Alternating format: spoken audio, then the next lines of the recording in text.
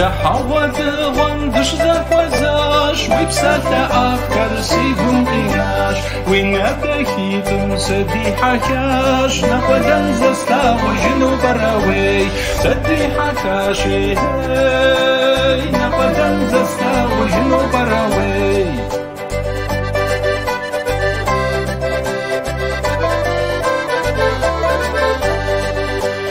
وسأشع خنجا سساغشنا ويبشنا ما قميص الصوتا سيدا وفتمي زشز مغانش نقدن زستا وجنو براوي زشز غانش ناقوي نقدن زستا وجنو براوي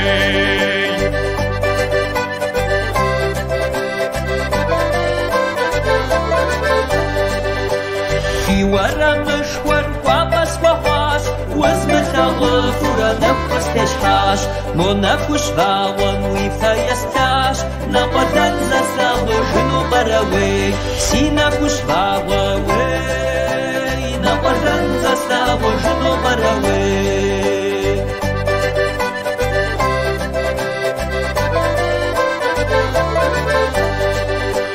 موسين الجو كم أوان سقاس شوان السمر شورا سقا بلاداش وين الدكي ترسي قن قجاش نقدن زستا وجنو براوي سيقون قجاشي وي نقدن زستا وجنو براوي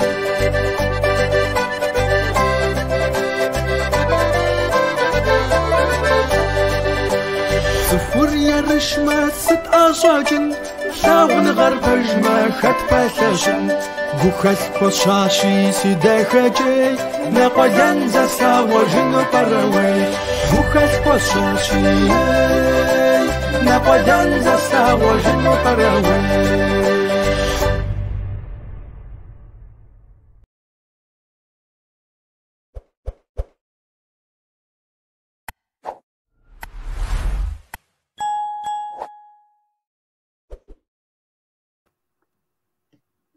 Fifşhaşal fuasil qodi şeka sen mole Levent Türkum Ankara galem gıbgadekoyu psomi selam guap fıgızoş nişhaba dinetinir Türkum zetşunuz thamjime abiş hake mı gdahapam di aneder khubzem ke okhus har yestu sifaf tabkole adiyebze ke sikahas awa نشحبا تبقي بجزام كودا دي نتنر Türk Ubzege şetrak okyanus. İyi akşamlar Mole video izleyicileri. Bu akşam yeni bir yayında, yeni bir canlı yayın bağlantımızda sizlerle birlikte olmaktan onur ve mutluluk duyduğumu belirtmek istiyorum. Bu akşamki yayınımız Türkçe gerçekleşecek. 2 hafta önce, 3 hafta önce Amerika'dan bir canlı yayınımız gerçekleştirmiştik ve Diaspora'da yaşayan Çerkesler isimli bir serinin startını vermiştik anımsayacak olursak. Amerika'daki hemşehrilerimiz hakkında kısa bir bilgi aldığımız birinci bölüm videomuz Mole videoda halen izlemeye açık olup oradan da tekrar izlemek isteyenler olursa izleyebilirler. Bu serimizin ikinci bölümünü gerçekleştirmek üzere bugün Almanya'ya bağlanıyoruz. Almanya'da konuklarımız Münih, Wuppertal, Berlin ve Münster'den değerli büyüklerimiz olacak. Bu canlı yayının organizesinde büyük emek sarf eden değerli büyüğümüz Avrupa Çerkes Kültür Dernekleri Federasyonu Genel Başkanı Sayın Vereo Zati Sönmese de teşekkür ediyor ve selamlarımı iletiyorum. Bir hususu daha belirttikten sonra sevgili konuklar, hemen konuklarımızı süratli bir şekilde alıp sohbetimize başlatmak istiyorum. Konuklarımızı nasıl seçiyoruz derseniz, Mole video veyahut da konuklarımız asla kesinlikle, zaten herhalde kendileri de biraz sonra belirtecek ama bir yanlış algı olursa diye bundan sonraki programlarımızda gerek diğer ülkelerle de bağlantı yapacağız ki bunu yayınlarda da özellikle belirtmek istiyorum. Ulaşabildiğim kadarıyla veyahut da tanıdığım insanlar aracılığıyla bu şekilde bir kontak kuruyoruz ki tabii ki değerli büyüklerimiz de belirteceği gibi Almanya adına sadece kendilerinin temsilcisi olduğu şeklinde veyahut da söylemeyeyim, bağlantılarımızı da gerçekleştirdik. 2 hafta sonra başka bir ülkeye daha, hemşerilerimizin bol olduğu bir ülkeye daha konuk olacağız. Orada da aynı şekilde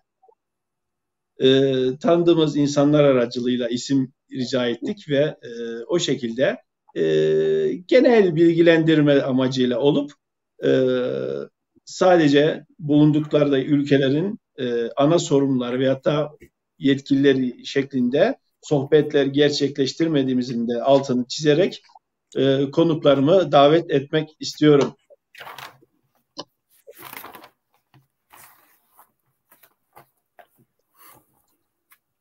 Görebiliyor musunuz? İyi akşamlar. İyi akşamlar. Tamjim Simakır Harzine Gogwa sesim iyi geliyor umarım. Alıştım. Diğer yayınları genellikle Kafkasya'da ana vatanımızda yaptığımız için hemen dil tekrar Çerkezce'ye dönüyor. Sesim başarılı bir şekilde geliyordur umarım. Evet, benim sesim geliyor mu? Geliyor Ergün Bey, geliyor. Teşekkürler. Evet. Yayınımızdan önce, birkaç gün önce ve bugün denemelerimiz olmuştu. Fakat ev ortamında, ev internetiyle yaptığımız için sürprizlerle karşılaşabiliyoruz. Biraz önce yaşadığımız bir sürpriz vardı. Onun gibi sürprizlerle karşılaşıyoruz ki çok şükür sesimiz sağlıklı bir şekilde ulaştığını belirtiyor değerli büyüklerim. Saygıdeğer büyüklerim, öncelikle yayına katıldığınız için teşekkür etmek istiyorum. Zamanınızı bize ayırdınız, bizlerle birlikte oldunuz. Bu hususta tekrar teşekkür ederek hoş geldiniz diyorum. Mole video yayınına hoş geldiniz diyorum. Hoş bulduk. Konuklarımıza isterseniz şu andaki ekran sıramızdan başlayarak bir kendimizi tanıtalım değerli büyüklerim. Konuklarımız muhakkak ki bilenler vardır, bilmeyenler vardır. Kendimizi tanıtırsak memnun olurum efendim. Hüsnü abi, ilk senden başlayalım abi istiyorsan. Ben Hüsnü Göztaş. Maraş'ın Cevherboynu köyündenim. Asıl ismi Anzuri. Zamanla değişti. Devam edeyim mi? Almanya'nın hangi şehrinde ikamet ediyorsunuz? Bu bilgiyi de alabilir miyiz? Ve şu anda herhangi bir dernekte bir resmi anlamda göreviniz var mı? Onu da paylaşırsanız sevinirim. Evet. Ben Münih'te yaşıyorum. Münih Çerkez Kültür Derneği'nin 78'den bu yana üyesiyim. Zaman zaman yönetim kurulunda oldum. Zaman zaman başkan oldum. Şu anda üyeyim. Yönetimde görevim yok. Memnun olduk Hüsnü Bey. Hemen Ergün Bey'i. Ben Uzunyaylan'ın Çukuryurt köyündenim. Önce köyümü tanıtayım. Çukuryurt tam Hınzır Dağı'nın eteğinde bir Abzeh köyü olarak bilinmesine rağmen Şapsolar ve Natholer var ve Abzehler. İlave olarak efendimizin köyümüzün herhangi bir Çerkesçe ismi yok. Çukuryurt diye isimlendirildi. Öyle tahmin ediyorum ki bu farklı kabilelerin olmasından kaynaklanıyor. Anavatandan gelişleri de karayoluyla oldu. Önce Kars, ondan sonra Kiri dediğimiz yani Bitlis'in küçük bir kazasına geldiler. Daha sonra zamanla bugünkü Çukuryurt dediğimiz yere gelip oturdular. Oturma şeyleri de çok anlamlı bir şey. İlkin oturtturmak istememişler. Toplanmışlar, demişler bu köyü buraya oturtturmayalım falan filan. Öyle tahmin ediyorum. Bu tarihsel bir süreç. Kökte de efendim bir kargaşalıkları olmuş olabilir. O kabileler arasında buraya not düşmek gerekir. Sınıfsal bir farklılıktan dolayı kaynaklandığını düşünüyorum. 1972'den beri de Almanya'dayım. İlk defa Wuppertal civarında olan küçük bir şehirde oturdum. 1988'den beri de Berlin şehrinde yaşıyorum. Yani hemen hemen Almanlaştık desek yeri. Efendim, birinci lisanımız, yabancı lisanımız Türkçe. İkinci yabancı lisanımız da yarım yamalak Almanca oldu.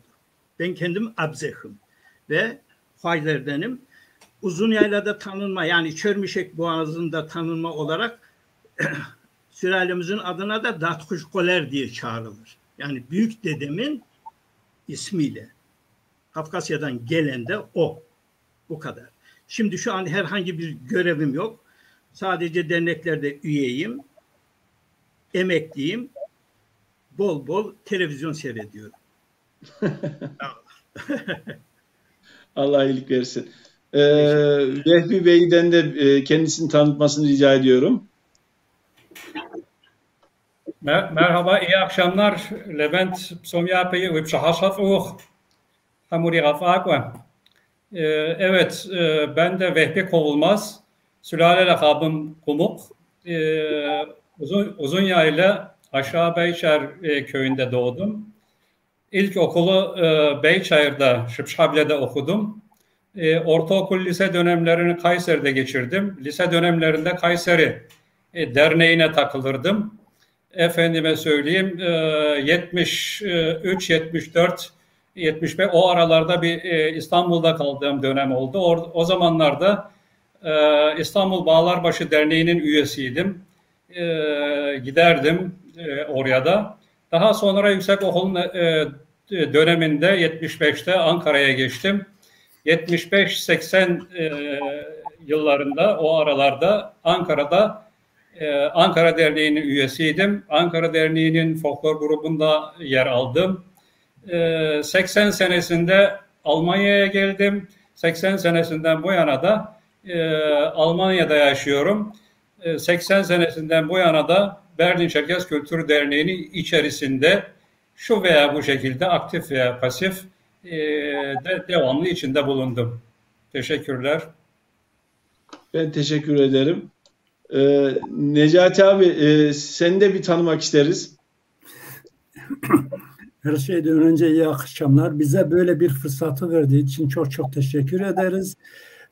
Bizi dinleyenleri, seyredenlere Almanya'dan kucak dolusu selam gönderiyoruz. Ben Türkiye'den Reyhanlı kazasından geliyorum. Hatay'ın Reyhanlı kazasından.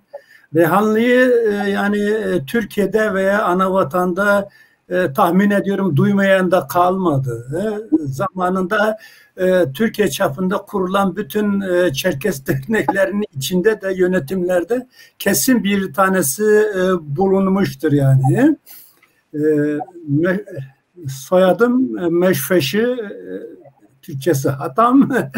Uzun zamandır Almanya'da yaşıyorum. Almanya'da Münster kentinde yaşıyorum. Münster Derneği'nin başkanıyım. Daha başkanıyım. İşte elimizden geldiği kadar bir şeyler yapmaya çalışıyoruz.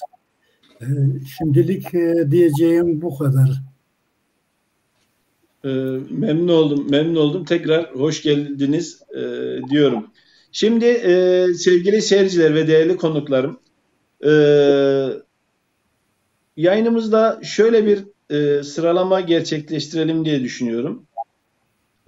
İlk önce bir Avrupa'ya yavaş yavaş Çerkezlerin nasıl geldiğini veyahut da Çerkezlerin Avrupa'daki konumlarının, durumlarından yavaş yavaş girerek biraz ardından dernek çalışmalarına değinelim.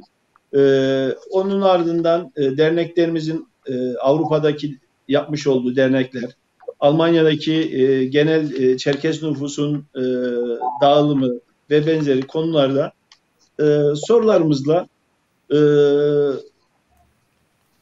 Almanya'daki hemşehrilerimizi tanıyalım istiyorum. Şimdi biz o kadar derneklerin içinde de duran bir kişi olarak hani elbet ki dünyanın her yerinde Çerkesler var, birçok ülkede yaşıyor, onu biliyoruz ama bu şekilde dernek faaliyetleri daha çok Türkiye'de filan gibi bilirdik. Yani Almanya'da dernek var mı? Ne yaparlar? Ne ederler? Açıkçası pek bilgimiz yoktu. Doğruyu söylemek gerekirse son birkaç yıl içerisinde sosyal medya vesaire diğer araçların aracılığıyla biraz daha tanır olduk ama doğrusu merak ediyoruz. İlk programımızda Amerika'dan güzel bilgiler aldık. Cidden kısa da olsa kimler yaşıyor, nasıl yaşıyor, ne gibi etkinlikleri var gibi kısa da olsa bilgiler temin ettik. İnşallah bu akşam da yapıcı güzel bir programla Almanya hakkında da bilgiler paylaşmış olacağız diyorum. İstiyorsanız ilk sorumuzla hemen başlayalım sevgili konuklarım. Almanya'da Almanya'yı ele alırsak hangi ülkeden gelen hemşerilerimiz, Çerkezler daha çoğunlukta? Yani Türkiye, Suriye, Ürdün, Anavatan veyahut da diğer ülkelerden gelen Çerkezlerin genel sayı itibariyle gelen durumu nasıl acaba? Hüsnü abi ilk senden başlayalım. Ben Münih'te yaşıyorum. 73'ten bu yana buraya Suriye'den gelen 72'de gelen yoğun bir Çerkez gelmişti. Onlar Amerika'ya geçtiler. Bunun dışında şu şehirde, şu bölgede daha fazla Çerkez geldi diyebileceğim bir farklılık yok burada. Türkiye'nin genel nüfusuna göre bir Münih'e gelen Çerkez var. Bunun dışında herhangi Ürdün'den, Suriye'den daha önce gelip yerleşmiş pek yok. İsrail'den gelen 2 aile var. Daha sonra bu Suriye olayından dolayı Suriye'den gelenler var. Bunun dışında farklılık yok. Peki diğer bölgelerde de aşağı yukarı aynı mı? Yani Türkiye'den gelen Çerkezler daha fazla zannedersem. Doğru mudur Vehbi abi mesela? Levent, aslında Almanya genelini hemen hemen Almanya'nın hemen Çerkezlerin bulunduğu, derneklerin bulunduğu her tarafa gitmişliğim var. Dolayısıyla 5 aşağı 5 yukarı diyebilirim. Diasporanın her tarafından az veya çok gelmiş olan insanlar var Almanya'ya ama Türkiye'den diyebilirim ki daha çok olarak Kahramanmaraş, Kayseri, Konya, Samsun, Sivas, Balıkesir gibi o bölgelerden daha yoğun diyebiliriz genel anlamda. Ama diğer yerlerden de tekleme de olsa mevcut tabii her taraftan. Evet, anlıyorum abi. Peki aslında sen cevap verdin ikinci sorumuzun da Vehbi abi. Türkiye'den en çok hangi bölgelerden geldi diye soracaktım. İkinci sorumuz da oydu. Onun da cevabını almış olduk. İstersen bir şey ekleyeyim. Levent, son zamanlarda bu savaş dolayısıyla Suriye'den gelen bir hayli Çerkes oldu. Mesela bizim Berlin Derneği'ne 40'ın üzerinde insan internet üzerinden bizi bularak bizimle iletişime geçmişlerdi. Evet. İlerleyen dakikalarla bu Suriye meselesindeki konusundaki genel durumu da soracağız zaten. Peki hemşehrilerimiz Almanya'ya ilk ne gibi faktörlerle geldi? gerek okuma, gerek çalışma veyahut da diğer sebeplerle ne gibi sebeplerle Çerkezler daha çok Almanya'da ikamet etmeye başladı diye sorsam. Necati abi sana sorsam bunu abi. Sorabilirsin. Yani şimdi Türkiye'den Çerkesler olsun, Türkler olsun, ben ne bileyim o Türkiye'de yaşayan herkesin 60'lı yıllarda Almanya'nın iş gücüne ihtiyacı olduğundan dolayı onlarla birlikte geldiler yani. İlk gelişleri öyle oldu. Çoğunun da ailesinin büyük bir kısmını orada bırakıp burada 1-2 sene çalışıp para yaptıktan ve bir ev biraz tarla aldıktan sonra geri dönme şeyleri vardı. Bu Türklerde, buraya gelen Türkler içinde de öyle, bizim Çerkesler içinde düşünce tarzları öyleydi. Fakat para tatlı diyorlar ya, herkes paranın tatlı oluşu o 1 sene, 2 sene oldu, 2 sene, 3 sene oldu derken ondan sonra ailelerini de getirdiler, çoluk çocuğu getirdiler buraya. Yavaş yavaş düşünce tarzları değişmeye başladı. İlk başlarda bizim Çerkes Derneği Almanya'da yok gibi bir şeydi. Yani ilk kurulan işte Münih Derneği tahmin ediyorum Hüsnü abi 68'de mi ne olacak? Öyle o kuruluş dernek şeyleri başladı. Evet. Necati abi. Bana göre onu söyleyeyim. Bana göre yani derneklerimizin niye kuruluş noktasına geldiğini geçenlerde de anlattığım gibi yani o Türk derneklerinde veya onların şeylerine kendilerini rahat hissetmedikleri için ilk adım öyle atıldı bana göre yani. Diğer arkadaşlar neyi düşünür bilmiyorum da derken 1, 2 oldu, 3 oldu, 4 oldu diye Avrupa'nın her tarafına yayıldı. Evet. Peki yani iş sebebiyle geldi hemşehrilerimiz ama zannedersem daha sonraki süreç içerisinde veyahut da yakın tarihi de düşünürsek mesela bir Suriye olayından sonra gelenler de oldu zannedersem. Onun haricinde mesela Türkiye veyahut da Kafkasya'dan okuma amacıyla gelip orada yerleşenler vesaireler de söz konusudur. Sayılar az olsa da herhalde. Tabii mesela şimdi benim en büyük abim 60'ların başında öğrenci olarak geldi buraya. Geldi hala daha da burada. Diyeceğim yani öyle öğrenim için gelen de oldu. Ama çok parmakla sayılacak kadar az. Ben ana vatandan o zamanlar hiç duymadım yani gelip burada öğrenim yapsın filan diye.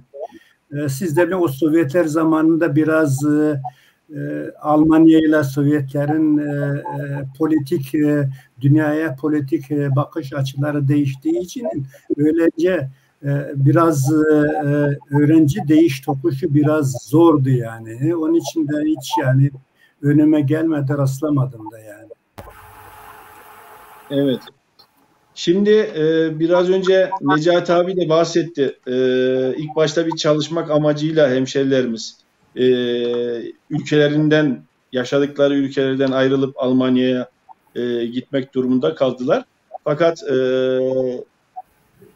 daha sonra aslında bu sadece biz hemşerilerimiz için değil, tüm diğer çalışanlar içerisinde de durum aynıydı. 3-5 yıl çalışalım, biraz kazanım sağlayalım ve tekrar Türkiye'ye dönelim diyorlardı. Ben bu şekilde hikayeler çok duydum. Fakat insan bir oturdu mu tekrar yer değiştirmesi zor oluyor. Onun gibi gerekçelerle sizler de orada ikameti devam ettirdiniz diye düşünüyorum. Peki ilk yıllar cidden zor olmalı bence. Zannedersem bu ilk yıllar derken 70'li 80'li yıllardan bahsediyorum zannedersem. Veyahut da 60'lı yılların sonunda gitmişti belki. Bu çalışmak için giden hemşerilerimiz Almanya'ya.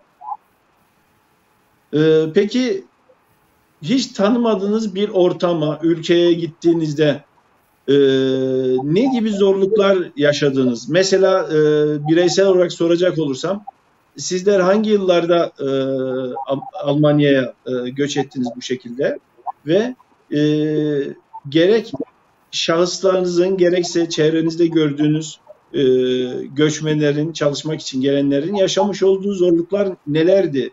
Ve bu zorluklara karşı ne gibi refleks sundu gidenler? Bu ustada bilgi rica edebilir miyim? Hüsnü abi, ilk senden başlayalım abi. Evet. Tabii ki kolay olmadı. Anlamadım, bilmediğim bir ülkeye gidiyorsun. Hakikaten buraya asilli kimseler gelmedi. İş gücü istendi. Buna da ekonomik gücü olmayan, bu konuda rahat edilen insanlar olarak görüldü. Dolayısıyla dil öğrenmek de o kadar basit olmadı. Çok zorluklarla karşılaştık. Bizim karşılaştığımız zorluklar kadar da karşımızdaki insanların da zorluk çektiğini düşünüyorum.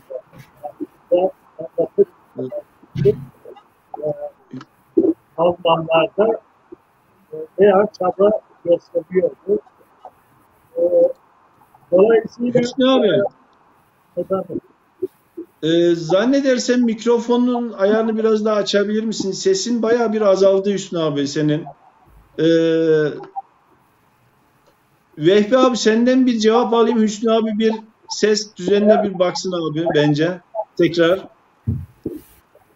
Evet, aslında o ilk gelenlere bakarsam ben bir hayli geç geldim. Yani 80'de geldim ben. Biraz önce duyduğun gibi 60'larda gelenler var. Ama duymuş olduğum bir takım şeyler var tabii ki o ilk gelenlerin çekmiş oldukları sıkıntıları. Özellikle dil sorunu vardı. Tabii bu gelenlerin %80'i de demin Necat'ın bahsettiği gibi bir kısa hemen gelip geri dönecek gibi. Dolayısıyla evli olanlar çoluk çocuklarını Türkiye'de bırakıp gelmişler. Kimileri bekar olarak gelmiş. Bunların hepsi yurtlarda kalıyorlar. Dil sorunları var. Hatta işte ben çevremden duyduğum bir takım şeyler var. Dil anlamında çekilen sıkıntılardan alışverişe gidiyor. Diyelim ki yumurta alacak. Yumurta Almanca söyleyemiyor. Yumurtayı tavuk gibi şey yapıyor. Anlatmaya çalışıyor. Ne bileyim, bal alacaksa nedir o sesini çıkararak bu anlamda şey yapmaya çalışıyor. Tarif etmeye çalışıyor. Böyle sıkıntıların çekildiği bir hayli duydum.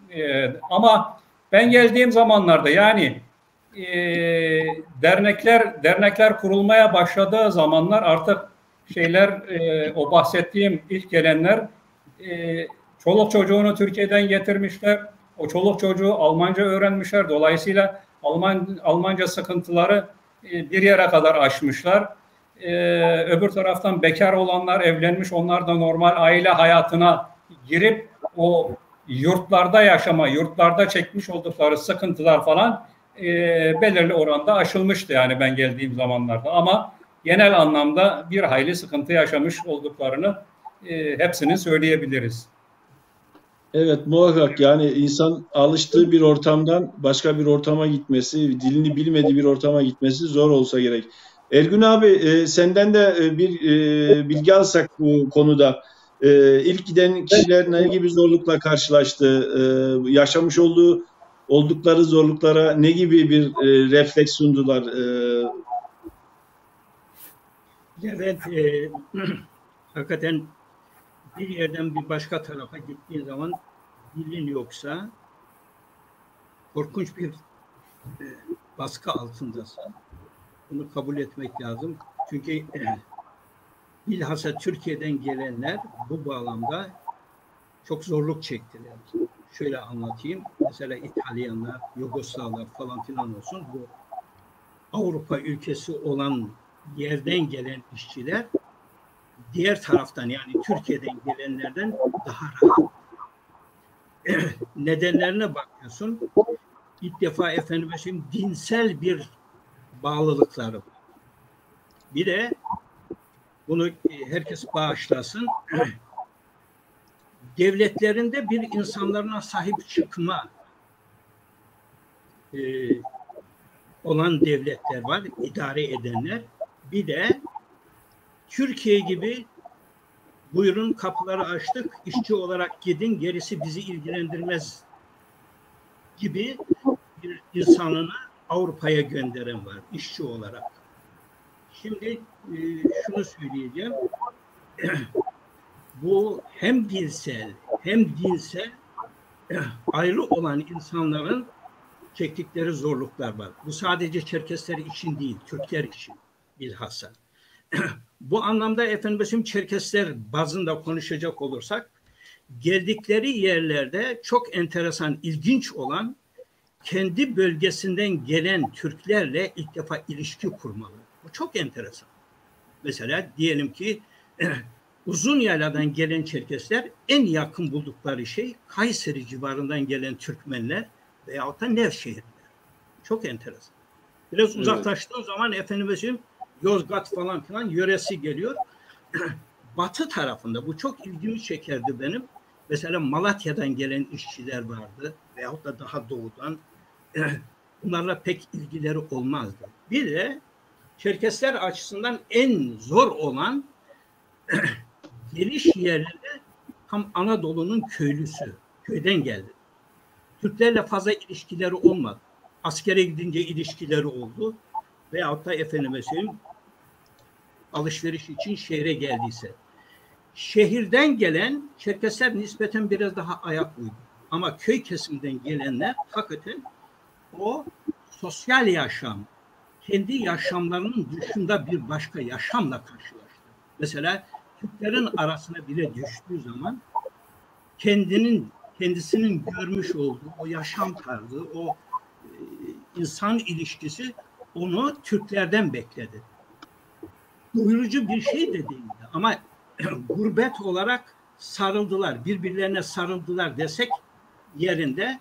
Niye diyeceksin? Mesela birbirlerine kol çektiler. O Anadolu insanı. Öyle bir gelenekleri vardı. Bir de şunu söyleyeceğim. Mesela niye sahip çıkmadı ülkelerimiz veyahut da hükümetler falan filan diye bir şey söylemiştim demin. Bir benzer örneği çok enteresan. Mesela Yugoslavlar da efendim Hristiyan, Almanlar da öyle. Ama bir takışmaları olmuştu. Dinsel anlamında söylüyorum bunu. Efendim bir kilise şeyi devreye girmişti böyle.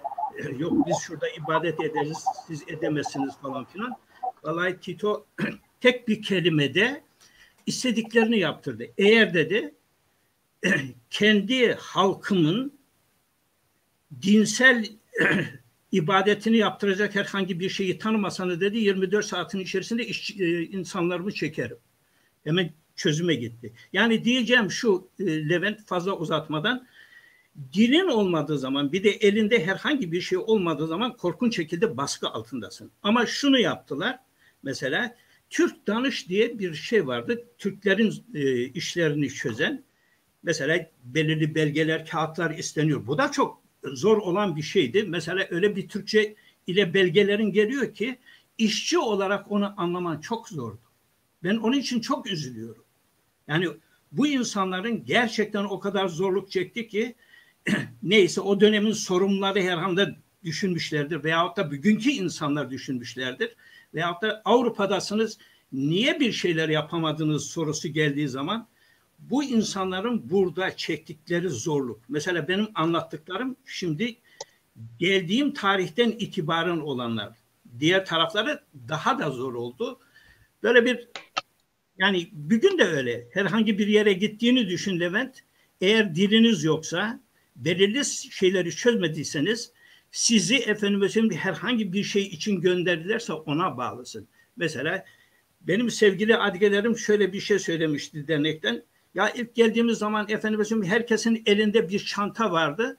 gördüğümüz zaman şunu söyledik, ne kadar memur amiri var. Ama ikinci günü diyor aynı çanta elimize geçti. Ve Levent, ben bunların efendimizin fabrikalarında belirli bir dönemden sonra veyahut da işçi yurtlarında onların tercümanlığını falan filan yapmıştım. Burada yaşadığım, gördüğüm şeyler hakikaten korkunç olaydı. Yani şunu diyemem, evet Nazilerin efendimizin esir kampları gibi değildi ama hakikaten çok perişanlardı. Çünkü küçücük bir odada kalıyorsun, 4 tane adam, ranzalar üst üste, ufacık bir mutfak, iş yerinde banyosunu yapıyor, böyle bir ortam. Yani bu kadar herhalde Evet. yeter. Fazla uzatmayayım. Yani gerek psikolojik olarak gerekse lojistik anlamda cidden zor şartlardan geçti diyebiliriz. Evet, Değerli konuklarım, maalesef. değerli konuklarım, zaman zaman mikrofonlarınızı ben kapatıyorum. Seste bir yankılanma oluşuyor. Fakat söz sırası geldiğinde mikrofonları açacağım. Acaba bu niye açıyor, kapanıyor diye bir şey yapmayalım. Hüsnü abi, sıradaki soruyu sana sormak istiyorum abi tekrar. Almanya'da ilk dernek hangi yıl ve nerede kuruldu? Almanya'da ilk dernekleşme çalışmaları genel olarak bahsedecek olacak. Nasıl başladı Hüsnü abi? Almanya'da Münih'te 1968'de dernek kuruldu. Ben 73'te geldim. Almanya'da ilk kurulan dernek. Kurucuları burada okuyayım. Mesut Çurdum 1. 2. Enver Kursa 3. Süleyman Yılmaz 4. Sadi Jankat 5. Ekrem Akbaba 6. Kemal Paçal 7. Fevzi Saygın 8. Aydın Saygın 9. Mehmet Şihşani. Bunlar tarafından 1968'de Münih Derneği kuruldu. Tabii ki burada dernek kurma düşüncesi onlarda bir milliyetçilik gibi başladığını düşünüyorum. Çünkü derneğimizin ilk ismi Kafkas Milli Kuzey Kafkas Milli Derneği idi. Bu yabancılar tarafından pek kabul görmediğini düşünerek sonradan Kültür Derneği'ne çevrildi. Bu büyüklerimiz bu derneği kurdu, bize bıraktılar. Yaşı gelen üye oluyor ve devam ettiriyor. Bugüne kadar sağlıklı bir dernek çalışması ile yürüdüğünü düşünüyorum. Bu derneğin bu çevrede yarattığı bugün 130 aile gibi bir nüfusa ulaşabiliyor. Daha fazla olduğunu da pek düşünmüyorum. Münih, Almanya'daki büyük şehirlerin içerisinde ilk gelenlerin işçi olarak en az geldiği bir yer olduğu için çok yoğun bir Çerkez yok. Yalnız buradaki Çerkezlerin geneline aşağı yukarı ben Çerkezim diyen herkese bu dernek ulaşabilmiştir. Evet. Bu şekilde çalışmalar devam ediyor. Peki değerli büyüklerim, sizlerin bu konuda katmak istediğiniz, eklemek istediğiniz bir husus var mı acaba? Vehbi abi, Necati abi, Ergün abi, bu ilk dernekleşme konusunda Ergün abi, Hüsnü abi bilgiler verdi. bahsettiği hususlara eklemek istediğiniz bir şey var mı acaba? Ve hatta bununla paralel şeyi sorayım. İlk dernekleşme yani 68 dedi herhalde Hüsnü abi, yanlış kaçırmadıysam. Yani bayağı bir süre olmuş. Neredeyse Türkiye ile aynı dönemde başlamış gibi bir şey diyebiliriz aslında. Peki Alman yasaları buna olumlu veyahut da olumsuz yaklaşımı nasıldı? Yani serbest miydi o şekilde o dönemlerde böyle dernekler açmak veyahut da dışarıdan gelenlerin dernek açması bu şekilde serbest bir şey miydi Hüsnü abi? Sanırım bir engel yoktu.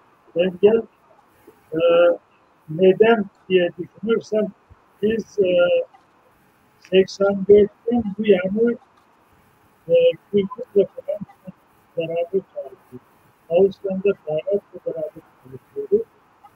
Ben oraya müracaat için gittiğimde burada 4 tane yabancı destek alan, para desteği alan 40 derneğin içindesiniz diye bana ifade etmişlerdi. Demek ki buranın yasalarına uygun dernek açmak hiçbir zaman kısıtlı değildi diye düşünüyorum. Bunu biraz daha devam ettireyim ben. Bu kültür referantla, Ausländer Beirat'la, belediyeyle beraber çalışmanın çok faydalı olduğunu düşünüyorum ben. Çünkü bunlar küçük de olsa broşürler çıkarıyorlar, dergiler çıkarıyorlar. Bu dergilerde ismimiz geçiyor. Eğer katıldığımız onların yaptıkları toplantılara, dışarıda yaptıkları bu kırda toplantılara folklor olarak da katılıyorduk. Bu resimler geçiyor. Yani kendini tanıtmada çok faydalı olduğunu düşünüyorum ben bu kültür referantlar beraber çalışmanın. Halen Münih olarak bu çalışmaya devam ettiriyoruz. Zaman zaman para desteği aldık ve halen de almaya devam ediyoruz. Sunduğumuz projeyi kabul ettikleri şekilde destek alıyoruz. Evet. Şurada da Münih'in bir avantajını vurgulayayım. 87'de burada yerimiz yoktu. Burada kira çok yüksek olduğu için yer tutup kira ödemek çok zor. Her dernek kaldıramıyor. Dolayısıyla ben küçük bir yer tuttum. Orada folklor çalışması yaparken belediyeye müracaat ettim. Gençler için gençler dışarıda kalmasın diye profesyonel değil de amatör, daha aşağı kulüplere şunlara bunları verdikleri yerler var. Oraya müracaat ettim. Orasını da gençlere veriyoruz, derneğe vermiyoruz diye bana söylendi. Hemen gençlik kolu oluşturduk. Müracaat ettik. 88'de bir yere girdik 2 saatliğine. 2 saatlik bir boş yer vardı. 2 saatliğine girdik. Daha sonra çalışmalarımızı kendilerine beğendirdik. Bizim toplumu da beğendiler, sağ olsunlar. Dolayısıyla hafta sonu, cumartesi, pazar günleri bize ait olarak folklor için elverişli. Onun dışında aile toplantısı için 100 kişiyi kaldıran bir yer. Bunu kirasız olarak halen kullanıyoruz. Bugün halen daha elimizde. İnşallah böyle sağlıklı herhangi bir hata yapmazlarsa gençler orada bu devam eder diye düşünüyorum ve diğer derneklere de böyle bir çalışma için muhakkak başvurmalarını tavsiye ederim. Evet. Şimdi Almanya, hani Türkiye'den bakınca idari sistem biraz daha farklı zannedersem. Bu eyalette biraz daha yasalar filan da değişiyor herhalde. Yani uygulamalar filan da değişiyor herhalde, değil mi abi? Öyle bir şey de söz konusu zannedersem Almanya'da. Evet, muhakkak tabii ki farklıdır. Ben bu ara bir şey anlatabilir miyim? Çok dikkatimi çeken bir şey. Burada biz kilisenin salonunda da çalıştık. Yani 86, 87 o zamanlar. O belediyenin İlkbahar Bayramı diye bir bayramı var. Orman Bayramı. Oraya katılabilir misiniz diye bize bildirdiler. Biz de kaç dakika program gösterebileceğimizi falan yazışmalar yapıldı. Gün geldi. Gittik, katıldık. Belediye reisi karşıladı. Dedi ki buraya Kültür Bakanı gelecek. Kültür Bakanı ile tanışır, yeriniz yok madem, ihtiyacınızı bildirirseniz yardımcı olabilir dedi. Biz de memnun olduk. Herkes yerine çekildi, oturdu. Programlar yapıldı. Efendim, verilen saate göre neredeyse bitmek üzere. İyi Almanca bilen bir genç yanıma aldım. Belediye reisinin yanına gittim. Sayın Başkan dedim, buraya Kültür Bakanı katılacak demiştiniz. Henüz gelmedi mi dedim. Vallahi çok dikkatimi çekti. Ayağa kalktı, böyle etrafa baktı. Şurada oturuyor dedi. Biz şimdi bakan gelirken bir alkışlama olur, bir anons olur diye bekledik. Meğerse aynı benim gibi bir arkadaşım var, 2 arkadaşım var. Beraber gelmişler, oturmuşlar orada. Yani çok dikkatimi çekti. Bu konuyu evet. Yaklaşım tarzları da farklı, uygulamaları da farklı, evet. İstiyorsanız şu soruyla devam edelim büyüklerim. Almanya'nın birçok şehrinde dernekler var zannedersem. Fakat kendi bulunduğunuz derneklerden örneklemeyle veyahut da yapılanlarla birlikte genel olarak Almanya'nın diğer şehirlerinde mevcut derneklerimiz kültürel anlamda ne gibi faaliyetler sergiliyorlar, ortaya koyuyorlar? Bu konuda da bilgi verebilirseniz sevinirim. Necati abi, ilk seninle başlayalım isterseniz abi. Şöyle sizin dernekten de fotoğraflar da sunmak istiyorum.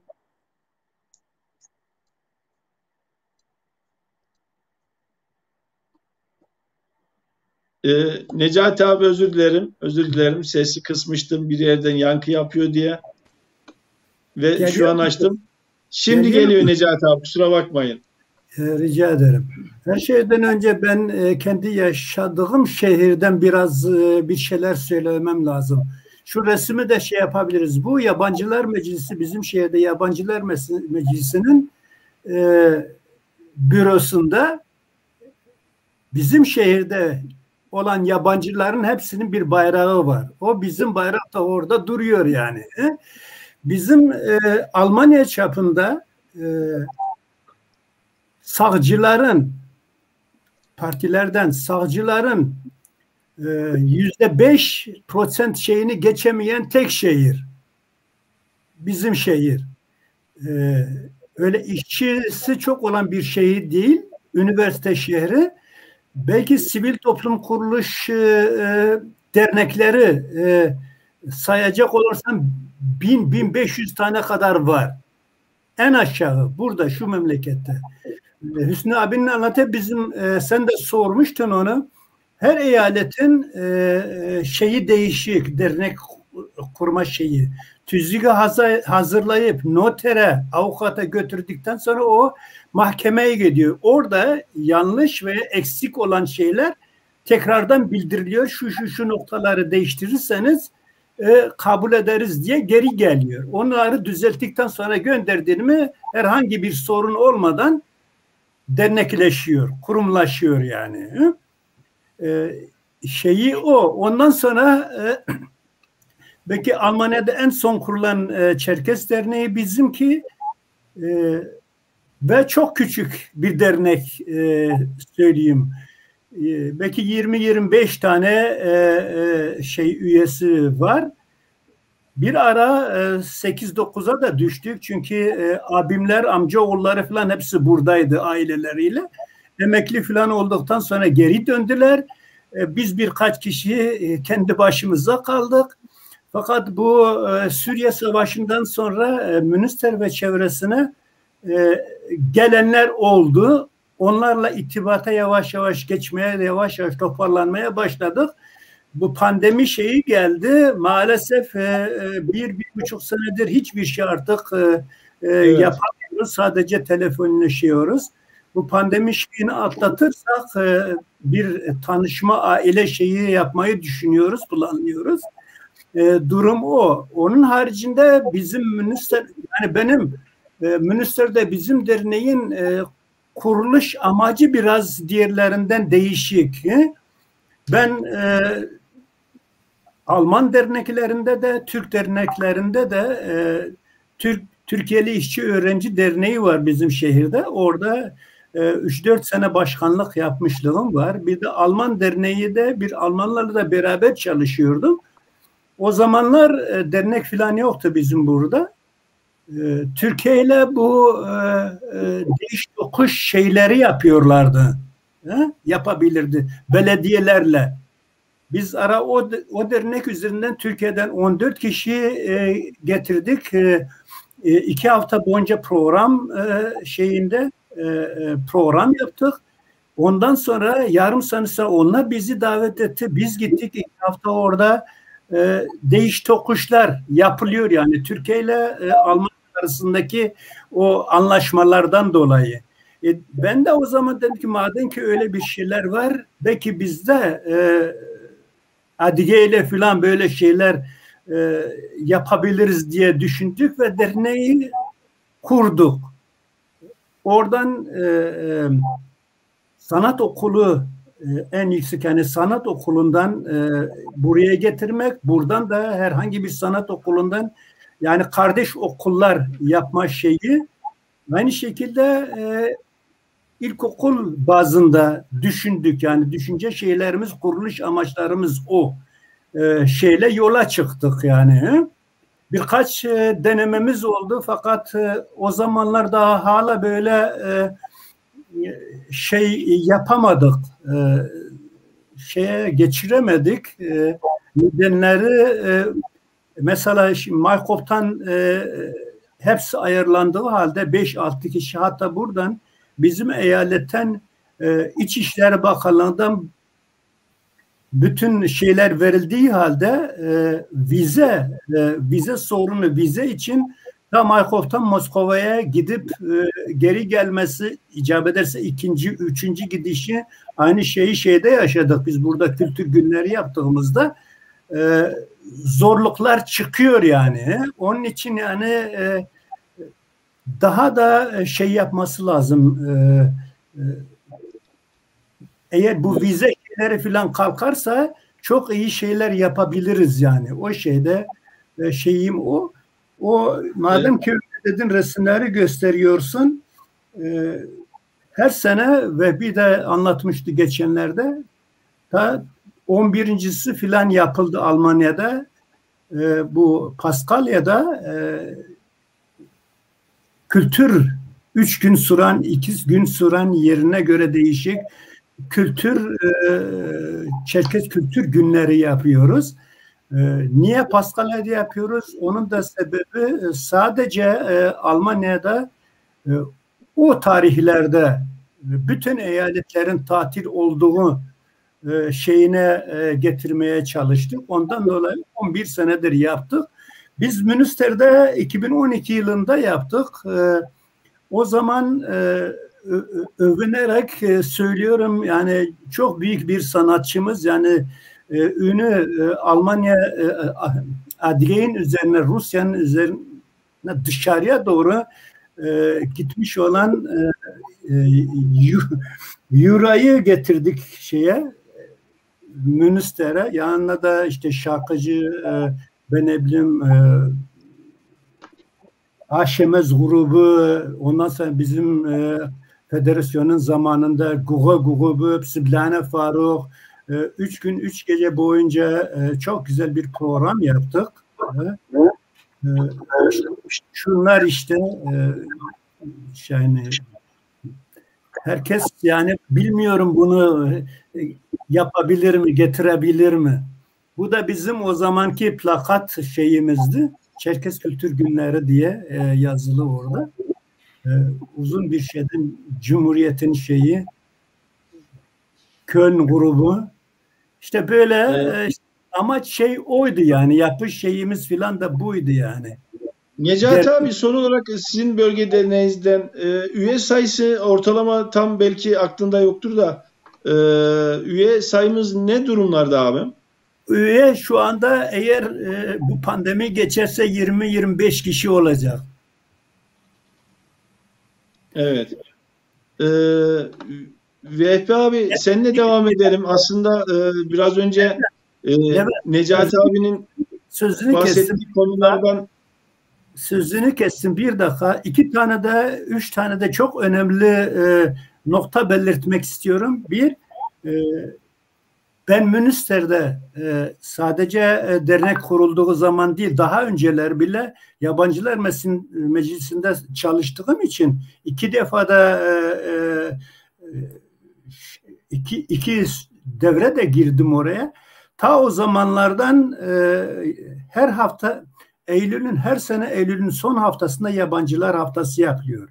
O zamanlar Münster'de dernek olmadığı halde Köln tarafından folkloru veya Wippertal'dan folkloru getiriyorduk buraya. Geliyorlardı. Senelerce öyle gitti ve Münster'de bizim ekip, şarkıcı Demirbaş gibi oldu. Bir o. İkincisi 3 senedir de katıldığımız UNESCO'nun işte 1999'da kaybolan diller üzerine almış olduğu ve 2000'den itibaren kutlanmaya, etkinlikler yapılmaya başladığı şeyi söyleyeceğim. Birincisinde katıldığımızda ana dilin, yani bizim burada insanlara diğer diyelim Bulgaristan'dan, Yunanistan'dan, Romanya'dan, Polonya'dan, her taraftan gelenlerin dernekleri var burada. O şeyi de yapıyorlar, bu etkinliklere de katılıyorlar. Bir hafta boyunca, eğer imkanın varsa bir hafta boyunca şehir idaresinden tabii bunlar hepsi destekleniyor. Bir hafta boyunca mesela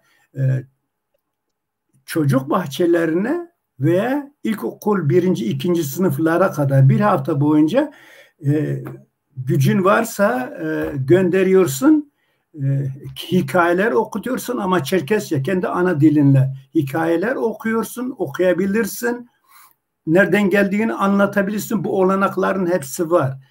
Bizim Münster'de yaptığımız o etkinliklerde çok büyük şey gördü.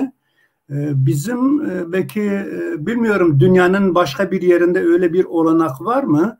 Öyle bir şey oldu mu?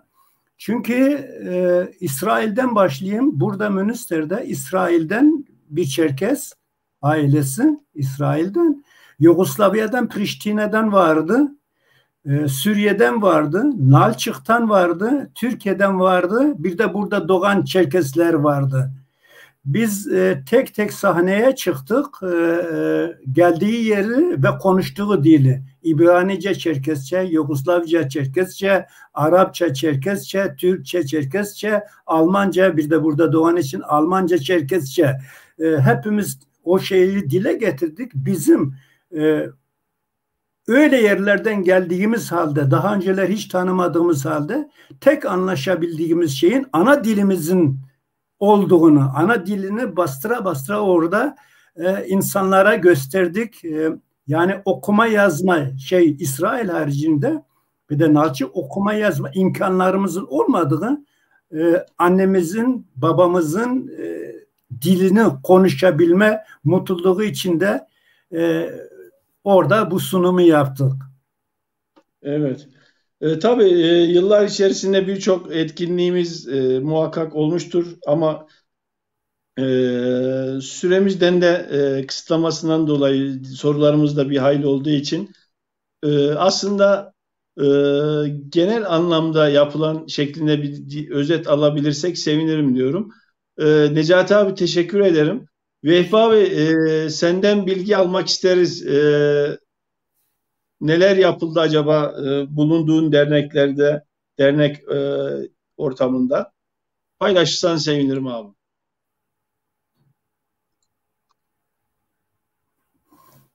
Dedim ama sesi açmadım, özür dilerim.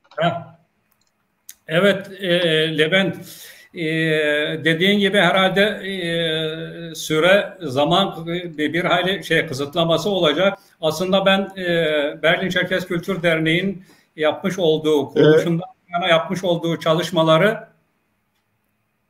Vehbi abi bir saniye abi, bir ses. Tekrar başlayabilirsin abi. Evet.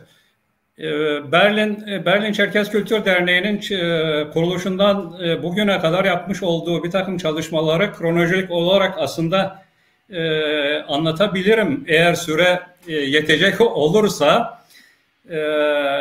Ama mümkün olduğu kadar detaya girmeden ben hızlı bir şekilde geçeyim. Eğer ilgini çeken içlerinde olursa ekstra sorarsan ben detaylı olarak da anlatmaya çalışırım. Berlin Çerkez Kültür Derneği 1978 senesinde Kafkas Kültür Derneği olarak kuruldu. Daha sonraları 1983 yılında tüzüğü değiştirildi. Aynı zamanda ismi de değiştirildi. Berlin Çerkez Kültür Derneği yapıldı. Ve folklor çalışmaları devamlı şekilde folklor çalışmaları yapıldı. İlk kurulduğu zamanlar ben gelmeden önce bazı folklorik etkinlikler yapılmış. Daha sonra ben geldikten sonra yine folklor çalışmalarına devam edildi.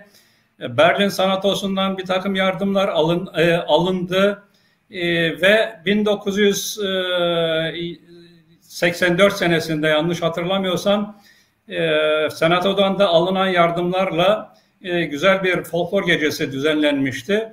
O gecede özellikle vurgulanması gereken herhalde Almanya'nın metrosunda her tarafta ve kalabalık caddelerde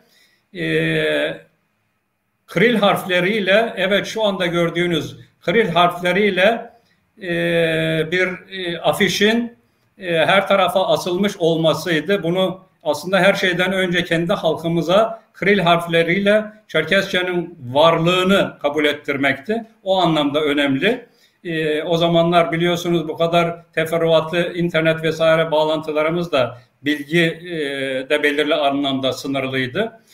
Daha sonraları 86 senesinde yine Köln Wuppertal Derneği'nin de katılımıyla Berlin'de güzel bir konser verildi. O da folklorik ve aynı zamanda önemli olan oydu. Sözlü Wuppertal Derneği'nin gençlerinin hayata geçirmiş oldukları benim de biraz katkım oldu. Çerkezce şarkıların sahnelendiği bir geceydi. Efendim daha sonraları bakacak olursak işte biraz önce resimlerini gösterdiniz. Federasyonumuzun davet ettiği bu Nartların Narta denilen yaşlılar grubu Brandenburg'da bir müzeye gelmişlerdi bir haftalığına. Biz de Berlin Derneği olarak folklorik anlamda katkı sunduk. Daha sonraları yine 80'li ve 90'lı yıllarda Köln Derneği olsun, Wuppertal Derneği olsun, Nürnberg Derneği olsun, Münih Derneği olsun, hatta Almelo, Hollanda'da derneğimiz vardı. Orada olsun, Berlin Derneği ile beraber bir takım çalışmalar yaptık. Konserler verildi, folklor gösterileri yapıldı. Daha sonra mümkün olduğu kadar hızlı gidiyorum. 92 senesindeydi, yanlış hatırlamıyorsam, o zamanların meşhur cami grubu, Kabardey-Balkar Cumhuriyeti'ndeki cami grubuyla bir konserimiz oldu Berlin'de. Yine aynı sene olsa gerek, adliye sanatçılarından şu anda çok rahatsız, bildiğim kadarıyla hasta olan Yemiş Nurbi ile bir konserimiz oldu. 93 senesinde biraz önce gösterdim bazı resimlerde. Abhazya Savaşı'na bağlı olarak bir miting oldu. Schwarnadze gelmişti o zamanlar Berlin'e, onu protesto etme amacıyla. Yine 93 senesinde Münih Derneği ile beraber yapmış olduğumuz seminer içerikli, Yemiş Nurbi'nin de geldiği konser ve seminer içerikli bir gece olmuştu. Yine 94 senesinde biz, benim de Ankara Derneği'nden gelmiş olmamdan kaynaklanarak herhalde seminer vermek üzere Fahri Huvac'ı davet etmiştik. Aynı zamanda Koşa Doğan'ı ve hem seminer hem konser anlamında öyle bir Münih Derneği ile ortaklaşa yaptık onu da. Daha sonraları yine dernekte çeşitli etkinlikler, 21 Mayıs etkinliğinden tut, bayanlar için kumaş boyama çalışmaları olsun, Çerkesçe dil kursları dönem hatta bir ara Abhazca'da dil kursları verildi. 97-98'lerde maalesef Berlin Derneği bir durgunluğa girdi. Kapandı. 2003 senesinde tekrar başladı çalışmalarına ve 2007'de çok önemli bir etkinliğe imza attı Berlin Derneği.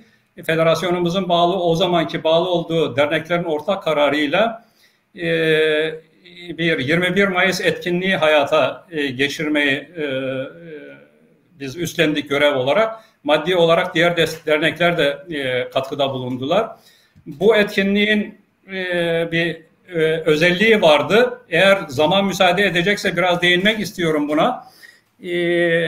Yani sıradan 21 Mayıs etkinliklerini dernekte de yaptık ama bu şeydeki amaç bir otelde 200 civarında insanın bir araya geldiği, hatta DÇB temsilcisini şu anda gördüğünüz resimde, DÇB temsilcisi, Kaffet Başkanı, efendime söyleyeyim Kaffet temsilcisi Türkiye'den, Adiye'den yine gördüğünüz üzere temsilcilerin de katıldığı bir etkinlikti. Burada belki de o resmi biraz daha önce gösterdiğin bir resim de daha var. Onu da gösterebilirsen.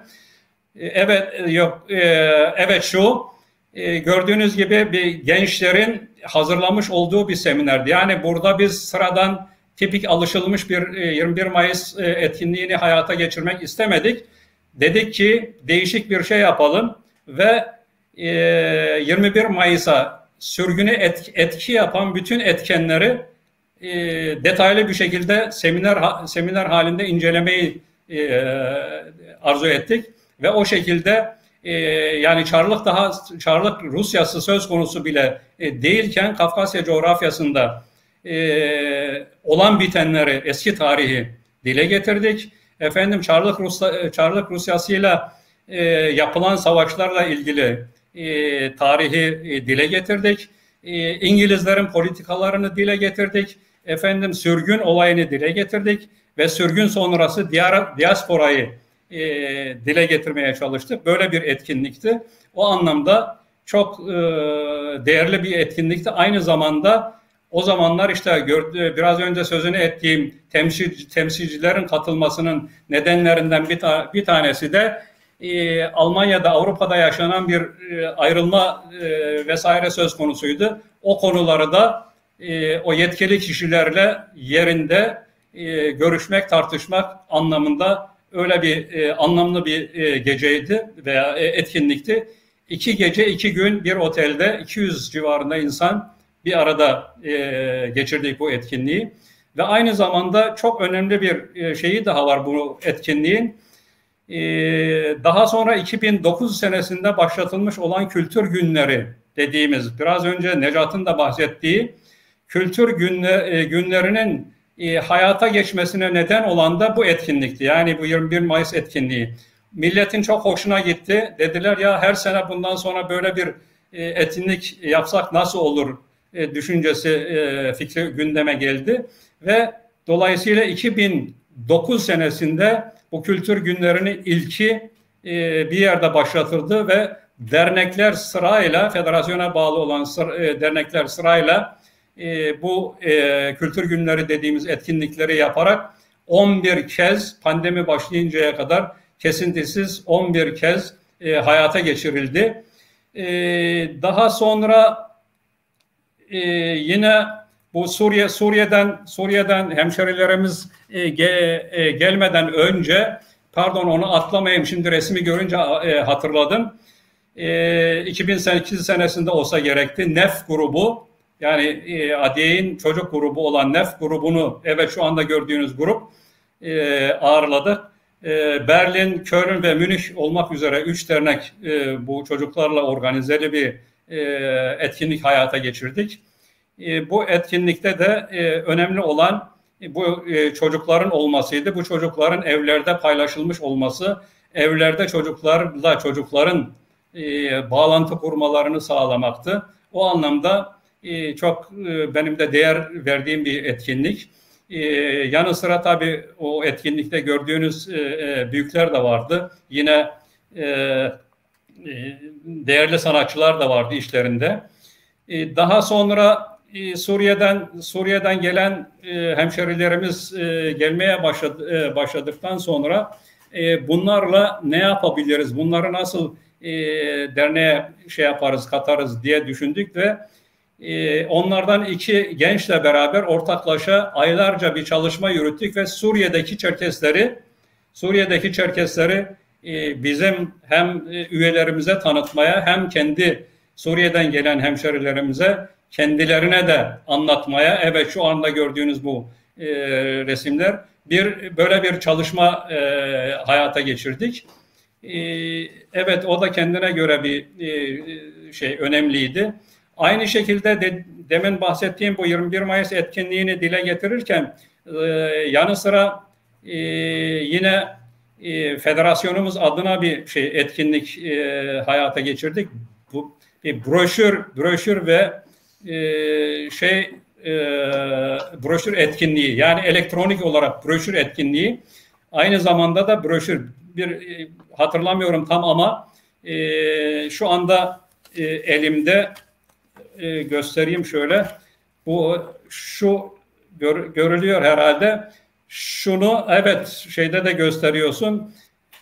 Bunun önce broşür olarak bastırdık. Bütün derneklere de dağıttık. Bunu biz Berlin'de bastırmıştık. Ve Berlin'de de diğer yörelerde de her tarafa dağıtıldı. Üniversitelere, yoğun olan bölgelere vesaire falan. Aynı zamanda o gördüğünüz şeyin yukarıdaki bölümü, Almanca olan bölümü elektronik olarak Almanya'da Merkel'den başla bütün partilere, efendime söyleyeyim sivil toplum örgütlerine, hem Alman sivil toplum örgütlerine hem yabancı sivil toplum örgütlerine her tarafa elektronik olarak o broşürü gönderdik. Öyle de bir etkinliğimiz oldu. Evet, daha sonra Berlin'de çok önemli bir etkinliğe katıldık. Berlin Festivali. Karneval der Kulturen denilen çok önemli bir festival yaşanıyor Berlin'de her sene. İstersen ona biraz daha detaylı olarak başka bir zaman şey yapayım Levent. Vehbi abi festivalle ilgili sorumuzda da değinir sen abi, daha sağlıklı olacaktır diye düşünüyorum abi. Şimdi anlatayım mı onu da? Yok, festivallerle ilgili zaten etkinliklerle ilgili bir sorumuz var abi son kısımlarda. Tamam. Festivali o zaman ele alırsak daha sağlıklı olacaktır Okay, abi. o zaman onu da daha bilahare anlatayım. Evet, 2012 senesinde Nalmes Hadiye'den Nalmes ekibi gelmişti. Onu ağırladık. Çerkes kültür günlerini anlattım. Yüzeysel olarak geçtim. Eğer detaylı istersen o konuyla ilgili olarak da bilgi verebilirim. Biz 2 sefer organize ettik. Onunla ilgili olarak da bilgi verebilirim. Ondan sonra 2018 senesinde Rus evi denilen bir Rusların bir evi var. Orada Hadiye'den gelen İslamiye grubunun bir konseri oldu. Onun organizesiyle ilgili olarak da çalışmalarımız oldu. Onları burada Berlin'de ağırladık.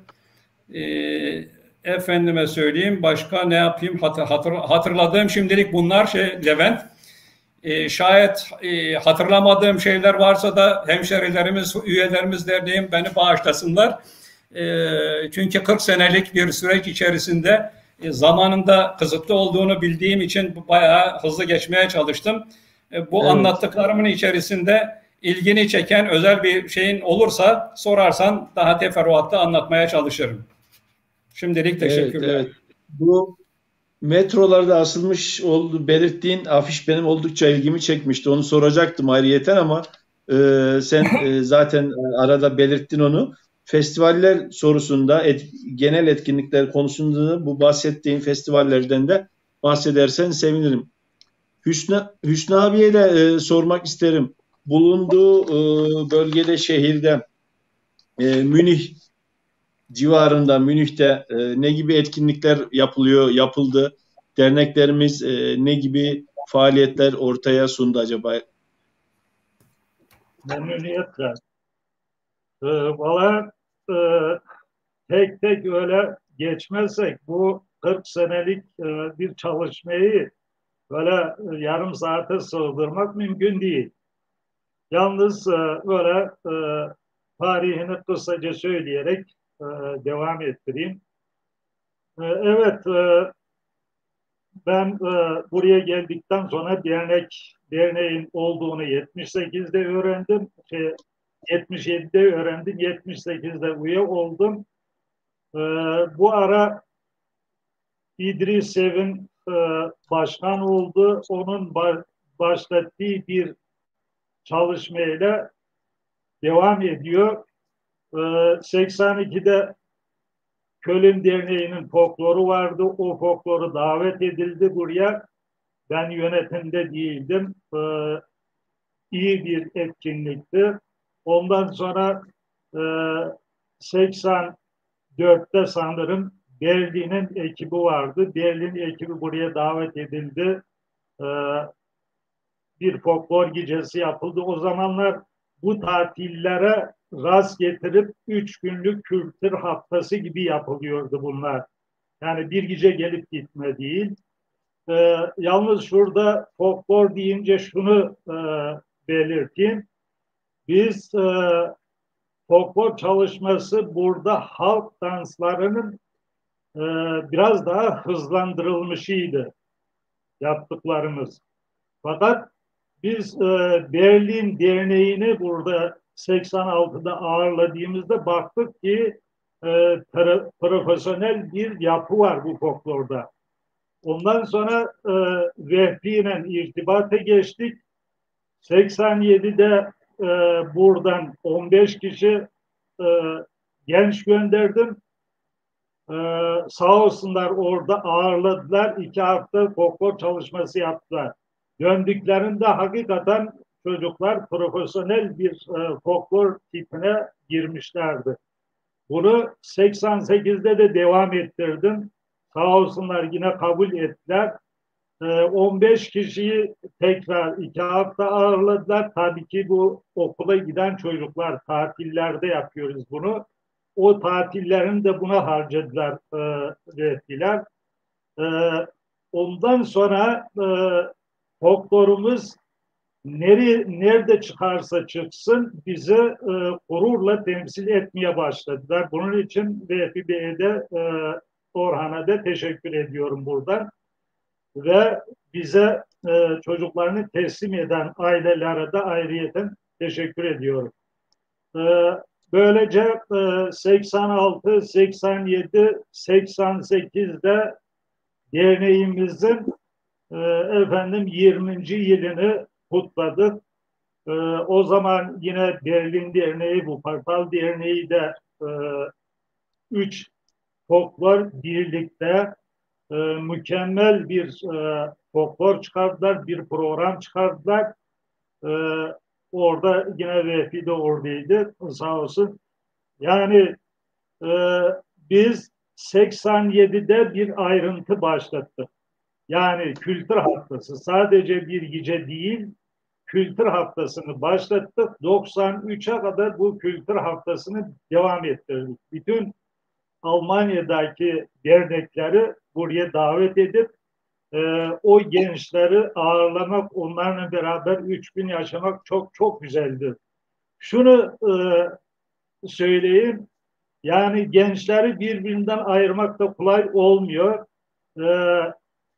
Benim 4 odalı bir evde kalıyordum. Gençlerin hepsi bir araya geldi ve sabaha kadar mutfakta sandalyede oturdum hanımla beraber. Ama zoruma gitti mi? Hiç de zoruma gitmedi. Çünkü o çocukların sesi, o çocukların hareketi, o çocukları, o gençleri görmek beni gururlandırıyordu. Yani bu şekil 93'e kadar kültür haftası yaptık. Bu ara tabii ki değişik çalışmalarımız da oldu. Burada en önemli gördüğüm bizim derneğin her seçimden sonra programa konan bir hususumuz var bizim. Her ay bir aile toplantısı. Bunu halen daha devam ettiriyoruz. Tabii ki aksaklıklar zaman zaman olmuştur fakat bu kesinlikle herkesin devam ettirmesi gerektiğini vurguluyoruz. Yani bu her zaman biz başta olmadı. Gençler de bu yönetimi gençler de götürdü. Fakat onlara tavsiyemiz 1. derece aile toplantısını aksatmayacaksınız diye o şekilde oyumuzu veriyorduk. Bu şekilde devam etti. Demin Vehbi'nin söylediği gibi çalışmalarda anlatmadığım noksanlıklar varsa beni bağışlasınlar. Bunun hepsini anlatmak mümkün değil şu anda. Yalnız işte 86, 87, 88, 89 Münih için yoğun geçti. Bunun sebebi bu ara derneklerin isimlerinin değiştirilmesi, federasyonun kurulması çalışmaları. Dolayısıyla bu 3 sene peş peşe çok yoğun geçti. Bilmiyorum yani bu federasyon çalışmalarına da gireyim mi? Onu başka bir soruda bahsedelim Hüsnü abi. Çünkü aşağıda federasyonlaşmayla da ilgili bir iki sorun var. O zaman ilave edeyim ben. Bu işte 88 20. yılını kutladık. Onun dışında her 10 sene bu derneğin 20 hatta 2008'de demin bahsettiği 35 kişilik bir grup, NEF grubu çok iyi de rast geldi bizim için burada. bir dernekte o ikinciye kurulmaya çalışılan federasyondan dolayı bir ayrılma oldu. Ben 2 sene o ara Türkiye'deydim. Buraya geldiğimde benim görevi almam istendi.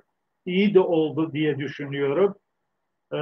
2008'de derneğimizin kaçıncı yılı oluyor? 68, 2008 40. yılını 40. yılını kutladık. O ara 5 gün o çocukları burada ağırladık.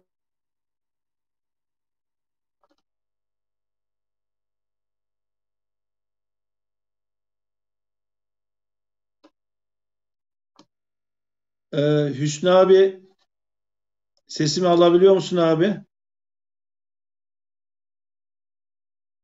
Zannedersem bilgisayarı kapandı donduğuna göre. Ergün abi, sana sormak istiyorum.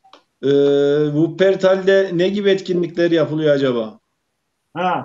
Kapandıydı ekran, onun için dedim. Yani çok sevindiriciydi o çocukların ev sahipleri mutluydu. Çocuklar teklemede olsa bizim çocuklar da Çerkezce konuşmaya başladıydı onlarla gezip tozarken.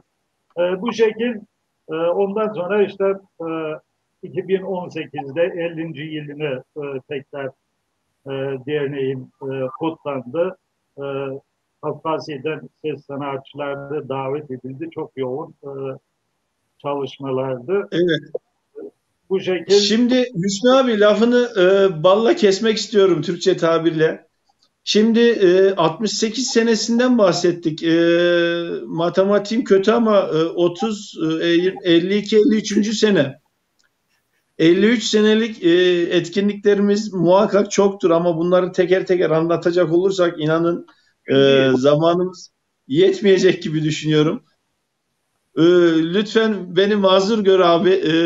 İstiyorsanız Ergün abi de biraz Wuppertal bölgesinden bahsetsin kısa bir şekilde.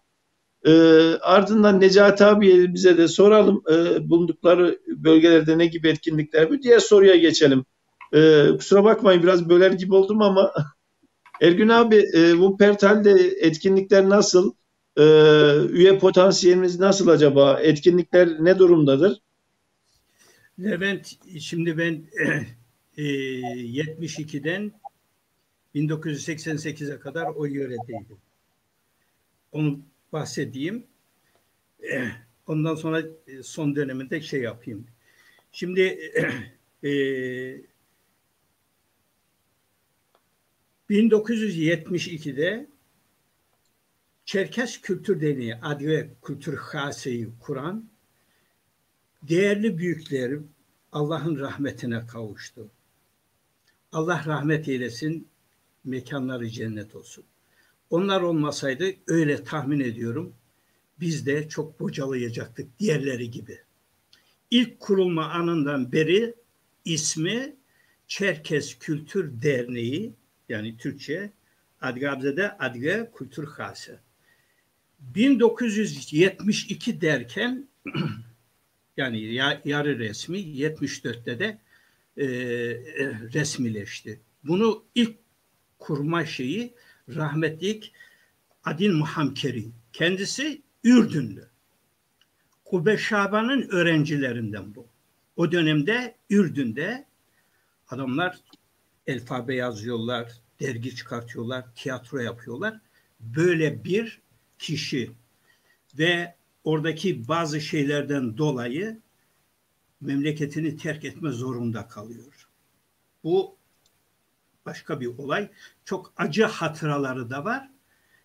Bunu söylerken bir şey söylemem lazım Levent, müsaadenle. Evet, zaman kısıtlı. Bunu orada yaşamasını veyahut da şöyle diyelim Adgelerin geleceği ne olacak sorusunun soranlar ve kime sorduklarında rahatsız olan kişiler bunların orada yaşamasını müsaade etmediler.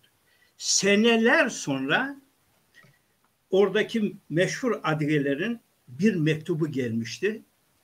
Bu adamcağızı o kadar hayatın şeyinden geçti ki gözleri yaşararak bu mektubu okudu. Tercüme etti, yani Arapça yazdılar. Kendisi bize Çerkesçe tercüme etmişti. Uzun bir mektup. Çok almasını istedim ama rahmetlik vermedi. Çünkü dedi bunların çocukları gelecekte dedi babaları gibi olmayacak. Bir takım şeyleri başaracaklar. Bu anlamda dedi sana güveniyorum ama belki kullanırsın dedi günün birinde. Onun için vermiyorum. Özür diliyorlardı. Aman Adil yaptıklarının, ettiklerin, yazdıkların bir takım şeylerini kaybetme diye. Neyse bunu böyle geçelim. Yanında İsmail vardı. Deli Fuat Paşa'nın sülalesinden geliyorum. Yanında Konyalı Huayş, benim ona koşum olan Rüştü abi vardı. Bunlar rahmetlik olanlardan bahsediyorum, diğerlerini bahsetmiyorum.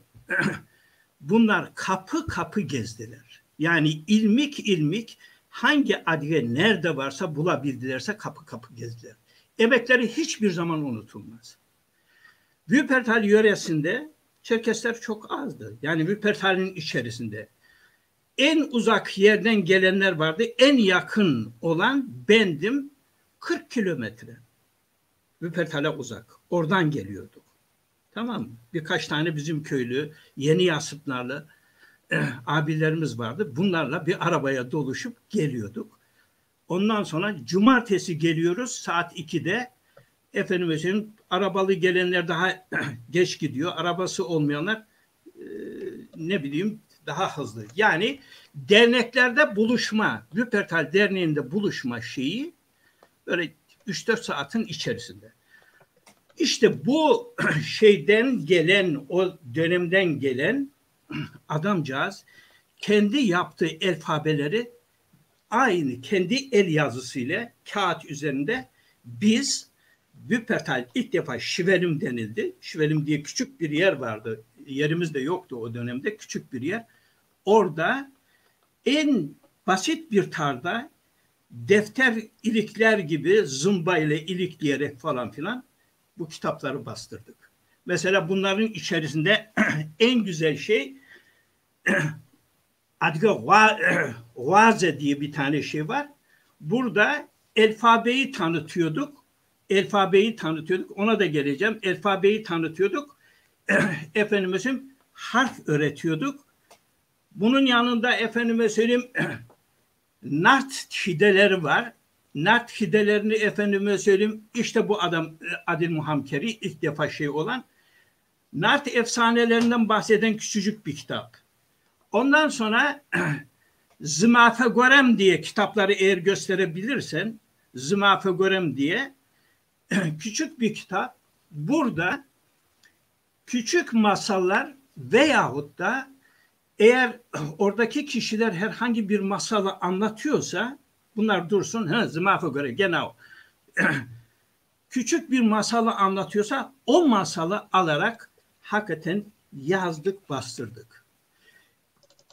Hepimiz efendime söyleyeyim çok az kişi gencimiz yoktu. İşlerinde en genci bendim. Düşün. Ondan sonra çok ilginç olan başka bir şey söyleyeceğim Levent. Zehabze diye bir küçücük bir gramatik kitap vardı. Tamam mı? Bu gramatik kitabın içerisinde ilginç olan şey nedir biliyor musun burada? Bugün bile Rusya'da kullanılan bazı dil bilgisi terimleri var bu kitapçığın içerisinde. Genau. Bu Zehabze'nin içerisinde. Mesela diyelim ki glagol diyor. Tamam mı? Rusçadan gelen fiil denilen. Veyahut da efendim sıfatlara falan filan veyahut da şahıs zamirlere hangi isimler verilir falan filan böyle küçücük açıklamalı falan filan alıştırma kitabı dil bilgisi diyebileceğimiz bir kitap. Ondan sonra başka bir şey Vaze diye bir kitabımız var. Onu çıkarttık. Bu Vaze çok ilginç bir şey. Yani yaptığımız ilginç olan Levent şu var, bir asimile olmak var, bir de sesin asimile olması var. Yani biz mesela Adigece konuşurken en azından benim Adige sesi diyebileceğimiz sesin çoğunu kaybettik. Yani harfi kaybetmedik de o sesi veremiyorsun. Onun için efendim hepimiz Adigece rahatça konuşuyoruz falan filan ama kişinin asimile olması ayrı, bir de sesin asimile olması gerekir. Bu anlamda bu vaze şeyi kasetlere, bu çalar kaset dediğimiz küçük şeyler vardı ya, oraya efendimizin sesi aldırdık. Bunun en güzel telaffuzunu İsmail abi dediğimiz Çorumlu Deli Fuat Paşa'nın sülalesinden olan kişi çok güzel sesleri yerine getiriyordu. Onunla Adil abi hem Türkçe hem efendime söyleyeyim Adigece söyleterek böyle bir kasetimiz var. Bunların hepsini efendime söyleyeyim gelen kişilere de birilerini utandırarak parasını alıyorduk, birilerine de hediye ediyorduk efendime söyleyeyim. Onun ötesinde kasetleri doldururken Ürdün'deki o çalışmaların, yani müzik anlamında söylüyorum, bunları veyahut da küçük masalları rahmetlik abiye okutarak bu kasetleri hazırlıyorduk. Gelen insanlara da dağıtıyorduk. Bazı soruları sorman gereken bazı şeyleri de mesela dile getiriyorduk. Aslında gerçeğini istesen biz propaganda yapmayı çok istiyorduk. Yaptık da. Yani biz Çerkeslerin bir dili var. Biz bir halkız. Bu halkın kültürü, dili yaşaması gerekir diye genelde bu ağırlıkta. Çünkü gencimiz yoktu. Mesela en basiti, çok komik bir şey olacak. Rahmetlik Rüştü abinin oğlu şimdi kocaman adam oldu. Mevkape'de yerleşti. Bu çok küçüktü. 11 yaşlarında bir şeydi. Babası diyordu, hani ona koşuz ya, o Konyalı, ben Kayserliyim ama Faj olduğumuz için bunu götür diyordu. Derneğe getir bunu da bir şeyler duysun falan filan. Çok gülünç bir şey. İbrahim zavallı 3 dille konuşuyordu, tamam mı? Ya amca Altesheim'a sığmış diye, yani Türkçesini şöyle edeyim, amca Türkçe. Altesheim dediği efendimizin yaşlıların olduğu yer. Tamam mı? Sığmış'ta Adigece biliyorsun. Yani bizim toplantımız, o derneğin şeyi kendisine göre yaşlıydı. 3 karışık dilde konuşuyordu bu zavallı. Yani o zaman düşünüyorsun ki bu baskı nereden geldi de efendimizin dilimizi unuttuk. Onu da bırakalım. Efendime söyleyeyim, çeşitli kitaplar yazdık. Mesela Çerkes politik tarihi dediğimiz, bu kişiler kim çevirdiyse parasını vermiyorduk. Diyorduk dernek adına bastırırız arkadaş kitabını ama para vermeyiz. Herkes çevirecek. Efendime şimdi zamanla gelen gençler oldu. O gençler bildikleri dillerde İngilizceden çeviri yaptılar. Şimdi gençler gelmeye başladı. Geldiler de tabii çocuklardı, belki biraz büyüyünce oraya geldiler. Bu gençler efendim yeni liseyi bitirmiş, üniversiteye aday veyahut da daha üniversitede olan, mesela bunların içerisinde Abhazya tarihini çeviren, İngilizceden çeviren gencecik insanlar. Ondan sonra neyse, bu biraz daha bu Çerkes politikası dediğimiz şey, bir Alman Sarkisyan denilen bir adamın tarih şeyi, küçücük bir şey. İlk çağ, orta çağ, yakın çağdaki adigeleri dile getiren bir tarihi şey. Onun ötesinde, bu kitapların dışında biz dedik arkadaş ne çıkartabiliriz? Nibjao diye bir tane küçücük bir broşür çıkartmaya başladık. Dergi mahiyetinde. Evet. Bu gördüğün şeyler efendimiz, misafirlerimiz var. Gözlüklü, saçları kıvrık kıvrık olan bir Alman üniversiteden, Bochum Üniversitesi'nden, Ruhr Üniversitesi'nde Adigabze'yi yapan kişi. Evet bu. Michael Job, Profesör Michael Job. Onu da anlatırım. Bu Nibjao dergisinde efendime söyleyeyim yaptığımız bir şey. tarih sayfalarından kesintiler, bir de Türkçe, Adigece bir sözlük çıkartmaya başladık. Karar verdik. Dedik ki biz her zaman dedik efendim en azından haftada 50 kelime çıkartabiliriz. Böyle bir şeyin içerisine girdik ama sonunu getiremedik. O ayrı bir şey. Bunun haricinde şimdi gelelim şeylere. Resmi ideoloji diye Levent bir kitap bastırdık. Yani şöyle, derneğin yani Wuppertal Derneği'nin yayını olduğu zaman biz dedik ki bu yayın nasıl olacak? Bu Türkiye'de var olan bir takım insan haklarına ters düşen, demokrasiye ters düşen herhangi bazı şeyleri dile getirelim falan filan diye. Bu tarlada efendim mesela resmi ideoloji dediğimiz Türkiye'nin o günkü yasa şeylerini kritik eden, mesela çocuklara isim takıyorsun, ismini veremiyorsun, köylerin isminin değiştirilmesi veyahut da vatandaş Türkçe konuş sloganları ne yaşadıysak belgelere dayandırarak yazmaya başladık. Böyle küçük bir kitabı da dile getirdik. Ergün abi, Wuppertal Derneği özellikle yazılı kaynaklara ağırlık vermiş gibi sezinledim. Evet. Yapmış olduğunuz çalışmalardan dolayı da bir fert olarak tabii ki teşekkür ederim. Şimdi tabii ki Almanya deyince sadece sevgili izleyiciler bu şu an yayınımızda mevcut 4 dernekten ibaret değil.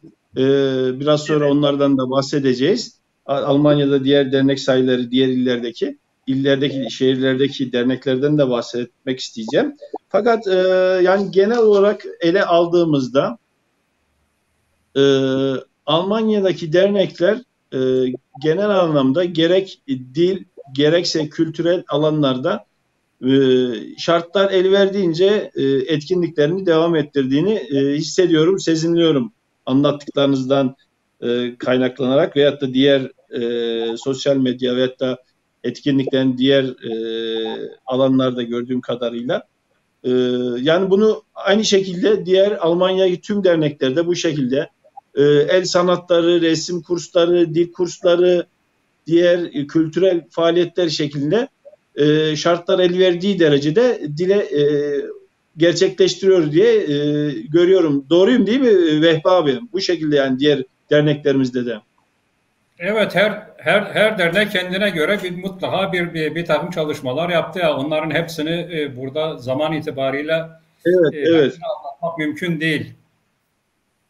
Evet. Şimdi Levent. Şu soruya kimce pardon. Vehbi abi sana sormak istiyorum. Kafkas topluluklarının yani Levent, pardon. Konuşmak istiyorum. Bir şey söylemek istiyorum. Yayının başından beri bir şey kaçtı. Belki sen söylersin dedim. Çünkü bu şeyi seyreden dinleyen şeylerden, Köln'den çok şey geliyor. Hepsi de tanıdık. Esasında en eski derneklerden bir tanesi de bizim Köln Derneği. Yaptığı çalışmalar da çok. Diğer dernekler kadar en aşağı. Fakat planlandığı halde Köln Dernek Başkanı da bu programa katılacaktı. Bu koronadan dolayı maalesef hastanede yatıyor. Onun için bir geçmiş olsun deriz. İnşallah en kısa zamanda anlatır. Yani ondan sonra Köln'den de bizi niye almadınız diye bize şey yapılmasın. Onu da belirtmek istiyordum onun için. Evet. Necati abi Allah razı olsun diyorum. Ben bir genç olarak bir hata ettim. Bu hatamı sen düzelttin, belirttin. Teşekkür ediyorum. Rica ederim. Sevgili izleyiciler, Köln'den Fethi Kanşat, Faruk Kanşat, Reyhan'dan Fethi abi herhalde beni andı. Faruk Kanşat büyüğümüz de Köln'den katılacaktı. kendisi rahatsız olduğunu belirtti değerli büyüklerim ve ondan dolayı maalesef yayınımıza alamadık. Yoksa bu yayınımız 4 kişiyle değil 5 kişiyle olacaktı. Aslında Necati abi benim yayından önce aklıma geldi ama hani hastanede yattığı, korona geçirdiği durumu belki özel bir durumdur diye ben hiç ona değinmeyeyim istemiştim. Ama sen belirttin, bu şekilde bir büyük olarak yorum kattın. Teşekkür ederim abi. Buradan acil şifalar diliyorum. Umarım tez bir zamanda aramızda görmek dileğiyle diyorum. Allah sağlık, sıhhat versin değerli büyüğümüze. Sağ olun. Vehbi abi derneklerimize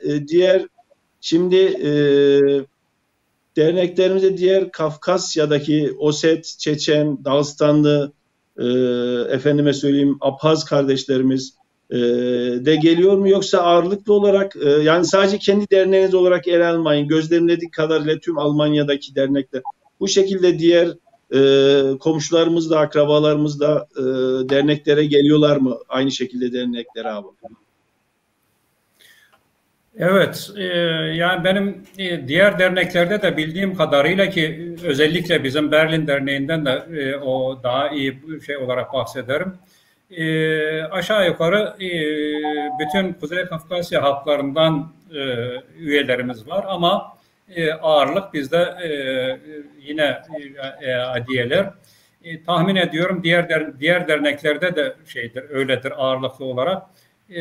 Ama ayrı Abhaz derneklerinin de kurulduğu, bazıları belki de yere kapanmıştır ama belki var olan, mesela Münih'te vardı, hala kapanmamış bildiğim kadarıyla ama herhangi bir etkinlikleri falan olduğunu duymadım. Daha sonraları Asetinlerin bir oluşum ve Karaçayların bir oluşum içerisinde olduklarını duydum. Dernekleştiler mi net bilmiyorum ama genel anlamdaki derneklerde bütün Kuzey Kafkasyalılardan üyeler mevcut. Evet abi.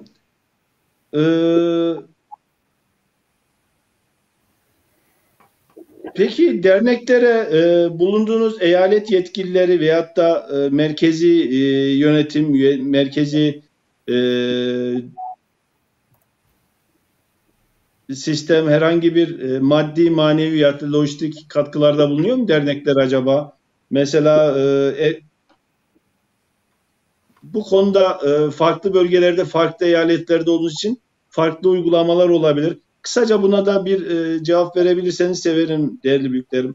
Merkezi otorite veyahut da bulunduğunuz eyalet yönetimleri herhangi bir maddi veyahut da lojistik katkılar, destekleri oluyor mu derneklere?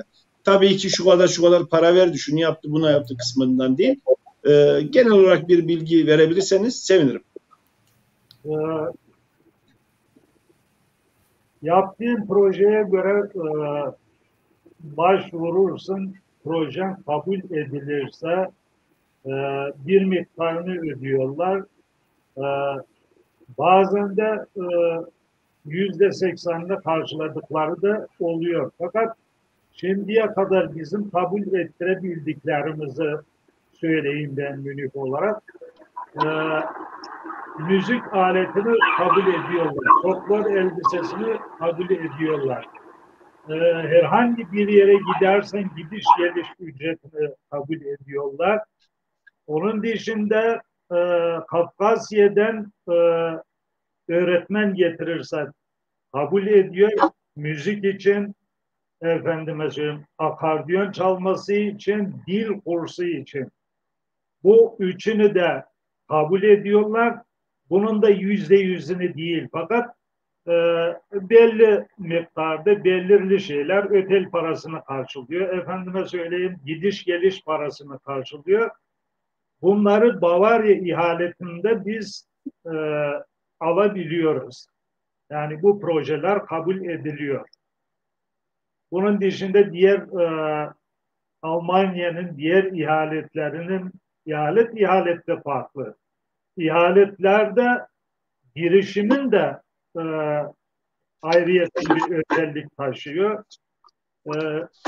Burası öyle. Yani buranın dernek var diye derneğin adını herhangi bir bütçe ayrılmış olarak vermiyorlar sana. Yalnız bu yabancı dernekler için bir bütçe ayrılıyor.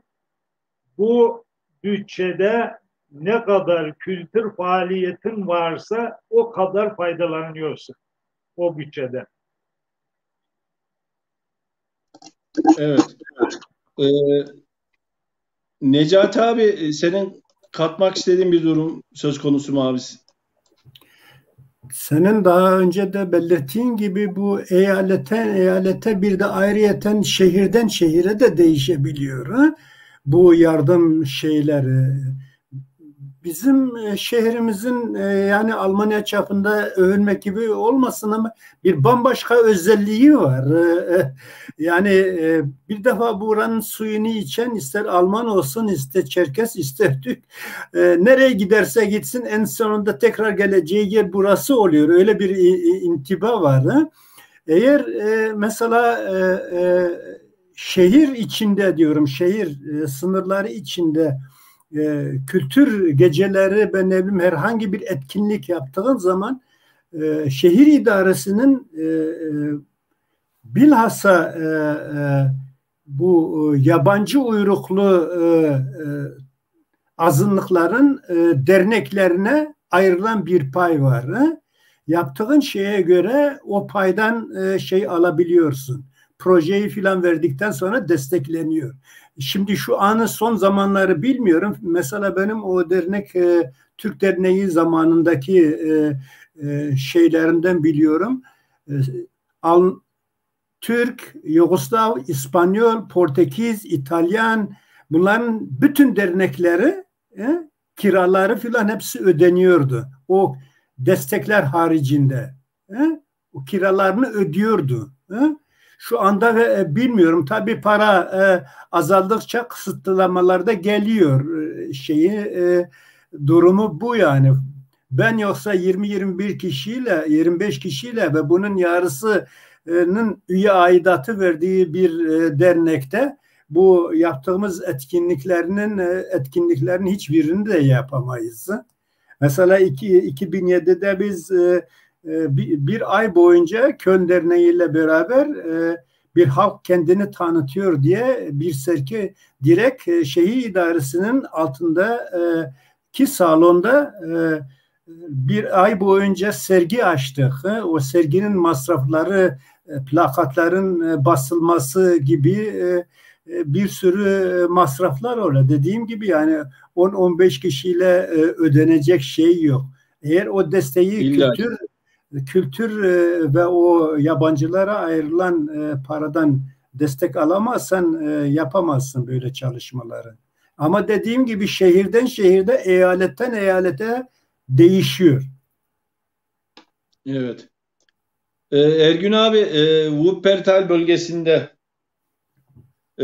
bu şekilde katkılar söz konusu mu acaba abi? Evet, Levent Gençler Wuppertal Derneği'ne gelmeye başlayınca tabii folklor oluştu. İlk defa efendim radyoda Adigece hitap eden müzikli bir yayın yapıldı. Akibetinde efendime söyleyeyim bir gece yaptık. Bunu söylemem lazım. Rahmetlik İsmail abi o yaşta gencecik koromuz vardı, bir tane koro. Sesine hayran kaldığım bir Karaçay kızımız vardı, Nuray diye. İstanbul Ako'yu seslendiren. Neyse bu İsmail abinin şarkılarıyla falan Wuppertal'de ilk gece yapıyoruz. Bu çok enteresan. Ve 3 dilde yapıyoruz konuşmayı. Adigece, Türkçe ve Almanca. Bütün çevreye de efendim yani sorumlu devletin mekanizmaları, partiler falan filan her tarafa da davet ediyoruz. Tabondaki profesöre varıncaya kadar.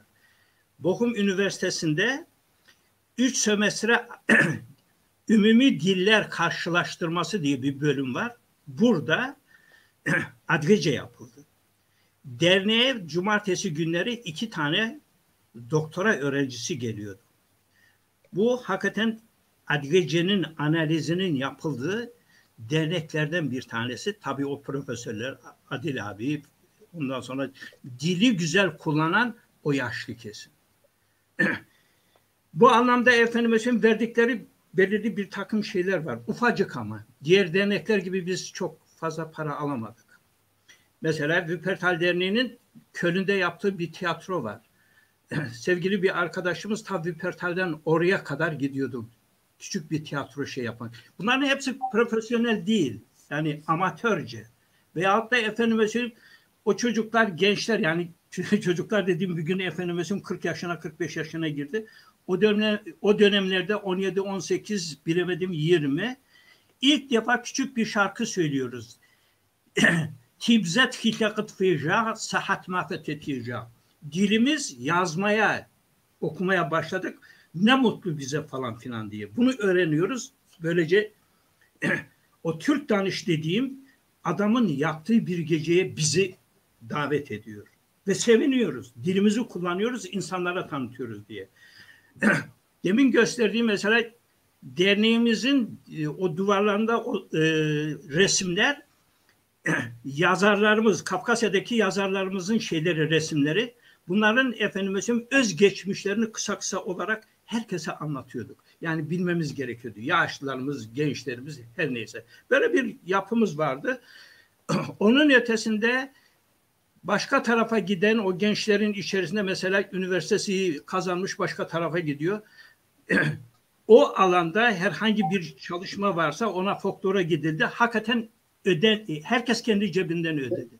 Ve düşünün, sadece bir akordeon çalınırken öyle bir an geldi ki efendime söyleyeyim, mesela Köln'de bir tane arkadaşımız var. Efendime söyleyeyim gitar çalan veyahut da o ne bileyim o bir aletleri, böyle bir yeni aletler girerek müzik yapmaya başladılar. Ama zorluk çekmedik mi? Gerçekten çektik. Niye? Mesela bu şibleyi çıkartıyorduk. Ne bileyim efendime söyleyeyim bazı dergiler çıktığı zaman seni, yani tehdit demeyelim de, en çok rahatsız eden bizim toplum oldu. Kabullenemediler. Mesela İsveç'te bizim gencecik insanları oraya götürüp de işleri bittikten sonra evlerine mektup yazıldı. Çerkes propagandası yapamazsınız diye. Tamam mı? Bak önümde bir yazı var. Ben diyor çalıştığım yerde diyor şu kadar çevrem var diyor. Ben onları temsil ediyorum beyler diyor. Sizi değil, siz Çerkesleri değil. Bunu yazanlar efendim Çerkesler. O zaman senin gençlerin resmen baskı altına alınıyor. Ailelere mektup yazıldı.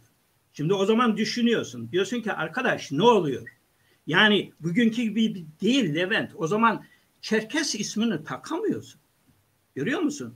Mesela yani orada da o sıkıntılar söz konusuydu yani.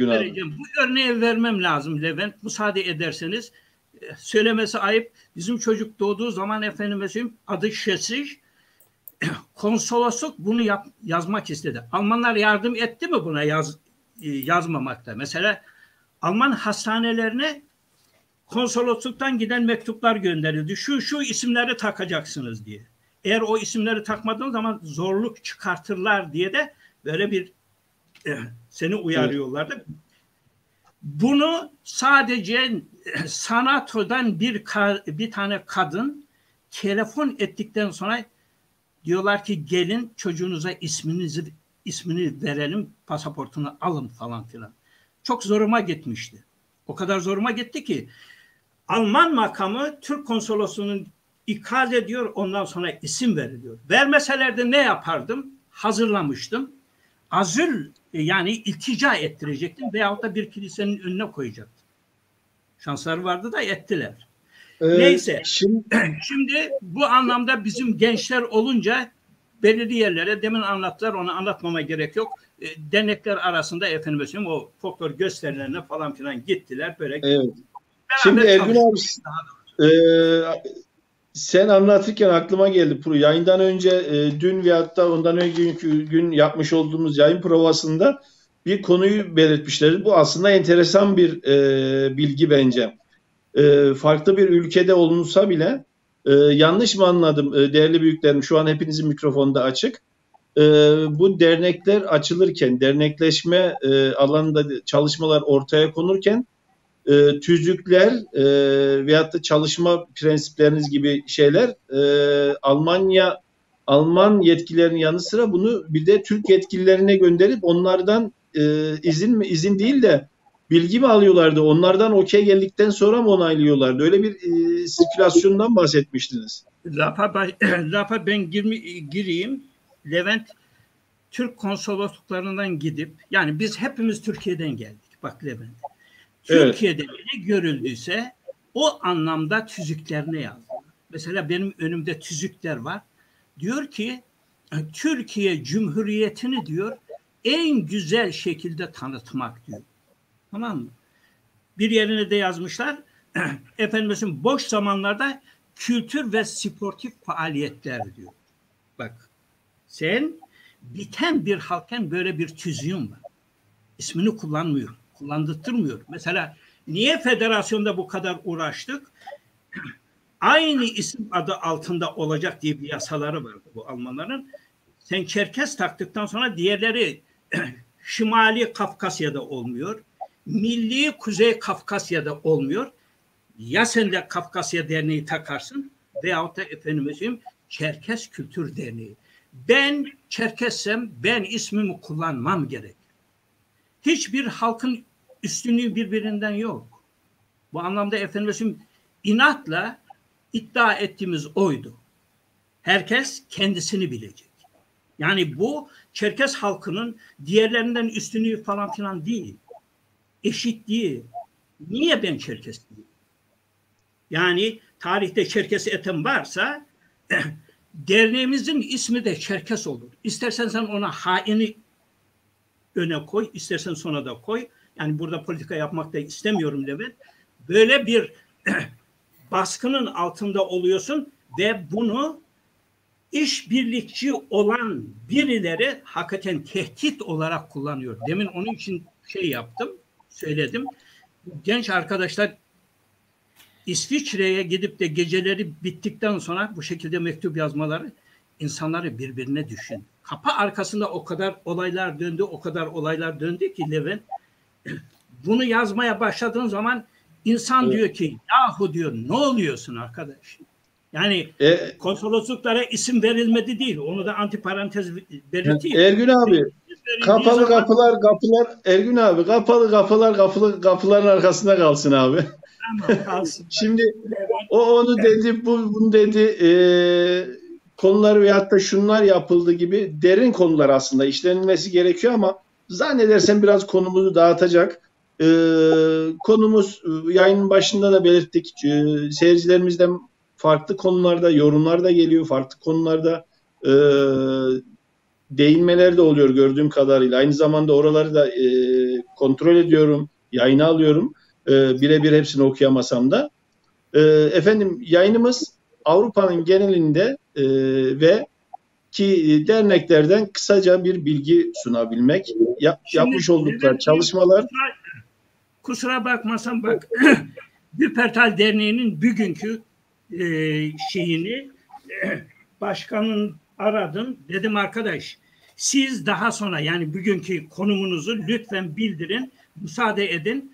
O şekilde eğer müsaade etmeseniz de onu da söylemem falan filan diye. Sağ olsun orada genç bir tane arkadaşımız var. Ercan Canol. Programlarını çok kısa olarak özetledi. Aynı diğer dernekler gibi. Yaşlıların yani bu hastalıktan dolayı bir takım şeyleri bıraktılar yani. Bir sürü projeleri var. Mesela yaşlıların toplantısı her zaman sabah kahvaltısı, cumartesi toplantıları, değişik aktiviteler falan filan. Başka kültürlerle beraber kültür dernekleriyle çalışmadan başla, aile toplantıları falan filan. Ondan sonra ne bileyim böyle bir takım şeyleri var, programlar var. Bunu da dile getireyim. Çok da güzel bir folklor grubu var anlattığına göre. Folkloru çalıştıran da eğitilmiş, ders almış bir hoca. Öyle sıradan birisi değilmiş. Bunu da ek olarak yapayım. Evet. Değerli büyüklerim, Yayınımız şu anda 2 saati doldurdu. Aslında sorularımız da devam ediyor. Soruları zaten sizler de biliyorsunuz az çok. O yüzden biraz daha süratli gidersek sevinirim. Ergün abi, yine seninle devam edeyim. Şu an Almanya'da kaç federasyon var? Ve vallahi Levent, şu anda herkesin bildiğini kimseden gizleyemeyiz. Evet, 2 tane federasyon var. Çünkü var olan bir şeyi gizleyemezsin. Efendim, ama diğer federasyon nasıl kuruldu, nasıl edildi falan filan. Yok. Ona her anda gerek yok. Ama bu kurulma şekli bana göre efendim çok insanları ve halkları, daha doğrusu halkları da birbirine düşürür. Halkları derken mesela demin bahsettiğim Wuppertal Derneği'nin başkanı Lezgi'dir kendisi. Nurhan dediğim kız Karaçay'dır. Ama bir gün efendim böyle bir şeyi getirmediler, dile getirmediler. Mesela bu Ercan dediğim Wuppertal'deki arkadaş ne dedi biliyor musun? Ben dedi bir Lezgi olarak Çerkeslere yardım etmekten dedi onur duyarım. Yani eğer ki Lezgiler çoksa şunu söylemekte sakınca yok. Arkadaş, dernek kurun. Mesela biz dedik, Abhazlara dedik o dönemde. Ruhr bölgesinde, yani Wuppertal'e yakın bir yer var. Korkunç şekilde de Abaza var. Dedik ki arkadaş, Abazalar dernek kurun. Ki dilimizi efendimizin unutmayalım. Siz de Abazaca konuşun, biz de şey yapalım. Eğer sen bunu yapmadıktan sonra o buluştuğun mesafede, dernekte, yani 4-5 saatin içerisinde sen her şeyi sığdıramazsın. Mümkün değil. Herkes burada işçi. Efendimizin 5 saat çalışıyor. Bir cumartesini ona ayırıyor. Sen onu güzel kullanamadığın zaman olmuyor. Kimi dedi ki efendimizin yok şunu dedi, bunu dedi. Ben kişi olarak efendimizin hep onu savunurum. Mesela bir Abhaz arkadaşımız var Batı'da, o şeyde doktor kendisi. Çok enteresan. Bana ne dedi biliyor musun? Ergün dedi yapamayız, başaramayız. Çünkü dedi bizim Adapazarı yöresinden gelenlerde bir sosyal çelişki var dedi. Hakikaten öyle de oldu. Yapamadık. Çok uğraştık, yani konuştuk. Hatta bir tanesi bana ne dedi biliyor musun? Tarihte bunların isimleri var. Bu sülalenin ismini söylemeyeceğim Levent. Çünkü onun küçük kardeşi benimle üniversitedeydi. Çok severdi. Aile beni acayip şekilde seviyor. Ne dedi biliyor musun? Eğer dedi şunlarla ilişki kurarsan dedi ben seni bundan sonra eve almam. O zaman da gençtim. Yani düşünün. Böyle bir ortamdan geliyoruz. Herkes gerçekten aklımızı başımıza almamız lazım.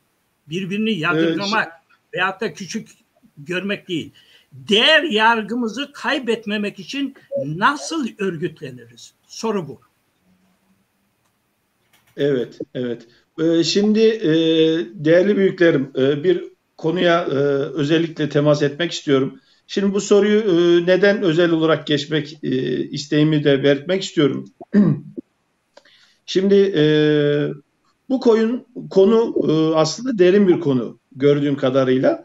Fakat bu konuyu tartışma veyahut da görüşecek gerekirse bunu muhatapların da olması gerektiğini düşünüyorum. Yani birileri bir şey dedikten sonra birilerine laf giderse filan lütfen küçük olarak beni mazur görün.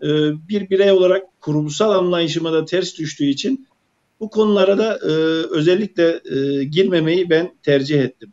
Fakat biraz önce yorumlarda yazıyor bir genç arkadaşımız özellikle. Biz Almanya'da derneklerin olduğundan bile haberdardık. Ne güzel bir yayın, teşekkür ederiz diye not düşmüş.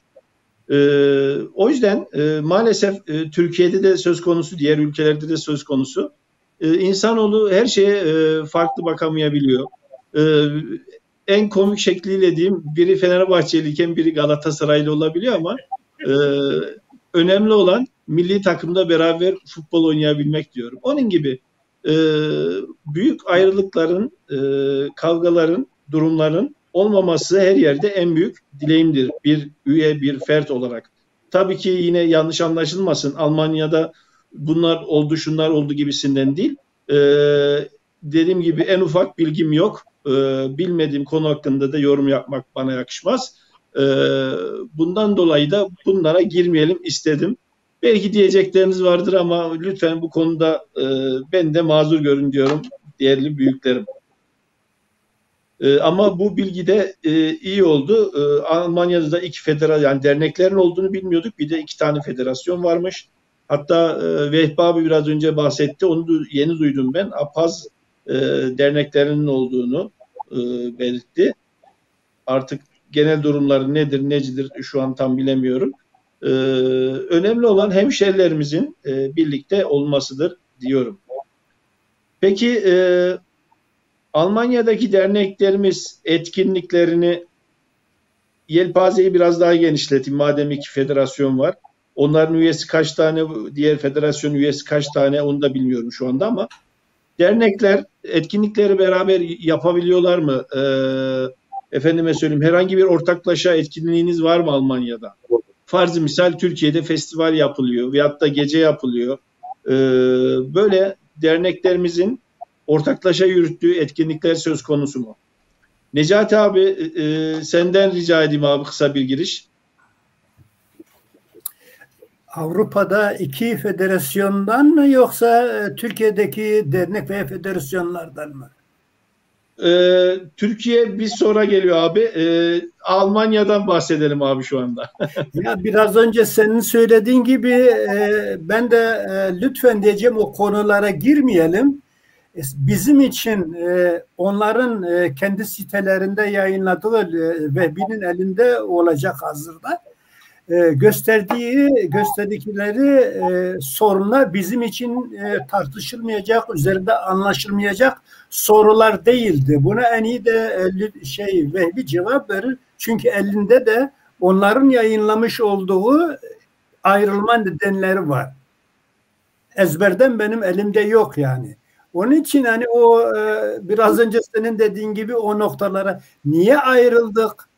He? Niye böyle oldu? Anlaşılmayacak bir şey yok. Aynı şekilde ben ne bileyim gene onu da söyleyeyim yani Türkiye'de de belki 10 tane federasyon var. He? Deriz ki niye onlar ayrıldı? Şimdi 2 kardeş birbiriyle yani çok da şey görmemek lazım eğer 2 tane federasyon varsa Avrupa'da. He? Vehbi söz istiyor, Vehbi'ye veriyorum.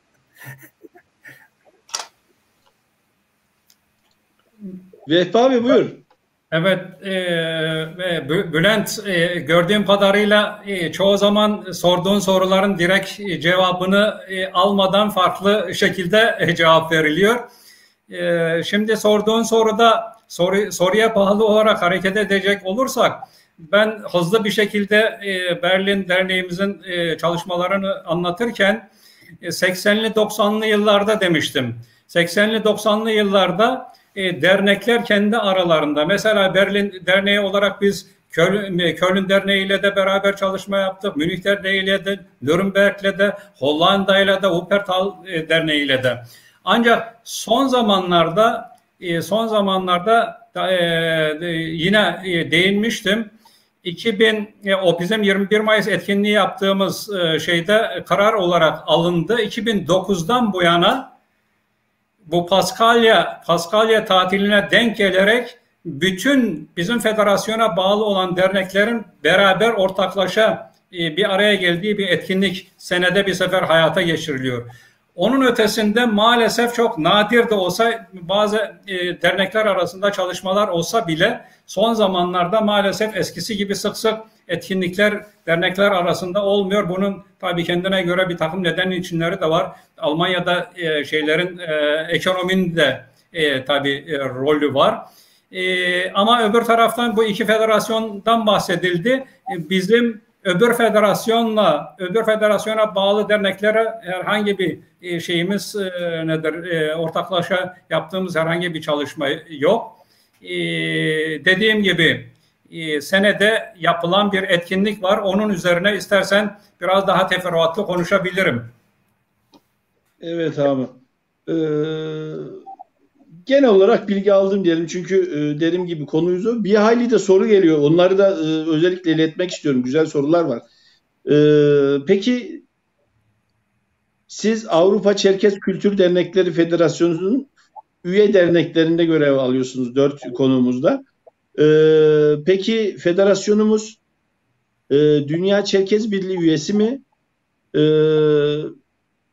Kısaca, lütfen kısaca DÇB hakkında da bireysel veyahut da üyesi veyahut da başkanı olduğunuz kurumların, derneklerin görüşü nedir? Bunları da paylaşırsanız sevinirim. Vehbi abi sen buradasın, sen devam et abi. Evet. Evet, bizim dernek olarak bağlı olduğumuz federasyon Avrupa Çerkez Kültür Dernekleri Federasyonu DÇB'ye üye, hatta kurucu üyelerinden. Dolayısıyla DÇB ile ilgili olarak kişisel düşüncemi soracak olursan DÇB bana göre var olmalı, ancak DÇB'nin gerçekten iyileştirilmesi, şeffaflaştırılması gerek bana göre. Tabii bu konuda da maalesef Avrupa'daki dernekler, Avrupa'daki federasyon falan, bunlar çok ufak minyatür şeyler, kurumlar. Dolayısıyla bana göre en büyük görev, o anlamda en büyük diasporanın söz konusu olduğu Türkiye kafede çok büyük görev düşüyor diye düşünüyorum. Acizane kişisel düşüncem. Evet. Hüsnü abi, bu DÇB sürecinin ilk kısımlarında sen de bulundun zannedersem. Bu DÇB üyesi olduğunu öğrendik. Avrupa Çerkez Kültür Dernekleri Federasyonu'nun DÇB üyesi olduğunu.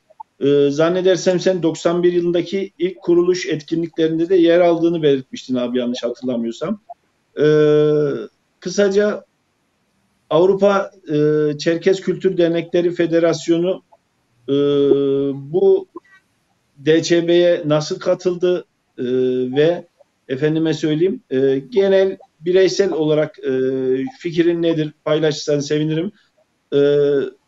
Ergün abi de zannedersem bu kuruluş sürecinden bahsedecek ama ilk önce senden bir alalım Hüsnü abi. Evet, sağ ol. Evet, ben kısaca kuruluşundan bahsedecek olursam, Almanya'daki Çerkez Kültür Dernekleri Federasyonu kurma çalışmaları yoğun olarak uzun zaman devam etti. Sonuçta 89 yılında 3. ayın 13'ünde Münih'te yaptığımız toplantıyla federasyonu kabul edildi bütün dernekler tarafından. Kurucu Başkan Batray Özberk seçildi.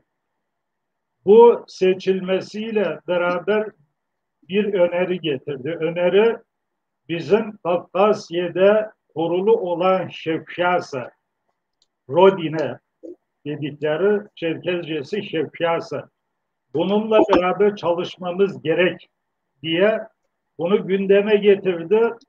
Bu gündeme ilave etti şunu, Münih Derneği'yle Nürnberg Derneği'nin başkanlarını buraya göndermemiz kabul edilirse diye sundu. Kabul edildi ve 89'un 5. ayın 21'inde buradaki dernekleri temsilen, Avrupa'daki dernekleri temsilen Kafkasya'ya gittim. Rodine'nin davetiyle, Rodine çağırdı, davetiyle gittim. Kısa geçeceğim. Münih, Belgrad, Moskova, Moskova'dan Nalçık. O zaman Nalçık'ta uçak inmiyordu. Not şu anda yanımda değil. Oraya indik. Oradan bizi karşıladılar. Neyse 2 hafta bizi yoğun olarak ağırladılar. Eskort eşliğimizde o şekilde ağırladılar. Orada radyoya çıktım, televizyona çıktım. televizyonda 45 dakika soru cevap konuşmamız oldu. Cumhurbaşkanı kabul etti. Cumhurbaşkanı'nın 40 dakika Nemşar'da görüşmem oldu. Nelü Zamur Adiye Şahsen'in hamadesi Zavur'la yönetim kurulu ile görüşmem oldu. Ondan sonra son 2 hafta dönüşünde Rodine ve yönetim kurulu ile oturduk, neler beraber yapabiliriz diye görüşmemiz oldu. Oradan geri döndüm. Döndükten sonra burada bu portalda bütün derneklerin katıldığı bir toplantı yapıldı. O toplantıya ben oradaki gezideki edindiğim, görüştüğüm bunları rapor haline getirmiştim. Onu sonra orada şu teklif ortaya çıktı.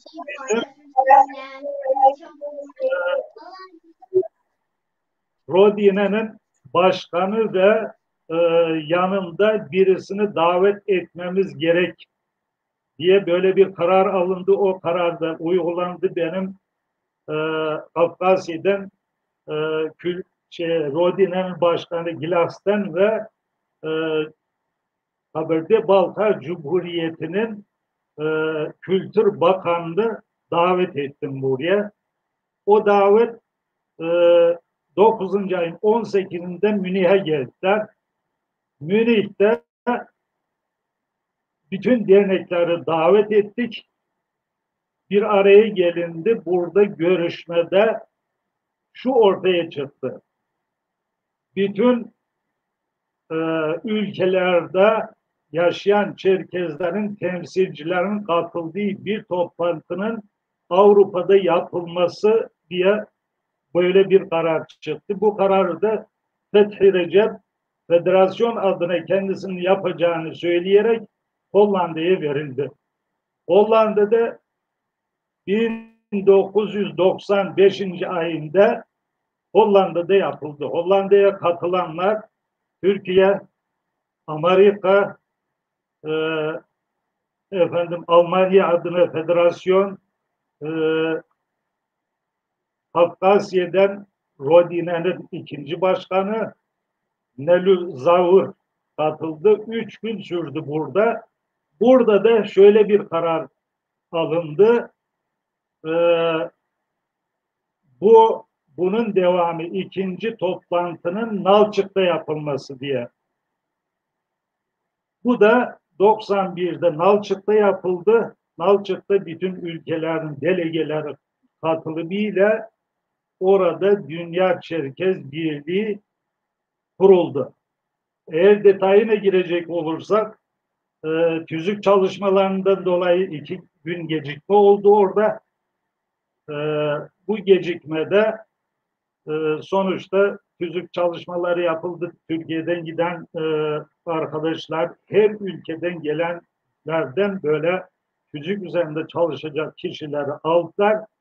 Bizim grupta Batray Özbek'i aldılar. Onlar tüzük üzerinde çalıştılar.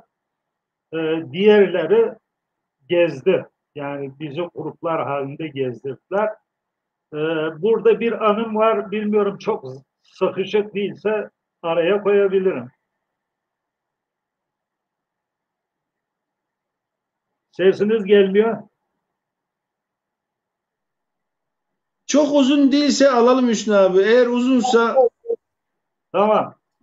Şimdi orada bizi geziye götürdüler. Ürdün'den gelenlerle bizi bir grup olarak gezdiriyorlardı. Orada bir köye götürdüler. Köyün ismi Oğutbay Yaşkara Hable. Oraya götürdüler. Orada şimdi bunu anlatmam oradaki düşüncelerden bizim düşüncelerimizi ortaya çıkarmak için. Gittik, belediyenin çok yoğun karşıladılar. Belediyenin önüne gittik. Orada konuşmalar yapıldı. O şeyi tanıtıldı. Köyün okullarıydı vesaire, kültür sitesi anlatıldıktan sonra nehir kenarında yemeğe oturduk. Fakat o ara dedi ki biz dedi belediye olarak 42 parsel arsa dışarıdan gelecekler için ayırdık dedi belediye reisi. Yemeğe gidince ben belediye reisine sordum. Dedim böyle konuşma yaparken 42 parsel ayırdığınızı söylediniz. Bu nasıl gelişti diye. Dedi ki bu Dünya Çerkez Birliği, onlar Dünepsu Adiyekase ismini koymuşlardı. Sonradan değişti. Bu dünyadaki bütün Çerkezler buraya gelirse biz sığar mıyız diye bir konu oldu. Annem de içlerinde oturuyordu. Annem şu sandalyeyi getirin dedi. Sandalyeyi getirtirdi. Havlunun bir ucuna koydu. Bu sandalyenin yeri benim. Buraya ne kadar hemşerimiz sığarsa geri kalanı onların yeri dediydi. Biz de belediyede ele aldık, 42 parsel yeri ayırdık dedi. Şimdi burada bunun anlamı çok büyük. Yani oradaki düşünceler de çok güzeldi. Bir kısım buradaki düşünceler de çok güzeldi dışarıdakilerinde. Fakat maalesef ticari iş araya girince ticari olarak oraya gidenlerin çok güzel bir intiba bıraktığı kanaatinde değilim. Öylece orada Dünya Çerkez Birliği o şekil kuruldu. Yani Almanya'dan katılanları isim isterseniz sayarım. Peki Hüsnü abi, şu anda bir resmi durumun yok ama birey olarak kuruluşunda bulunduğun kurum hakkındaki şu anki durumu hakkında fikrin ne Hüsnü abi? Bana fikrim tabii ki her şeyin en iyisini isteriz biz. İstemek de hakkımız. Yalnız çok iyi yönetildiği zaman zaman kanaatinde de değilim. İlk başkan dönemi herhalde çok iyi geçti. Ondan sonra zaman zaman çok iyi oldu, zaman zaman iyi de olmadı. Fakat benim görüşüm şu. Yani o kurulan kurumu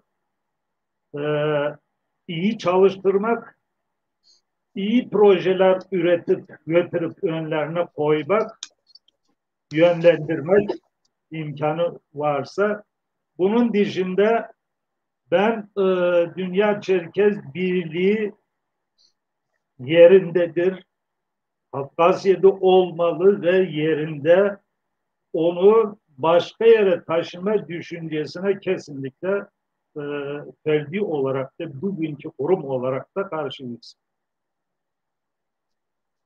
Evet. Ergün abi.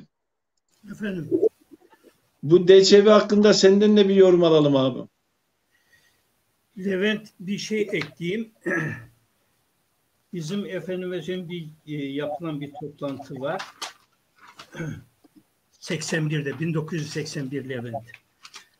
Burada Köln'de bir toplantı yapılıyor.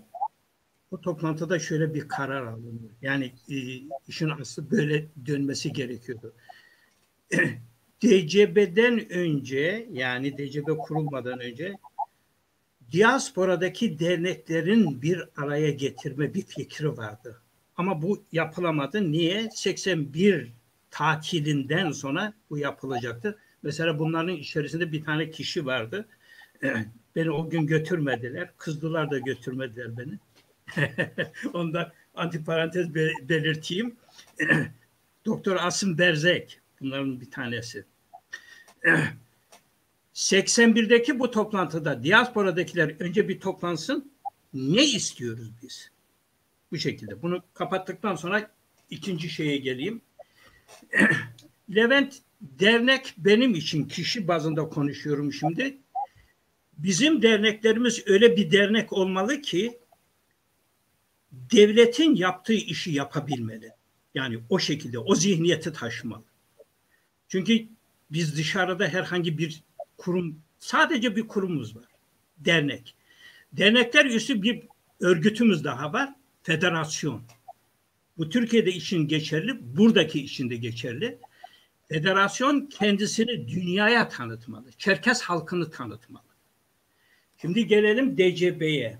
DCB bütün dünyadaki Çerkeslerin üst çatısı. Nerede derdimiz varsa nasıl çözeceksek, ulusal sorunumuzu nasıl çözeceksek DCB çatısı altında yönlendirilmesi, yapılması, dile getirilmesi gerekir. Benim için DCB uluslararası köprü normunda olması gerekir. Bu şekilde de bir misyon örgütlenme, misyona soyunması gerekir. Bunu yapması gerekir. Yapabileceklerine, yapacaklarına da inanıyorum. Tamam, bir takım aksaklıklar olabilir. O da şundan geliyor diye düşünüyorum Levent. Biz tarih boyunca iki kutbun arasında bölündük. Düşünün. Efendim söyleyeyim, Doğu veya NATO bloku falan filan diye. Herkes kendi elinden gelen karşı tarafı suçlamak, karşı tarafa nefret ettirmek, savaş çıkırtkanlığı yapmak için dil kullanıldı. Mesela açın o tarihlere bakın. Sovyetler döneminde ne gibi yazılar kullanıldı?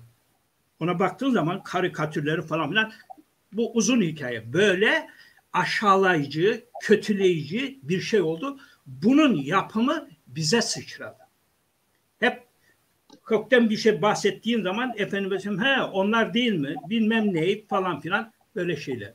Bu bağlamda Levent, ben bu DCB'nin efendim hakikaten ciddiye alınarak, ama dediğim gibi hem dernekler, dışarıdaki dernekler hem federasyonlar gerçekten herkesin, hepimizin sorgulanması gerekir. Arkadaş, biz ne yapıyoruz? Oradakilerini efendime söyleyeyim, biz size akıl vereceğiz diye hareket etmenin de mantığı yok. Ortak akıl. Ortak akıl.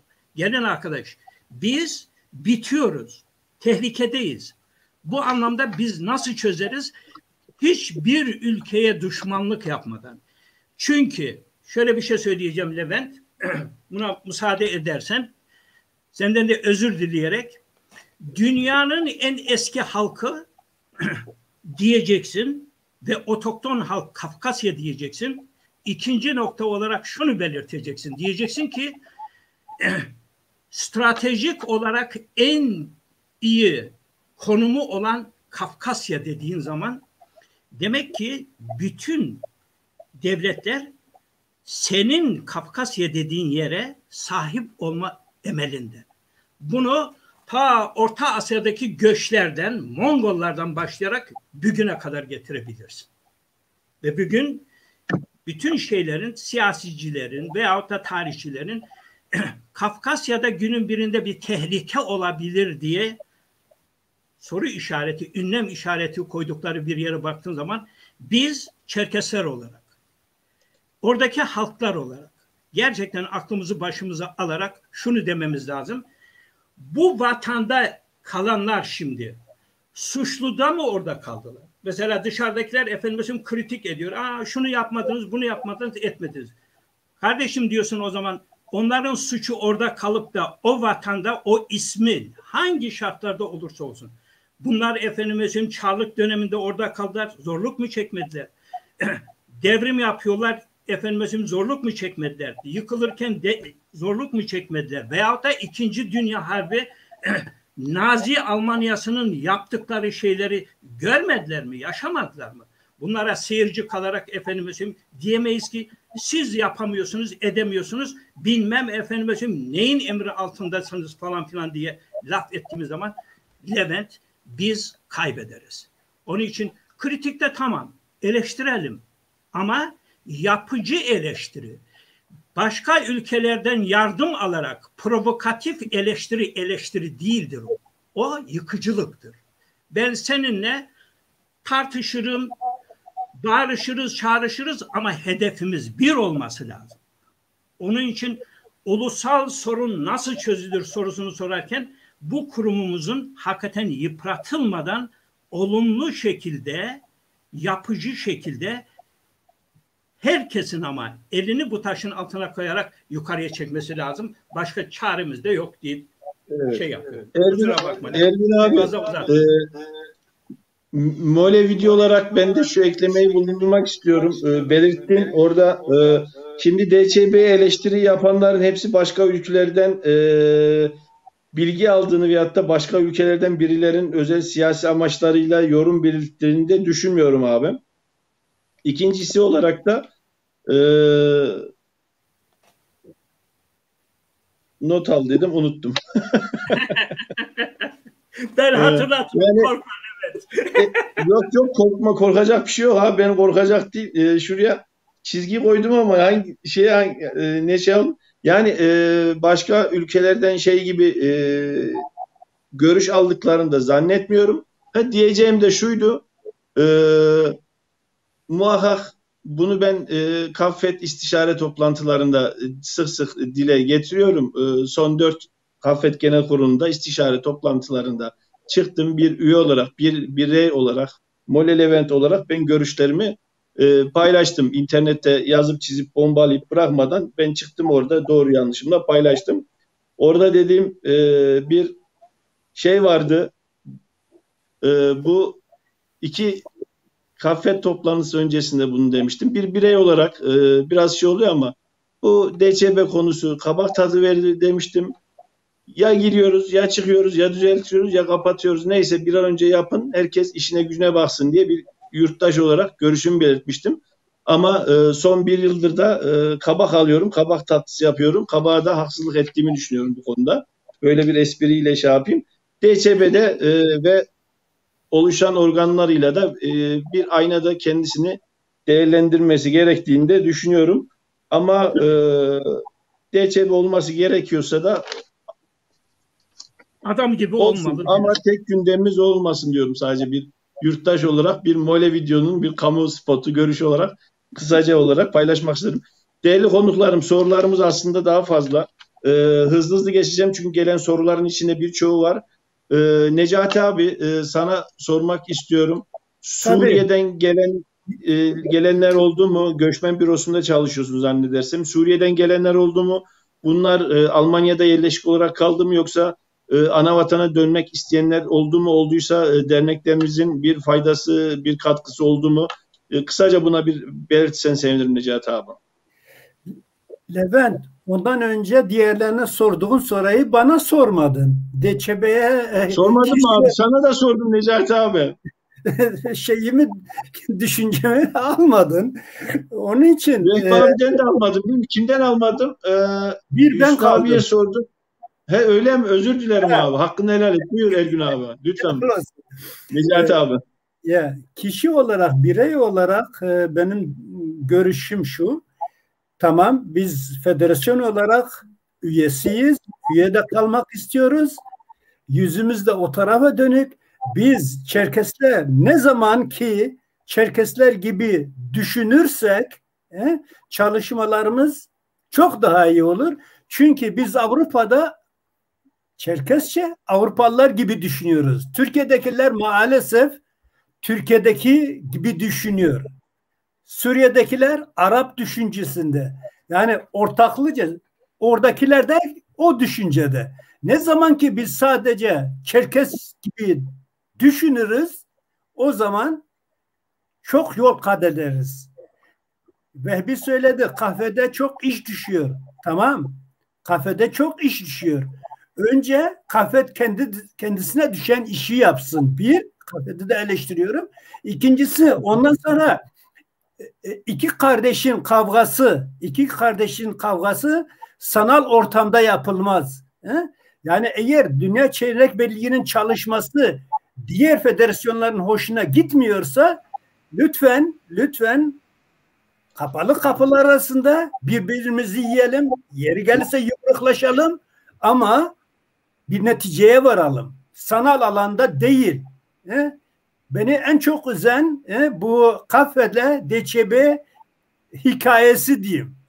Sorunun varsa dile getirme olanağın var. Senede bilmem kaç toplantı yapılıyor. Delegeleri gönderiyorsun. Sorununu dile getirirsin. Ben bilmiyorum yani. Benim görüşüm o böyle bir kurumu yıpratmaya, yıkmaya hiç kimsenin hakkı da yok. Olmaz da iyi bir şey değil. Tamam tartışsınlar, birbirlerini yesinler ama kapı arkasında. Doğru abi, doğru. Kurumların konuşacağı konular var. Kurumsal olarak gene istişare toplantılarında belirttim ki ya dernekler, kurumlar kendi arasında ne konuşuyorsa konuşsunlar. Kim haklı, kim haksız onlar bilir. Onlar şey yapar ama kurumsal konular ortalıkta bence ne olursa olsun DÇB için demiyorum. Ortalıkta konuştuk mu olmuyor. Yani gizli saklı olduğundan değil de kurumsallığa bence ters. Tabii ki bu DÇB için de geçerli. Gelen giden üyeler ilginç bir durum söz konusu. Nereden tutsak elimizde de kalıyor. Atsak olmuyor, toplasak olmuyor. Olmuyor da olmuyor. Ama güzel bir konuya değindi Necati abi. Burada da ben Molevi olarak kendi bireysel görüşümü de araya sıkıştırdım. Peki Suriye'den gelenler anavatana gidelim dedi mi abi? Türkiye'de gelip gidenler olmuştu. Şimdi ikinci konu o sorduğum soru. Şimdi Suriye'den gelenler şimdi dünya politikasına, Almanya'nın politikasına bakmak lazım. Şimdi Avrupa'nın hiçbir yerine gitmeyip 1 milyona yakın kişinin, yani burada Suriyeliler diyorum, bizim Çerkesler de dahil içlerinde, aman Almanya'ya para veriyor, para yapıyor, ben ne bileyim kiranı ödüyor, cep harçlığını ödüyor, çalışmana da lüzum yok. Ben ne bileyim bu şeylerle geliyorlar buraya. Ve veriyor da 1 sene, 2 sene, 2,5 sene veriyor. İnsanlarımız maalesef böyle şeye kalır. Ama ben biliyorum okuldan, o zamanlar gittiğim derslerden, bundan 30 sene önce o konu işleniyordu. Zaman gelecek, Almanya'da çalışan insanların, emeklilerin maaşlarını karşılayamayacak bir duruma düşeceğini bundan 30 sene önce biliyordu. O zaman Helmut Kohl da biliyordu. Ekonomi, ben ne bileyim büyük işverenler de, FAV'si, Mercedes'i ne dersen de hepsi de biliyordu. Bu konu üzerinde çalışıyordu. Yoksa Suriyelilerin kara kaş ne bileyim neyine hasret olduğu için 1 milyondan fazla insanı Almanya almadı. Ve 2,5 sene de verdi. Parasını da verdi. Ama şimdi şu anda haydi desin bakalım ben işe gitmiyorum. Haydi desin bakalım ben Almanca kursu yapmayacağım. Gelenlerin hepsi %90'ı da genç. O gençlerden en aşağı 30-40 sene o kasayı doldurtacak ona. O verdi 1,5-2 sene verdi şeyini. Ondan sonra diyor ki Almanca kursuna gitmen lazım. Gitmediğin zaman ben ne bileyim %30'unu kesiyor. De gene hareket etini %50'sini kesiyor. Mecburiyet karşısında gidiyorsun. Ondan sonra der kurslarına gitmen lazım diyor. Mecbur. Hepsi de o usta işçi veya kalifiye işçi oluyor. İstese de istemese de işe gidecek. Dediğim gibi yani bu Almanya o emekli kasasını onlara doldurtacak. Şimdi o ilk başta işte Suriye'den gelenlerin aldandığı şey ömürleri boyunca burada Almanya'da kiraları ödenecek, cep harçlıkları verecek filan diye o şeye inanıp geldiler. O şartlar altında o zaman yani ana vatana doğru gidecek kimseyi de bulamazsın. Görmedim de rastlamadım da ama zaman gelecek. Bir 10, 15, 20 sene çalışsın da o zaman Anya'yı Konya'yı anlayacak diyorlar ya. O misal. O zaman buradan kaçacak yer ararlar. O zaman da ana vatana doğru hareket ederler. Benim görüşüm bu.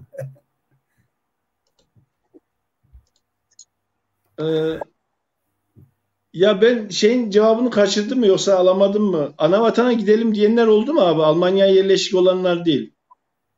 Ha, ben zannettim o Suriyelilerden buraya gelip de buradan oraya yerleşmek isteyen. Doğru mu anladım? Kafkasya'ya giden oldu mu oraya geldikten sonra? Gezmeye. Yok yok, yerleşik olarak abi. Halihazırda duymadım. Yani Almanya gibi yer bırakıp Kafkasya'ya gidecek de onlar yani maalesef maalesef. Ama şu anda ama zaman gelecek, ben eminim yani ilk başlarda mesela Türkiye'yi de düşünecek olursan Türkiye'den de hiç giden yoktu. Ben zaten anlamadığım kafede filan takip ediyorum da Türkiye'nin en büyük veya diasporanın en büyük federasyonuz filan diyor. İyi, güzel de mesela yani hareket edemiyor. Önce kesin şeyini koyması lazım kafede. O bazen ben yönetimde, federasyon yönetimde değilim şu an. Bazen bu yapılacak etkinliklerde filan şeyi hazırlıyor kendi şeyiyle. Ondan sonra Avrupa'ya gönderiyor. Bu şeyi destekler misiniz diyor. Böyle birlikte çalışmalık olmaz. Birlikte bir şey hazırlanacaksa birlikte hazırlanır. Ondan sonra imza atılacaksa da atılır. Ayrıca şu anda mesela ben ne bileyim Türkiye'de 2. 3. üniversiteyi bitiren hala sokakta ben ne bileyim boyacılık yapıyor, çiçekçilik yapıyor, tarımcılık yapıyor. Mesela şu anda bu teknikin verdiği olanaklarla Türkiye'nin her yerinde mesela okullarda işte yeteri kadar öğrenci yok. Onun için açamıyoruz. Burada ders veremiyoruz değil. Şu yaptığımız şeyi merkezi olarak bütün Türkiye'ye veya ben ne bileyim Akdeniz, Ege bölgesi, İç Anadolu diye kadar Çerkesçe ve Rusçayı diyorum. Çerkesçe ve Rusçayı lise talebelerine yetiştirmesi lazım. Bu insanları, bu öğrencileri oraya hazırlaması lazım. Burada Türkiye'de hem okula para veriyor, hem dershaneye para veriyor.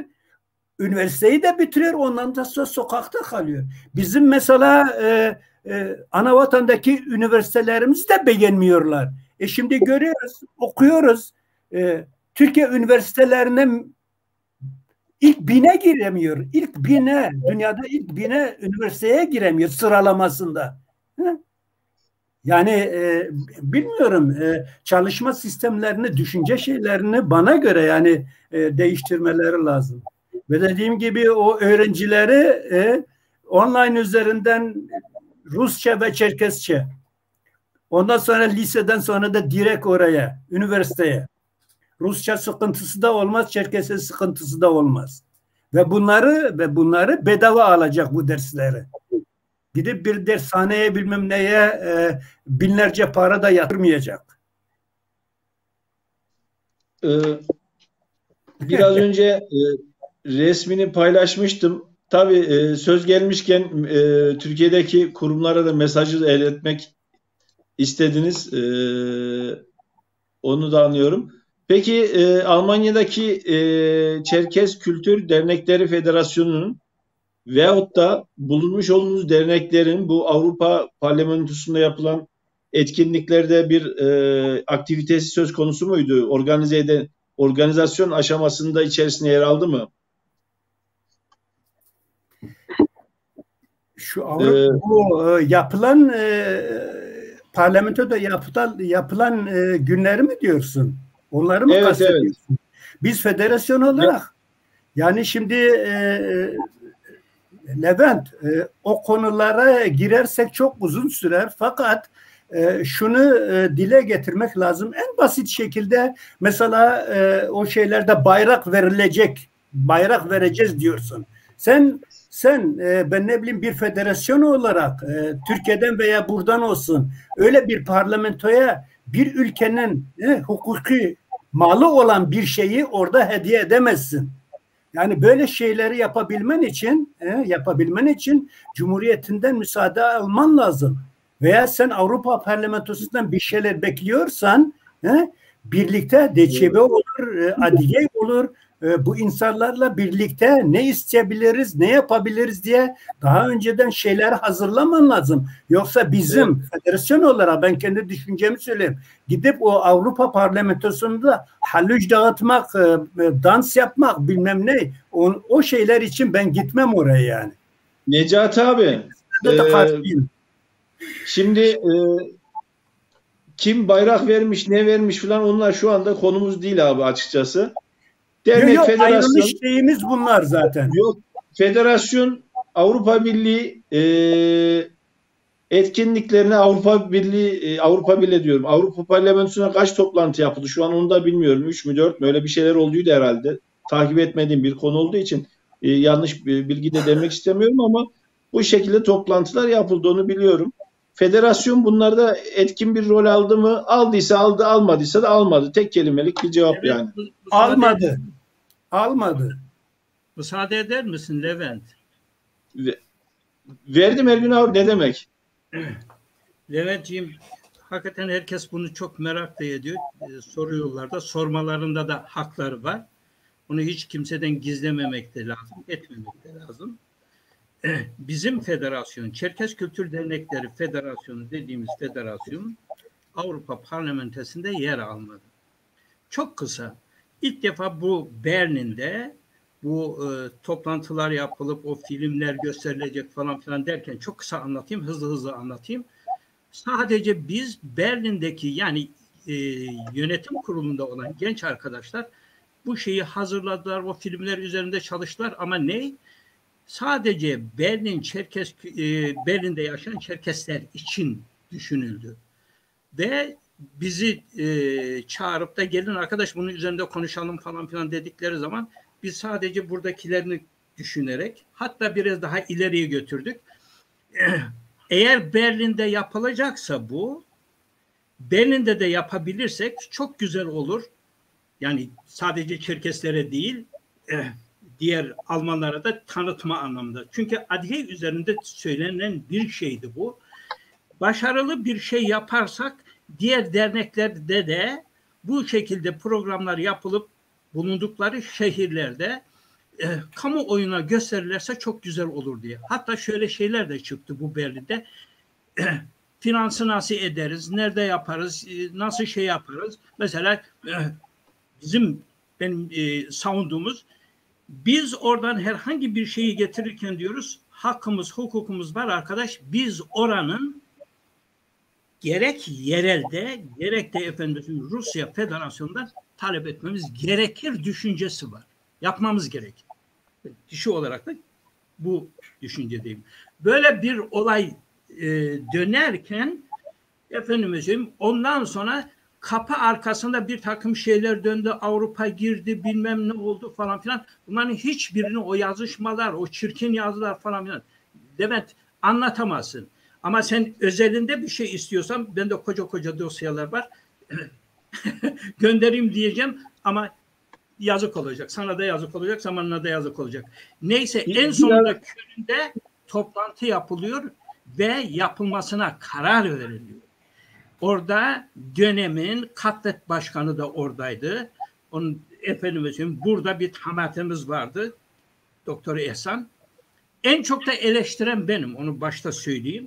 Ama bu adamcağızın o yaşına, o şeyine hakikaten hem adigelikten bahsedeceksin. Dün mesela dinlediğim bir video vardı. Hem habzeden bahsedeceksin hem öyle cümleleri kullanacaksın o adama. Çok ayıp oldu, yazık oldu. Ben kişi olarak çok üzüldüm. Ki en çok da dediğim gibi o adamcağızı yani Doktor İhsan'ı eleştirenlerden bir tanesi de benim. Herkes de bilir. Karar verilip yapılacak denilmesine rağmen bak Belçika'ya gidiliyor. Sorumlu olan oranın milletvekili kimin arkasında duracaklarsa onunla konuştular. Programlar yapıldı. Türkiye'de kim efendim görev alacak, kafenin sorumlusu kimler? Burada da mesela çok samimi kardeşimiz olduğu için onun ismini vermekte çekinmiyorum. Mesela Kaya bütün yazışmaları kafedin gösterdiği kişilerle yaptılar, ettiler, konuştular. En sonunda bir nokta gelmiş yani biz orada yoktuk. Son şeyi konuşacaklardı. Orada patlamış bu iş. Şunlar olursa biz yoğuz diye diğerleri gittiler. Hakikaten toplantılar yaptılar. Ama nereye ulaştılar, nereye ulaşmadılar onu ben bilemem. Levent bir şey söyleyeceğim sana. Müsaade edersem buna bağlı olarak çok kısa bir şey anlatacağım. Hiç bunlarla ilgisi yok. Rahmetli pederin anlattığı bir şey var. Bu tarihe not düşsün. 1950'lerin içerisinde bu Levent. Bu anlatacağım olay. O zaman biliyorsun orduya uzun yayla at verirdi. Yani ordu at alırdı. Uzun yaylaya gelmişler. Kaynar'ın bir bölgesine, orası efendime söyleyeyim düzlük bir yer falan filan. Herkes atını getirmiş. Düğün yapmak için efendim toplanmışlar. Biliyorsun bizim adiyeler misafirperver. Öyle değil mi? Getirmişler efendim şelame yapmışlar, halca yapmışlar. Öyle kısa anlatayım. Düğün yapmışlar, bilmem ne etmişler. Demişler Çerkesler çok güzel ata biniyor. Gösteri yapsın. Hiç o adamın ismini unutmuyorum. Babamın da arkadaşı olduğu için unutmuyorum. Ansoko Şakir. En güzel ata binen Uzunyayla'da o dönemde oymuş gençliğinde. Bu 50'lerin ama hangi 57 mi, 58 mi, 55 mi, 51 mi o tarihi bilmiyorum. Gösteri yapmışlar falan, alkışlamışlar. Şu olmuş, bu olmuş, alınan alınmış, satılan satılmış. Bir tanesi diyor efendime söyleyeyim babam, kafasını kaldırmadan hep yazıyormuş. Neyse işleri bitti. Tabii cemselere mi artık ciplere mi binecekler? Ayrılırken o konuşmayan adam, başını kaldırmayan adam onlara bir şey demiş. Onlar yürümüşler binmeye. Kendisi elini kaldırmış, durdurmuş. Ona yetişmeden. Bu işler bitince Kaynar'dan bir tanesi bacağını kaybetmiş. Sopa ile yürüyen bunların önüne geliyor. Diyor ki ben diyor falan falan savaşta ayağımı kaybettim. Bacağımı kaybettim. Tarlam var falan filan ama imkanım yok. Çalışma imkanım yok. Çocuğum da askerde böyle bir kaza oluyor. Oğlum da ölüyor. Bana diyor devletin yardım etmesi gerekmez mi diyor. Ben diyor bu vatan için bacağımı kaybettim. Adamlar yazmışlar. Hakikaten o şeyleri yazmışlar falan filan. Ondan sonra tabii demin anlattığım o herkes şemsiye giderken bir elini kaldıran adam çok güzel bir adrece ile sitem ederek bakın demiş siz demiş Uzunyayla'da o dönemleri düşün Levent. Yolunuz yok, suyunuz yok, hiçbir şeyiniz yok diyor. Hepiniz diyor şu ayağı olmayan topal adamdan diyor örnek alın. Keşke diyor önümüze bir tane hakkınızı savunacak bir adam okutup çıkartsaydınız falan filan. Tamam mı? Sait Bey'in babası, Sait Yiğit'in babası şimdi aklıma pat diye gelmedi. O babamın arkadaşı. Babamı da Dathuşko diye tanırlar o yörede. Kabartalar pek bilmez de Hatkoy kesimi genellikle o Dathuş kelimesini bilir.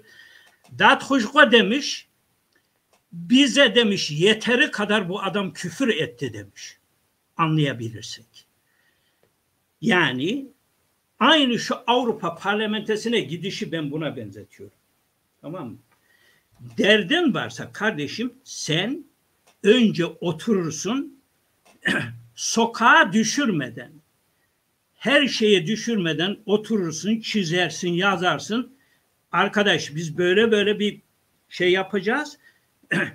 Devletten ne isteyeceğiz? Niye Avrupa parlamentesine gidiyoruz? Kimsenin şeyine düşürmeden çok güzel şekilde çözülürdü bu olay. Yapılabilirdi, edilebilirdi. Demin Levent bir şey söyledim. Kışkırtmadan diye.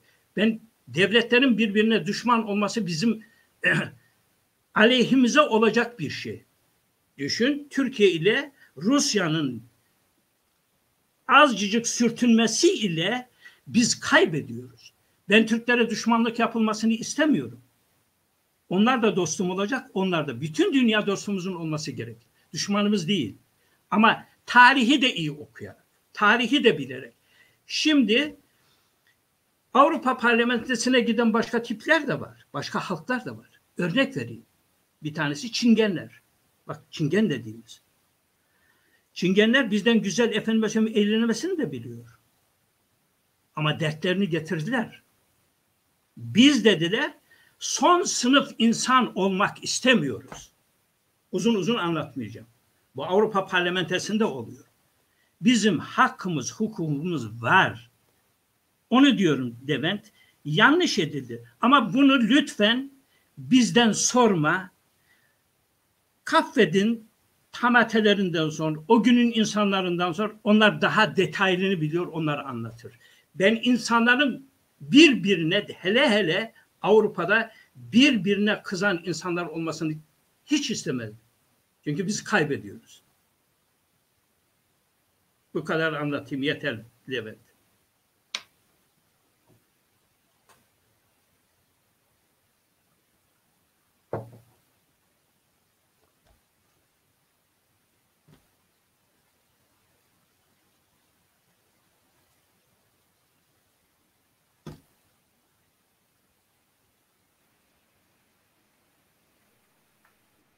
Yankı yapmasın diye sesi kapatmıştım. Özür dilerim. Vehbi abi sen de bir şeyler diyecektin bu konuda. Bu konuda kısa bir görüşünü alayım. Ondan sonra bir iki soru daha sorduktan sonra, genel konseptte bir iki soru daha sorduktan sonra izleyicilerden bol miktarda soru var. Onları da hemen geçip yayınımızı bitirelim diyorum. Çünkü saat 3 saat olmuş abi. Evet Levent, ben senin sorduğun soruların dışına çıkarak anlatmayacağım. Sorduğun soru net. Bizim Avrupa Çerkez Kültür Dernekleri Federasyonu AP'de yapılan etkinliklere katılmadı. Nokta. Onunla ilgili olarak bir yığın şey anlatılabilir. Aha yanımda bir ton bir dosya dolusu o zamanların şeyi var ama bunlara girmeye gerek yok. Onun için de yapmıyoruz herhalde bu yayını. Dolayısıyla sorduğun soruya net cevap. Bizim federasyonumuz o etkinliğe katılmadı. Bizden ayrılan bir grup yaptı. Onunla ilgili bambaşka bir platformda tartışılabilir. Evet abi, evet. Vehbi abi sizin bölgede yapıldı zannedersem, daha çok herhalde diğerlerinde de yapılmıştır. Almanya'daki derneklerimiz 21 Mayıs etkinliği yapıyor mu? Derneklerde mi yapıyor yoksa toplu olarak bir etkinlikleri söz konusu mu? Buna da bir kişi, Vehbi abi senin mikrofonu açık, senden de alayım abi bunda. Evet, 21 Mayıs ben Levent bizim dernek çalışmalarını anlatırken hızlı bir şekilde geçtim. Gerçi biraz da değindim o şeye. Bütün dernekler kendi çapında 21 Mayıs anma etkinliklerini yapıyorlar. Ancak ben de bir dönem federasyonda bulundum. Necat, ben, Ehsan abi. O dönemde sana gönderdiğim o özellikle broşür etkinliğini düşündük. Değişik bir şey olsun diye broşür bastırdık ve her tarafa dağıttık. Bütün derneklere göndererek. Artı olarak yine broşürü Almanca olarak ve aynı zamanda Türkçe olarak Merkel'den tut bütün kurum ve kuruluşlara, partilere gönderdik. Evet, bu görünen broşürü. Bu kendine göre yani değişik bir etkinlikti bana göre. Onun dışında bir de bahsettim esas girişte. 2007 yılında 2 gün 2 gece yatılı olarak 200 insanın aşağı yukarı bir araya geldi. Bir 21 Mayıs etkinliği hayata geçirildi. Bu girişte de bahsettiğim gibi çok önemliydi. Çünkü sıradan öyle alışılmış bir 21 Mayıs etkinliği değildi. Çünkü 21 Mayıs'ı çok iyi algılayabilmek için, iyi anlayabilmek için gerçekten Kafkasya coğrafyasında olan bitenleri bilmek lazım diye daha Çarlık Rusyası bile yokken, neredeyse ki Kiev Hanlığı bile yokken o eski tarihlerde Kafkasya coğrafyasında halkımız nelere maruz kalmış, Bunları dile getirdik. Rusça, Çarlık Rusyası ile ilgili olarak onlar dile getirildi. Sürgün olayı dile getirildi ve sürgün sonrası İngilizlerin politikaları vesaire bunlar detaylı bir şekilde anlatıldı. Dediğim gibi o 21 Mayıs etkinliği o şekilde bana göre önemli bir etkinlikti. Çünkü değişik, gerçekten tarihini bilmeyen neden 21 Mayıs'ın oluştuğunu da bilmez. Dolayısıyla evet, bu genç arkadaşlar o 21 Mayıs etkinliğini hazırlamışlardı. Dolayısıyla ben fazla uzatmayayım Levent. Her bölge, her dernekte kendine göre kendine düşen vazifeyi o anlamda yerine getiriyor dönemde. Hemen her zaman anılıyor yani 21 Mayıs bir şekilde. Evet. Hüsnü abi, epeydir sana yönelmedik abi. Sana bir soru sormak istiyorum. Bu soruyu sana yöneltmek istiyorum. Almanya'da anavatana okumaya giden gençlerimiz var mı abim?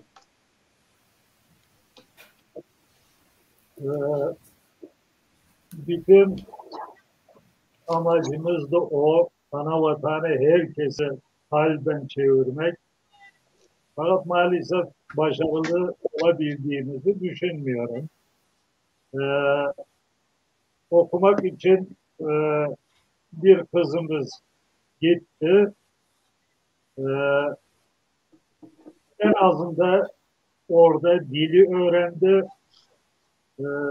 Kaç zaman aldı bilmiyorum, fakat döndüğünde benden daha güzel Haberdi dilini konuşuyor ve yazıyor da. Ben yazamıyorum ama konuşuyorum. Yani yeğenimiz gitti oraya. O okudu. Onun dışında başkasını bilmiyorum, duymadım. Fakat bütün amacımız oraya herkesin kalben yönelmesi. Buna bağlı olarak birkaç cümle de söyleyeyim. Burada Münih Derneği'nin içerisinde yine 23'te 25 sayı olarak bir sene 23 olarak gittiler, ikinci sene 25 olarak gittiler. Bir grup Kafkasya'ya çocukların tatil zamanını oraya gidip geldiler 2 sefer. Bunun dışında Kafkasya'dan akardiyoncu, doktor hocası ve Çerkezce dil hocası çağırdılar buraya.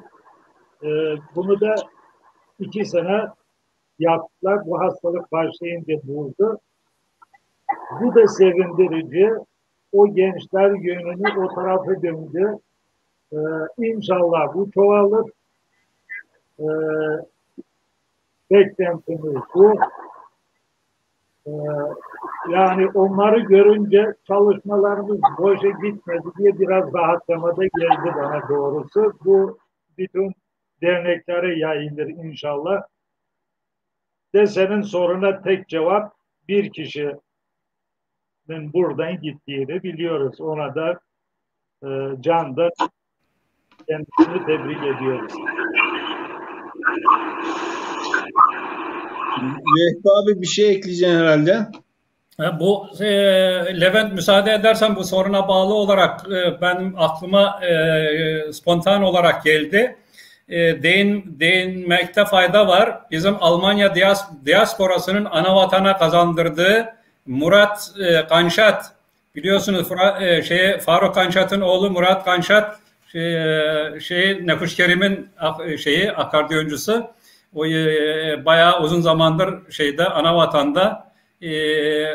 Onu da dile getirmemiz lazım Almanya Avrupa adına. Evet abi. Sana da Vehbi abi, sana bu soruyu özellikle sormadım. Sen de kızını oraya yolladın abi, sağ olasın. Hüsnü abi bir şey daha ekliyor herhalde. Bir şey ilave edecektim. Demin tabii ki konuşmalarda derneklerin üyesinden bahsedildi. Hatam 25 dedi. Tabii ki 25 de var, 125 de var. Yani üye sayısı farklı, Çerkezlerin az bulunduğu yerler var, çok bulunduğu yerler var. Yalnız benim düşüncem hani insanı yaşat ki devlet yaşasın düşüncesindeyim. Bütün derneklerin hemşerilere ulaşması gerektiği kanaatindeyim. Evet Hüsnü abi. Şimdi bu konuya ben de sadece öğrenci bazında değil de şöyle bir örneklemeyle de ilişkileri açmak istiyorum. 2 yıl önce yapmış olduğumuz bir anavatan gezisinde Almanya'dan gelen bir grupla karşılaştık. Onlarla birlikte hatta bir akşam yemeği de organize etmiştik. Oradaki yaptığımız sohbetlerde Almanya'dan bu tip grupların gelip gitmesi konusunda organizasyonların olduğunu, bunun ilk olmadığını da belirtmişti. Zaten abigille karşılaşmıştım. Buradan izliyorsa Fatih'e de selamlarımı iletiyorum. Fatih'le de biz internette tanışıyorduk ama dünya küçük, Türkiye'de değil, orada karşılaştık. Orada birebir tanışmıştık. Bu şekilde etkinliklerin olması da oldukça güzel olduğunu belirtmek istiyorum. Necati abi, sen yurttaşlık bürosunda çalıştığın için sana sorayım abi bunu. Almanya'daki nüfus sayımlarında etnik köken soruluyor mu abi? Siz Türksünüz, Çerkesiniz, Arapsınız, bilmem neysiniz falan diye bir soru var mı? Suali var mı böyle bir şey? Biraz burada o nüfus şeyi, etnik şeyi biraz Türkiye'den değişik. Yani nüfus Türkiye'de mesela ben bilmiyorum, o zamanlar lise çağlarında, liseyi bitirdikten sonra geldim ben buraya. O zamanlar nüfus sayımı sokağa çıkma yasağıyla başlar, bir gün boyunca öyle bir sayım yapılırdı. Fakat burada ben 45 sene falan oldu, bir kere desen sokağa çıkma yasağı, nüfus sayımı var diye bir şey duymadım. Öyle de olmuyor zaten. Bu hastanelerde doğum yapanların %95'i otomatikmen hastane tarafından Bürgeramt dedikleri, nüfus dairesi dedikleri yere kaydı yaptırılıyor. Eline de orada doğduğuna dair kilosu, ismi, her şeyi, etnik dediğim yani geldiği ülke.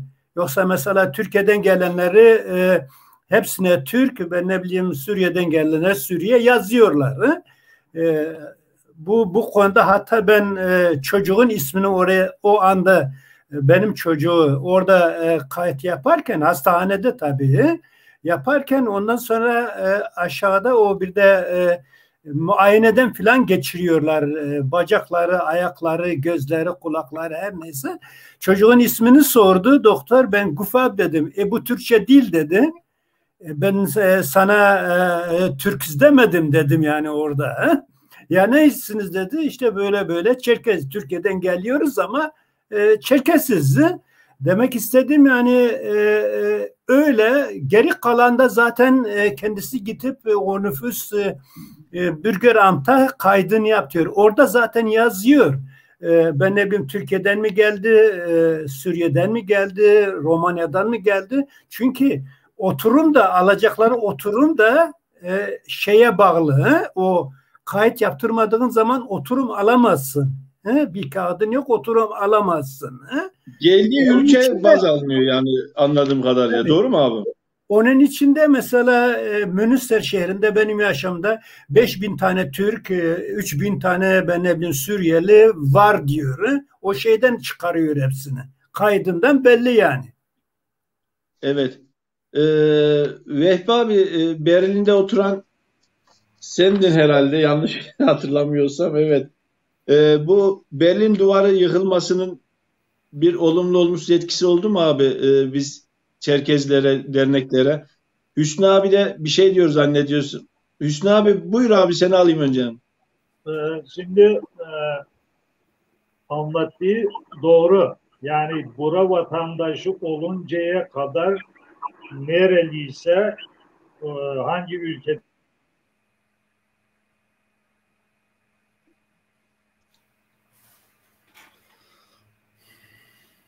Vehbi abi seni alayım abi. Berlin Duvarı yıkılınca bir etkisi oldu mu abi bizim kurumlara? Vallahi kurumlar derken şimdi Berlin Duvarı'nın yıkılması genel olarak Berlin halkına maddi anlamda olumsuz olarak yansıdı tabii. Gayri ihtiyari çünkü Berlinli, Batı Berlin deniliyordu o zamanlar. Batı Berlin'de yaşayan insanlar mahrumiyet bölgesi adına maaşının %8'i oranında prim alıyorlardı. Otomatik olarak o prim kesildi. Dolayısıyla maddi olarak bayağı bir etkilenme oldu. Onun ötesinde yani Almanya'da yaşayan insanların tümü nasıl etkilendiyse Çerkezler olarak biz de o anlamda olarak etkilendik. Ancak bizim için eskiden Sovyetler zamanında misafir falan geldiği zaman yani duvar açılmadan önce misafirlerimiz geldiği zaman götürüp izlettiğimiz yerler yok oldu. Duvarlar kaldırıldı. Yani o zaman götürüp o duvarların oradan öbür tarafa Doğu Berlin'e baktırıyorduk misafirleri filan. Enteresan oluyordu. O tür şeyler kalktı. Onun ötesinde gene bir duvardan parça alıp saklamışsın abi. Öyle kulağıma bir şeyler geldi. Nereden duydun ya? O herkes yaptı. Biz de birer parça bir şeyler sakladık zamanında. Evet. Abi son iki sorumu da sorup hemen kısa olarak cevap izleyicilere geçeceğim artık. Abi bunu Amerika ile sohbetimde öğrendim. İkinci Dünya Savaşı'ndan zannedersem anladığım kadarıyla cephe değiştirip o tarafa gidip daha sonra onlarla giden gruplar olmuş. Almanya'ya İkinci Dünya Savaşı'ndan sonra bu şekilde giden Çerkezler var mı?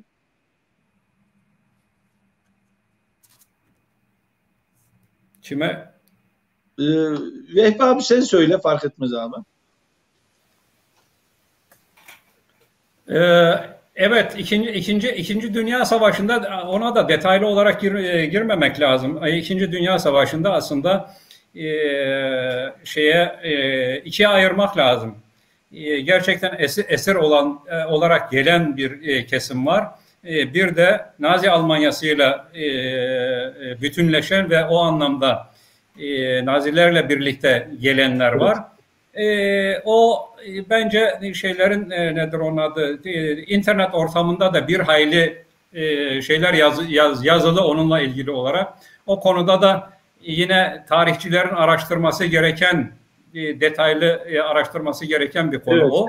O konulara biz hiç girmeyelim ama iki taraftan da gelen, iki taraflı olarak da gelen olmuş.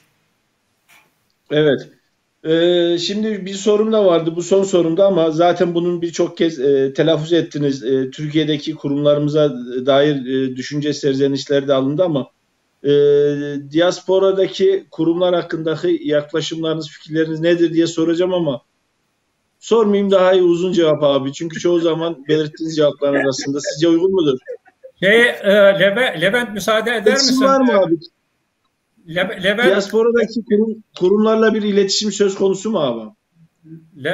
Levent, galiba bir şeyi soracaktın. Onu unuttun galiba. Bizim bu festivalle ilgili olarak. Abi unutmadım da bir 7-8 sorumu vallahi şey yaptım. Bence o biraz önce sorduğun sorudan daha önemli. Festivaller yapılıyor mu abi, böyle ortaklaşa kültür festivalleri? Ya şimdi bu Berlin'de yapılan festivalle ilgili olarak biraz bilgi vereyim. Gerçekten önemli bir konu. Karneval der Kulturen deniliyor. Yani kültürlerin karnevali veya kültürlerin festivali anlamında. Berlin'de 1996 senesinden bu yana yapılan bir etkinlik bu. Bu etkinlik Hristiyan aleminin bu Paskalya'dan 50 gün sonra falan gelen bir dinsel şeyleri var, tatilleri. Ona denk getirilerek yapılıyor. Dolayısıyla o dönemde evet işte bu görüntüler Berlin'in Kreuzberg dediğimiz bir semti var. Orada bir takım bir hayli geniş alan kapatılıyor. Yani trafiğe kapatılıyor. Orada bir sürü standlar açılıyor. Sahneler kuruluyor. Ve buralarda bir yığın insan kendi kültürel yemeklerini sergiliyor. Aynı zamanda sahnelerde sanatlar sergileniyor ve mesela o sahnelerden birinde bizim Köln'den arkadaşımız Cancati Aykut'un kendi grubu Guha grubu Çerkesçe şarkılar sergilemişti. Bu etkinliğin en önemli şeylerinden bir tanesi de 6 kilometre bir sokakta, yani caddede 6 kilometre cadde yürüyüşü yapılıyor. Bu yürüyüşe 100'ün üzerinde grup katılıyor. Dolayısıyla 1 milyonun üzerinde de insan izliyor yani bu etkinliği. O anlamda çok önemli. Mesela bu sende de olacak şu şeyi bu olsun biz o zamanlar aynı zamanda dikkat ederseniz bu broşürlerin arkasında da Çerkeslerle ilgili Çerkesleri dile getiren özet bilgi var. O yürüyüş esnasında 6 kilometrelik yürüyüş esnasında biz o kadar bir yığın insana bu broşürleri de dağıtarak katıldık 3 sefer. Burada dediğim gibi bu organize için yürüyüşe 5500 kişi olarak o yürüyüşe katılıyor. Dolayısıyla bunun bütçesini de organize edenlerin verdikleri bilgiye göre 750 bin euro. Bu 750 bin euronun 250 binini Berlin Senatosu karşılıyor. Geri kalan tarafı da sponsorlar tarafından karşılanıyor. Burada önemli olan şu: bu etkinlikte bir yığın televizyon kurum ve kuruluşlarıyla röportaj yapma imkanı oluyor. Artı bu organizeyi yapan grup şu gösterdiğim şekilde her seferinde bir kitapçık bastırıyorlar. Yine bu kitapçıkta kendimizi tanıtacak bir bilgi verme imkanına sahip oluyoruz. Aynı zamanda dediğim gibi televizyon kurumlarına röportaj verme imkanımız oluyor. Enteresan, bu anlamda dünyanın bir yığın yerinde kendimizi tanıtma anlamında çok önemli bir yer tuttu. Mesela örnek olarak verecek olursam o zaman gazete ve internet ortamına düşen şeylerden mesela bir tanesi diyor ki bu Karnaval Festivali'ni anlattıktan sonra son cümlesini diyor ki başka ne zaman bir Çerkes'e neredeyse dokunacak kadar yakın olabilirdin. Öbürü diyor yine Karnaval'i anlattıktan sonra bugünden itibaren dünyada Çerkes diye bir halkın olduğunu ve bu Çerkes halkının da kıyafetlerini bugünden itibaren biliyorum diyor. Dolayısıyla yani kendimizi tanıtma, biz her zaman bir takım şeyleri kendimize yapıyoruz. Dünyaya tanıtma anlamında gerçekten çok önemli bir etkinlik bu etkinlik. Dilerim bundan sonraki dönemlerde şimdi pandemiden dolayı ve hatta pandemi demeyelim, özellikle son yıllarda Ramazan'a denk geldiği için maalesef birkaç seneden bu yana katılma anlamında düşünmedik bile.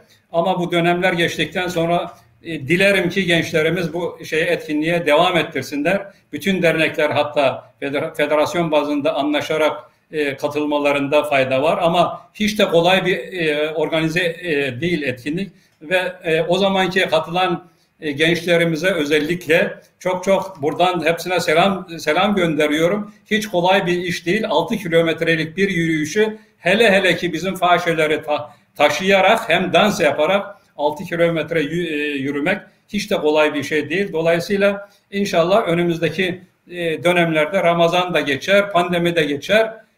Bu etkinlikleri devam ettirirler. Evet. Yürüyüş değil, 6 kilometre dans ediyorsun.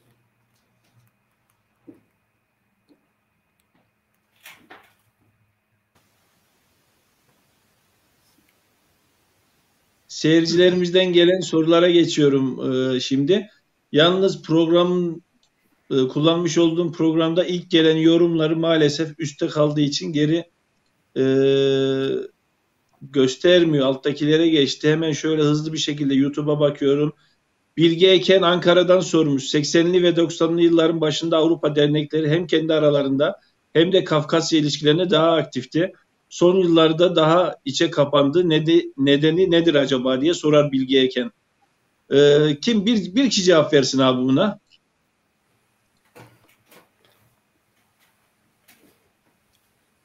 Soru neydi? Sesim... Levent, soru neydi? Abi sesim geliyor değil mi? Evet. 80'li 90'lı yılların başında Avrupa dernekleri hem kendi aralarında hem Kafkasya ilişkilerinde daha aktifti. Son yıllarda biraz daha içine dönük yapıda dönüştüler. Bunun nedeni nedir acaba diye sormuş Bilge Eken Ankara'dan.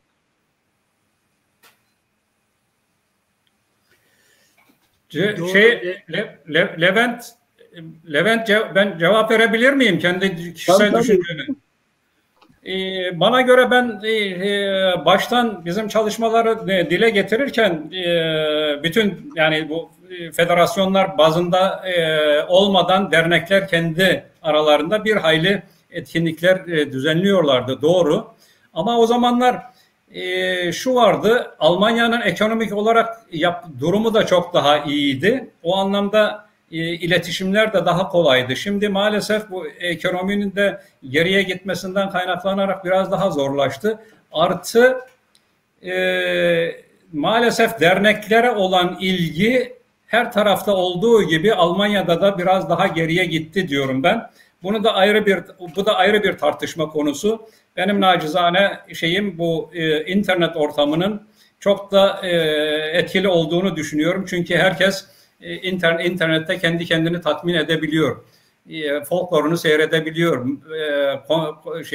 Konserini seyredebiliyor. Şarkısını dinleyebiliyor. Şunu yapabiliyor, bunu yapabiliyor. Hem de kimseyle yüz yüze tartışamadığı şeyleri bal gibi tartışabiliyor. Dolayısıyla deşarj oluyor yani o anlamda. Ama ana vatanla olan ilişkiler geriledi diyemeyeceğim ben. Tersine mesela biraz önce Münih tarafından organize edilerek grup halinde gidilen ve ana vatanı ziyaret eden arkadaşlar var. Kişisel olarak bir hayli gidip gelenler var. Yani bence ana vatanın yolu 80'li yıllardan daha açık. Daha fazla gidip gelenler var bana göre. Evet. Hüsnü abi tekrar hoş geldin abi. Kesilmişti. Bir izleyicimiz Facebook üzerinden sormuş. Fipş haşarfu Avrupa diltepo şemsit da pugupare kültüren bizem tevkavacı. Kültür, dil gibi konularda Avrupa'da yaşayan hemşehrilerimiz ne gibi katkılar sunuyor diye sormuş. Herhalde yapmış olduğu çalışmalarla zaten kültüre yönelik katkılar sunuyorlar diyebiliriz kısaca yani. Valla onu soran Adiyebze olarak sorduğuna göre Adiyebze olarak mı cevap verelim bilmiyorum. Yani Adiyebze jıtanuma gupsam زرشت زره شاسه هم یا لجقه هم سوری تبستی حاسه و ترکب زگت عدیب زگه ترکب زگه قبورم آمه شاسه هر یا خزرفک خودیز که بزمی یا حشاوه کلتورمی یا حشاوه سسر شواقم شکم کن قوجن هم یا حشاوه اما زریکه یا حشاوه آوه مرجعان كويس بسومي عشان كويس يوروبا شواقم شبسوادية هر زعمي بت أخم بيتهم وده زغورسي مارس شمار مارس زرشتم شحكي هودي زفك يا هودي زرتما يلقون سيجوهم يا نوچ سرات زوچار Hüsnü abi bu sıradakiyi de sen cevapla abi o zaman. Kadir Şahan Ankara Şıpso Jilastene şu dinahıcı Kadir Yavuşaz Adiyebze Getikev. Fipş haşhafu şekesim yis adiyeker nemitsem şıpsuateme nah Şemigvedonu kıstenejin uçji. Tam da okuyamadım belki ama diasporada yaşayan Çerkezler Almanya'da yaşasa daha mı kültürlerini koruyabilirdi diye soruyor. Hüsnü abi senden alalım. Veli abi zanco cevap yetedir mitin çao ses sigutçısı ke muhadizir jisinci ağaçlar Türk'ün çıpso yaşatın Türk'ün çıpsom nakara nıbı zıphumen ken aktın bir çıpso ham zahumenin ken aktın çao de dimağ asi ve tij fi amhodu dem de şkol kadef dizuk var adiyebze ke dagayen ve şitunu sıkıç za aram ko twaqanu ababze ke dimağ ostan Türkiye'm nakara zeke kültür ke zıphumenu mırnaktınş bınak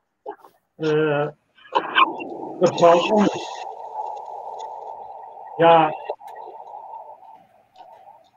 Nah huytiniga gratisi bu anken. Necati abi bu soruyu sana ileteyim abi. Aydın Coşkun sormuş. Avrupa'da bulunan iki federasyon olduğunu biliyoruz. Acaba ilişkileri nasıl? Türkiye'deki gibi sizde mi hiç irtibatınız yok diye sormuş ama zaten cevabını vermiştik aslında. Doğru değil mi Doğru. abi? Cevabını verdik. Yalnız ben Hüsnü Evet. abinin söylediği şeye bir katkıda bulunacaktım. Şimdi Evet, onu diyecektim.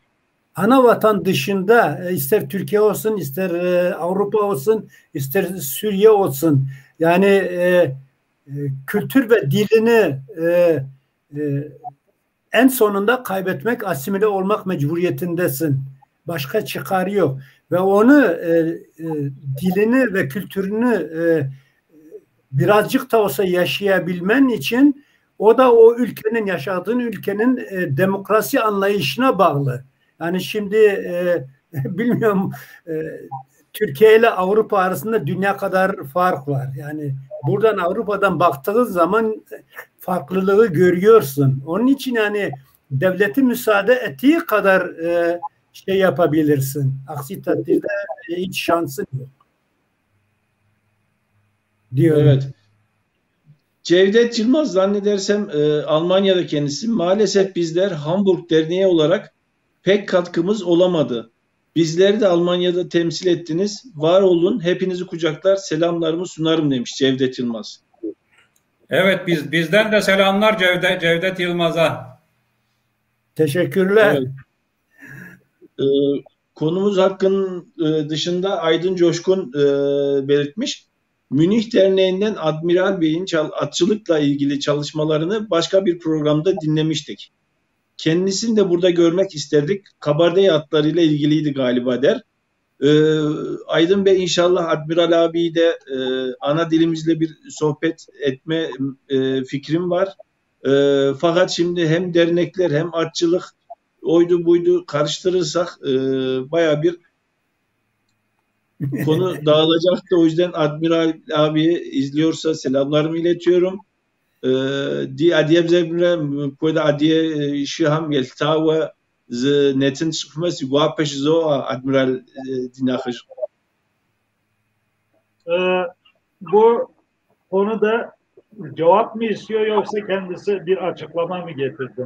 Yok, keşke o da olsaymış demiş abi.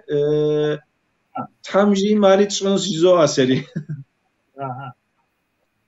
Şimdi bu yayın Kafkasya'dan da Katar'dan, Uzunyaylan'ın bazı köylerinden, Beyazköy'den ve şehirlerden de izlendi. Yorumlar geldi. Ana dilimizde neden konuşmuyorsunuz dediler. Ana dilimizde konuştuğumuz bağlantılarımız da olacak ama doğruyu söylemek gerekirse Doğu Batı diyalektinde ben bir hayli zorlanıyorum, çözemiyorum. O yüzden ortak lisan olarak düşündük. İnşallah yardım eden olursa Batı diyalektiyle konuşanlar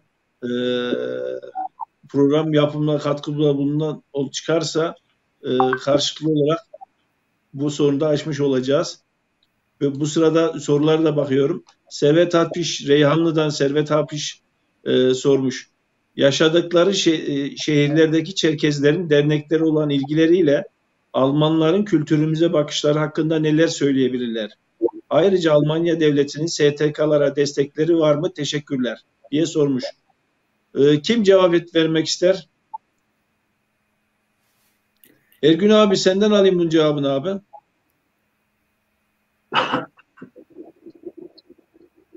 Abi yaşadığınız şehirdeki Çerkezlerin dernekleri olan ilgileri nasıl?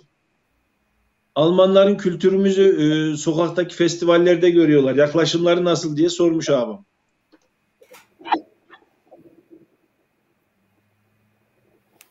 Ergün abinin sesini kısmışız. Pardon, özür dilerim. Özür dilerim Ergün abi. Sesim geliyor mu şimdi? Geliyor abi. Evet. Yani halklar ile ilişki kurduğu zaman kendilerinde efendim bir takım entereseleri oluyor. Mesela Türkiye'deki gibi. Türkiye'de eğer sen kendi halkını beraber yaşadığın insanlarla diyalog içerisinde isen sen onlardan bir takım şeyleri öğreniyorsun, onlar da senden bir takım şeyleri öğreniyorlar. Mesela Almanların bizim Çerkesleri tanıdıkları gerçek, tanıyorlar. Bazı kişiler efendim çok basit bir tarzda dile getirir ama en azından yani Kafkasya denildiği zaman çünkü kendi tarihlerinde Kafkasya bilinir. O anlamda tanıyorlar. Kültürlerimizde tanıyorlar. Ama bunun dışında böyle yüzeysel olarak tanıyan bir şey var. Mesela benim çok üzüldüğüm yani rencide oldum da diyebilirim. Yugoslavya'daki Çerkeslere yardım edilmesi için gitmiştik bir şeye. Üst düzey bir adamın oraya. Çerkesleri nasıl tanıyorsunuz, tanıyor musunuz diye bir şey sormuştuk. Çok enteresan bir şey söyledi Levent. Beni çok incitmişti o. Çerkesleri dedi ben saray şeyleri olarak ve Ürdün'deki Hüseyin'in koruyanlar falan şeklinde. Beni çok incitmişti. İşte bizim yani yapamadığımız, demin bir arkadaş sordu yani daha önce Kafkasya ile ilişki kuruluyor muydu, kurulmuyor muydu falan filan diye. Bunların hepsi doğru, sorulabilir. Ama biz hakikaten dünya çapında kendi kültürümüzü tanıtabilecek herhangi bir sağlıklı bir çalışma yapıyoruz. Onun için Avrupa Parlamentesi yani üst düzeydeki o politik yapan insanlar için doğru. Halktan hakikaten komşu olmadıktan sonra sadece bu etkinlikler ile tanıyor. Yoksa bunun haricinde bir iki kişiyle tanışıyorsun falan filan. Bunlar ayrı level. Mesela diyelim ki ben Bochum Üniversitesi'nde Ankara Derneği'nin o dönemde çıkarttıkları dergileri o, Kuzey Kafkasya denilen veyahut da efendim dağlara yazılıdır falan filan. Bunları hep kütüphaneye koydurtturdu. Oradaki insanların sayesinde. Çünkü onlar kendi şeylerini yani eğitimleri itibariyle ilgi duydukları için. İlgi kurduğun zaman tabii herkesle ilgi kuramıyorsun. Seni dışarı çıktığın zaman efendim bu Çerkes kavramı onların şeyinde yok. Türkiye'den gelmişse hepsi Türk. Evet, tamam. Onları bilmiyorlar abi. Ya onu biliyor ama sen konuşup da şey yapınca hareketlerinden veyahut da efendim mesela bazı şeyler bizde kemikleşti. Ne yapıyorsun? Ayağa kalkıyorsun. Değil mi? Hepimizde olan bir şey. Diyor niye ayağa kalkıyor? Anlatıyorsun kendini. Veyahut da şöyle bir moda vardı zamanın behrinde. Türkiye'den gittiğin zaman bir yere gittiğin zaman nereden geliyorsun? Türkiye'den. Ve arkasından hemen şu soru gelirdi. Türk müsün, Kürt müsün? İkisi de değilim kardeşim. Diyorsun ki evet. Tamam mı? Bak kafalarında bir şey var. Herkes kendini tanıttı, biz tanıtamadık. Bunu Yani kendimizi bir şey yapalım, eleştirelim. Nasıl Evet. yapardık da O sorun aslında her yerde var Ergün abi. Ondan sonra evet. Aydın bir gece yapıyorsun veyahut da efendimizin bu karnaval dediğimiz olayda o insanlar seni seyrediyor falan filan. O dağıtım bildirilerle de efendimizin şey yapıyorsun, Çerkes'in. Veyahut da efendimizin Türkiye'de Çerkesler var mı sorusunu sormadan Kafkasya'da bir huzursuzluk meydana geldiği zaman o zaman kimse kusura bakmasın gazetelerin bütün şeyleri de pat diye geçiyor. Kiliselerin bile yayınlarında geçiyor. O zaman diyorsun ki demin mesela o kışkırtma dediğim biraz sert olmuştur falan. Bu anlamda efendim insanlar seni kendi şeylerinde tanıyorlar. O anlamda. Evet. Ama bizim istediğimiz gibi değil Levent. Onu da söylemekte yarar var. Aydın yani Coşkun barış seven, iyilik seven efendime söyleyeyim düşünün ya Setenay Vahşe'yi biz Dünya Kadınlar Günü'ne tanıtamadık. Setenay Vahşe'yi bak. Yani bir şeyi dile getiremedik maalesef. Abi görüyorum ama Türkiye'de saat şu an gece 12'yi geçti. İzleyenler de bayağı bir şey oldu. Sorularımızı da hemen sorup programı kapatalım. 3,5 saat oldu abi. Aydın Coşkun belirtmiş. Bir belgesel döküman bir yayın aslında. O yüzden de daha sonra izlenebilir ama Aydın Coşkun sormuş. Avrupa dışından biri olarak bu büyüklerimizi ilk defa görmüş ve tanımış olmaktan memnun oldum diyor. Biz Avrupa'da dernek olduğunu dahil pek bilmezdik. Bu anlamda teşekkür ederiz diyor. Yani ilk başta benim dediğim konuya değiniyor. Aykut Şahin sormuş. Değerli katılımcılar Avrupa'daki Çerkezlerin geleceklerini nasıl görüyorlar demiş. Necati abi bu soruyu sana iletiyorum abi. Hangisini? Bu değerli katılımcı? Evet, Avrupa'daki Çerkezlerin geleceklerini nasıl görüyorlar abi? Genel anlamda.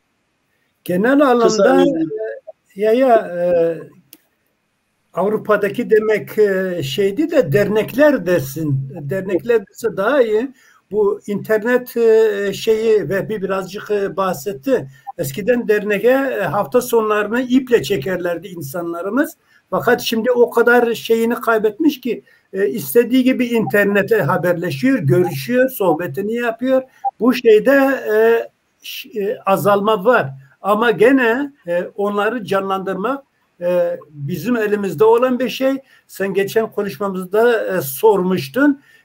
Gençler bu yaşlı veya ihtiyar her neyse yaşı geçmişler şekilde bize yerlerini bıraksınlar diyor. Bu Türkiye içinde geçerli, burası içinde geçerli. Eğer hala biz bu şeylerde dernek başkanı veya federasyon yönetiminde duruyorsak gençlerin olmayışından, gençlerin yeteri kadar bu çalışmalara katılmamasından ileri geliyor. Bir de şöyle diyoruz, buyurun diyoruz o gençlere, kapı her zaman açık. İstedikleri gibi yönetime de girebilirler, çıkabilirler de her şeyi yapabilirler. Ama dediğim gibi yani sorun biz değiliz. Sorun biz değiliz. Türkiye'de de aynı şeyi söylüyorlar. Görüyoruz Çerkez gençlik hareketleri bilmem ne diye bir sürü örgütler var. Ama ben esasında kötü görmüyorum. Bir arada şeyler başlamıştı, o bizim federasyondan ayrılan dernekler bazı etkinliklere katılmaya başladılar filan. Bazıları da tekrardan federasyona girmek istiyorlar. Yani federasyonun geleceği bana göre gerisinden çok daha iyi. Evet. Hujiko diye Rumuz'unda birisi sormuş. Almanya'da Kafkasya'ya dönüşe nasıl bakıyorlar? Dönüş yapıp Maykop veya Nalçik'e yerleşenler var mı? Biraz değindik aslında. Ben birkaç kelime söyleyeyim Levent, eğer müsaade edersen. Maykop'a veya Nalçik'a yerleşen var mı diyor. Yani sorun şimdi bizim oraya gidip yerleşme değil. Bu ben ne bileyim hemen olacak bir iş de değil. İcap ederse bizim çocuklar, bizim torunlarımız onlara dönük çalışmamızı, bu bu yaştan sonra bilmiyorum yani 70'e gelmişken bir şey değiştirmeyi, ama hiç olmazsa geleceğimiz için çalışalım. Onlara yatırımımızı yapalım. Bu uzun bir sene şeyimizi alacak. Onlara katkı yapalım. Diyorlar ya, yapılan binaya bir kerpiç taşı da biz koyalım. Evet. Gene aynı kişi dünya... Katkı yapabilir miyim? Deminki soruya. Bir arkadaş Evet sormuştu. abi. Senin şeyi Levent, bu çok önceleri de tartışıldı. Yani daha tarih bize gelmeden, sürgünden sonra tartışılan yahut da bizim vatanımız olması gerekirdi. Yani ulusal sorun dediğin zaman bunun yanıtı belli. Evet, burada tartışmamız zamanda geçti. Ama şu var, biz nerede olursak olalım, şu dünyanın barış ile birlikte yaşamayı kabul ettiği zaman Levent, biz tarihe karışmayacağız. Ben umutluyum. Ben böyle insanları veyahut da kendimi kritik ederim ama bu insanlar efendime söyleyeyim tarihe karışmaz. Çünkü zaman öyle gösteriyor. Nerede olursak olalım birbirimize elimizi uzattığımız zaman bizim vatan orası. Evet, ulusal sorun da ana vatandır. O doğru. Ama evet, birbirimize elimizi sağlıklı şekilde uzattığımız zaman. Öyle cevap vereyim. Adana'dan Adece Bülent Atçı büyüğümüz sormuş. Kurumlar olarak ilişkilerinizi Türkiye, Suriye, Ürdün gibi yurt dışı olduğunuz ülkelere mi, yok ana vatanına mı daha çok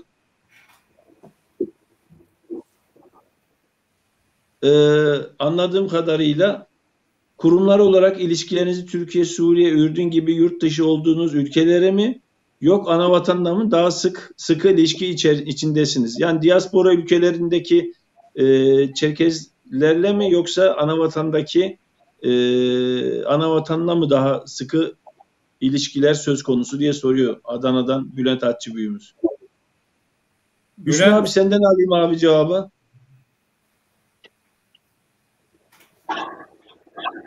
Ben mi dedim? Geldi mi abi sesin? Tamam. Abi Almanya'dakiler diaspora ülkelerindeki Çerkezlerle mi daha çok ilişki kuruyor? Kurumsal anlamda veyahut da bireysel anlamda, yoksa ana vatanla mı daha ilişkiler kuruyorlar abi? Anladım. Tabii ki bütün ilişki olarak en fazla ana vatanla ilişkimiz var. Olması da gerekli. VP'nin bir sözü var. Herkes aynanın karşısına geçsin, baksın ve düşünsün. Bizim dedelerimiz Türkçe bilmiyordu Türkiye'ye geldiklerinde. Babalarımız yarım Türkçe konuşuyordu. Bütün Çerkezce konuşuyorlardı. Türkçe, yarım Türkçe konuşuyorlardı. Şimdi bizler tam Türkçe konuşuyoruz ama hiç Çerkezce bilmiyoruz veyahut da bilenler yarım Çerkezce konuşuyor. Dolayısıyla adım adım kayıp olduğumuz belli. Yani diasporada nerede yaşarsa yaşasın yönünü Kafkasya'ya, ana vatana dönmeyen kayıp olacak. Bunun benim düşüncem ve bizim kurumların düşüncesi olarak çalıştığımız tabii ki Kafkasya ile yönümüz. Evet. Katar'dan Mehmet Emin Ateş selam iletiyor. Katar'dan da izliyorlar abi. Ben seviniyorum Mole videoyu böyle dünyanın farklı yerlerinden takip ettilerime hoşuma gidiyor. Selam olsun halen izliyorsa. Rafet Doğan demiş. Rafet Doğan. Sayın Ergün Dağ İlkokul'da öğretmenliğimi yaptı. Vehbi Kumuk'u üniversite yıllarında Ankara Derneği'nden tanımıştım. Hepinizi selamlıyor ve saygılarımı iletiyorum. İyi geceler diliyorum demiş Rafet Doğan. Aleykümselam. Sağ olsun.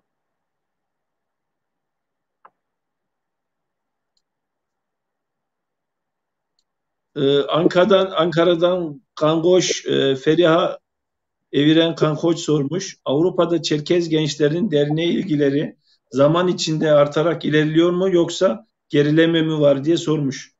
Vehbi abi senden alayım bunun cevabını abi. Sesi açtım abi, özür dilerim. Evet. Levent, bu sorduğun soruların hepsine aslında mutlaka benim de kişisel cevaplarım vardır ama zaman malum. Ama şimdi bunu yönettiğin demek istediğin için demek istediğin bir şey varsa kısaca söylersin abi. Yoksa Levent dedirtmedi dersen yok, ona üzülürüm. Yani hayır, zaman fazla gidecek. Ama sen söyle adını. Demin Adana'dan Levent Atçı'ya benden de selamlar. Selam guapayız o şiş. Ben de 70'li dönemlerin Ankara Derneği'nden Sikum Resip Semre Şekumca Gazza, öyle bir düşünce yapım var. Ama zariye şekum, yani daha doğrusu benim kişisel şeyim, mümkün olduğu kadarıyla da Berlin Çerkez Kültür Derneği olarak ana vatanla daha çok bağlantılı olarak geçirdik zamanı. Ama bireysel anlamda tabii ki vatandaşların %99'u Türkiye'den geldiği için Türkiye'ye gidiyorlar. İzinlerini, eş dost ziyaretlerini orada yapıyorlar. Onu öyle geçelim. Evet, şimdiki soru, Avrupa'da Çerkez gençlerinin derneğe ilgileri zaman içinde artarak mı ilerliyor yoksa gerileme var mı? Maalesef buna sırf gençler anlamında vermeyeceğim ben cevabı. Biraz değinmiştim ben o konuya. 80'li 90'lı yıllara oranla derneklere ilgi, benim nacizane bakış açım, benim gördüklerimi söylüyorum, azaldı. Bunun da dediğim gibi internetin bir yığın faydası varken o kadar da zararı olduğunu düşünüyorum. Çünkü artık insanlar sanal ortamda ihtiyaçlarını gideriyorlar. Yani bir konsere, bir seminere, bir tartışmaya, bir takım şeylere ihtiyaç duymuyorlar. O yüzden de bir de ekonominin de etkisi var bence. Ama sırf onu sadece gençler olarak ayırmamak lazım Avrupa'da genel anlamda. Evet. Cevdet Yılmaz bir not düşmüş. Levent Kaplan kardeşim pardon. Levent Kaplan kardeşim, mümkünse derneklerimizde şu an sesim açık mı? Açıkmış. Levent Kaplan kardeşim, mümkünse derneklerimizde şu anda gençlerimiz daha aktif ve çalışkanlar. Onlardan yeterli bilgi ve görüşlerini almanı tavsiye ederim. Çünkü gelecek bizi onlarda bekliyor. Selamlar demiş. Değerli büyüğüm herhalde Cevdet Yılmaz, yaşını bilmiyorum. Şöyle diyeyim, gençlerimiz elbette ki bizim gençlerimizde irtibatımız söz konusu illaki olacak. Yaşlıydı, gençliydi şeklinde mole video veyahut da şahsın bir şey ayırmıyor. Fakat yayının başında da belirttiğimiz gibi programımız geçmişten günümüze, yani gidip 70'li 80'li yıllardaki olayları 18 yaşındaki 20 yaşındaki gençlerimize sorarsak cevap alamayacaktık. Bu yayının konsepti o şekilde bir yayın oldu. Diaspora Avrupa'ya, Almanya'ya ilk giden dönemden başlayarak ele almaya çalıştık. İnşallah yayınlarımızda devam edecek diyorum. Aykut Şahin, Hollanda toplantısı 1985'te yapılmıştı diye not düşmüş. Evet. Aydın Coşkun Avrupa'dan birisi mi acaba, bilemiyorum. Büyüklerimizin değerli geçmiş hikayelerini zevkle dinledik. Keşke federasyon başkanı da katılsaydı ve onu da tanıyabilseydik. Hiç değilse federasyonla ilgili taze bilgiler edinirdik. Bu konuya da bir dipnot düşmek istiyorum. Yayının başında ben söyleyecektim, kaldı. Zati Bey'le de zaten daha önce görüşmemiz olmuştu. Fakat bunu buradan açıklamam ne kadar doğru bilemiyorum ama kulak misafiri oldum, öyle diyeyim. Eşim Kafkas Dernekleri Federasyonu'nun yönetim kurulunda olduğu için Turan Bey'in bir çalışmasıyla birlikte bu tip kurum başkanlarıyla Kaffet sohbet programları gerçekleştirecek, çalışmaları gerçekleştirmeyi düşünüyorlarmış. Şimdi büyük bir kurumumuz bu şekilde kurumsal bir programı düşündüğü için ben Amerika yayınından sonra kurum başkanlarını bu seriye almamayı uygun gördüm. Zati Bey'le o yüzden davet bile etmedim doğruyu söylemek gerekirse. Ama sağ olsun bu yayının oluşmasına büyük emek sarf etti. O oluşturdu bu ortamı. Kendisine de tabii ki teşekkür ediyorum. Zati Bey, Veroga Zati Bey yayınlara çıkıyordur, çıkacaktır. Yani artık kendi bilecekleri iş ama dediğim gibi benim programda neden yer almadı dersek cevabı buydu. Kurumumuz bir şekilde bir program düşününce mükerrer yayınlar yapmamak adına kurumsallığı daha önem verdiğim için Zati Bey'e bu şekilde bir direkt teklifte bulunmadım diye not düşmek istiyorum. Evet, Kanşat büyüğümüze de bol bol geçmiş olsun selamları var. Saffet Yıldırım sormuş. Almanya'da yaşıyorum. Kabardeyce'mi geliştirmek için imkan arıyorum. Ne tür imkanlar var? Frankfurt'ta yaşıyorum. Dinleyebileceğim Kabardeyce Radyo TV kanalı var mı diye soruyor. Şu anda pandemi nedeniyle dernekler kapalı zaten. Doğru mu söylüyorum büyüklerim? Radyo TV kanalı var mı diyor. Adiyevze programlar yapan yayınlar. Radyo kanalı var. Ayrıyeten Almanya'da yaşıyorum. Kabardeyce'yi geliştirmek için yazıyor ya. Daha bir hafta önceye kadar Nalçık'tan Kafes ve Dünya Çerkes Birliği'nin birlikte ortak hazırlamış olduğu online Çerkesçe Doğu diyalekti daha yeni sona erdi. Tahmin ediyorum birkaç hafta veya birkaç ay sonra tekrar şeye geçecek yani. O kurslara kaydını yaptırır, oradan da online üzerinde de öğrenebilir yani. Herkese de bu sadece Doğu diyalekti, keşke Batı diyalekti de yapıp ikisini de birden yürütseler. Ben ne bileyim Adiye'den, Maykop'tan da diğer diyalekt. Herkese de tavsiye ederim yani. Benim çok hoşuma gitti. Murat hocamız vardı. Mükemmel yani. Tavsiye ederim. Evet, şimdi ona şöyle bir ekleme yapmak istiyorum ben. Kayseri Kafkas Derneği'nin tüm dünyaya açık bir kursu vardı. Zannedersem devam ediyor ama bir ay falan oldu başlayalı. Aynı şekilde Kafkas Dernekleri Federasyonu'nda internet ortamında böyle bir kurs gerçekleştirdi, duyurdu.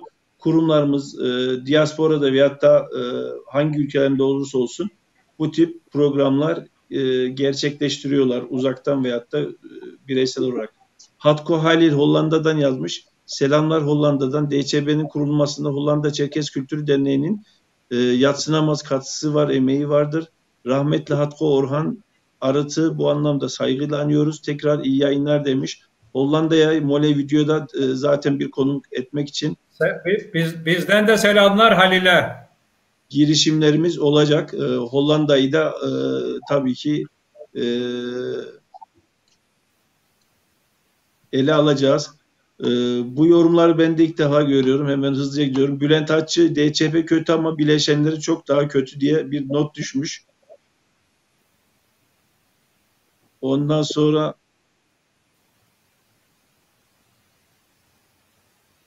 sorulara bakıyorum.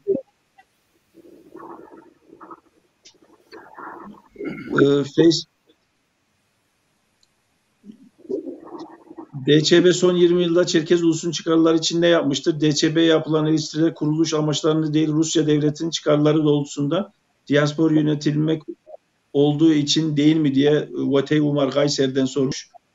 Eklemek istiyor musunuz yoksa DÇB konusunda zaten yeterince değindik. Bilmiyorum ekleyeceğiniz bir şey var mı abi? Yok.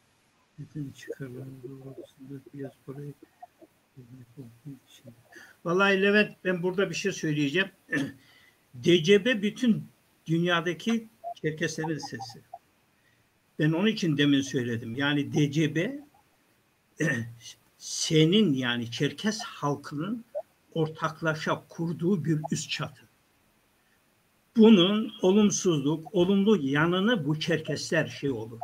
Şunun etkisi, şunun etkisi falan şeklinde yorumlamaktansa eğer varsa arkadaşlar oturup DCB nasıl olmalı diye tüm Çerkesler soru sorması gerekir. Yani bu şekilde yönlendirmesi gerekir. Şu kötüdür diye kaçmanın bir mantığı yok. Bunlar yani DCB mesela kritik yapabilirsin. Yapmak hakkındır. Mesela ben kritik ediyorum. Bırak DCB'yi kurulmadan önce 84'te Kafkasya'ya gittiğimiz zaman Nalçık Üniversitesi bir seminer vermişti. Yani tanıtma anlamında. Rahmetli Zavur oranın yardımcı dekanıydı. Savunduğumuz bir şey vardı. Mesela coğrafya dersleri dedik efendim Adıyaca Belediyesi. Tamam mı? Ney? Tanıtma anlamında. Getirilecek bir sürü pozitif şeyler var Levent. Ama yıkıcı, ben yıkarım bunu dediğin zaman o zaman alternatifini çıkartacaksın. Diyeceksin ki arkadaş nasıl yaparız da bunu düzeltiriz. Yani ne Nalçınmalı ne diasporanın. Tüm Çerkeslerin ortak örgütü merkezi Nalçık. Niye Nalçık dediğin zaman da bunun tartışması vardır. O kadar da uzatmayalım. Sevgili arkadaşımıza o zaman Evet. bu şekilde diyelim. Vatey Umar gene bir yorum getirmiş. Ya yorumları tek tek okuyacak olursak zaten sabahı bulacak. Ondan sonra bu konuda Hujuku'a da bir yorum getirmiş. Biraz diğer taraftan bakar gibi. Ondan sonra Habardey'den sevgiler selamlar diyorlar. Anavatan'da da izliyorlar. Çerkezlerin diasporada varoluşunu sürdürmesi mümkün müdür? Değilse neler yapılması gerekir? Öncelikleri ne zaman vakit ayıracağız diye sormuş Vatey Umar. Ya, kim cevap veriyor? Vehbi abi sana sorayım abi bunu. Bunu bana sor. Hüsnü abi sana sordum abi. Kısa bir cevap lütfen. Şimdi çok da kısa olmayacak. Beni Kafkasya'dan aradılar, isim vermiyorum. Genç, şu yaşta genç oraya gelmek istiyor diye. Ben gelme desem zorlarına gidecekti. Gelsin dedim. Geldi. Burada Haberde, Balkar'dan gelmiş gençler var Nürnberg'de. Bir şekilde yaşıyorlar. Oraya götürdüm. Onların bir araya gelmesini sağladım. Telefon açtım. Bir araya getirdiler. Götürdüm. Dedim bak bunlarla konuş. Ondan sonra yarın seninle görüşürüz.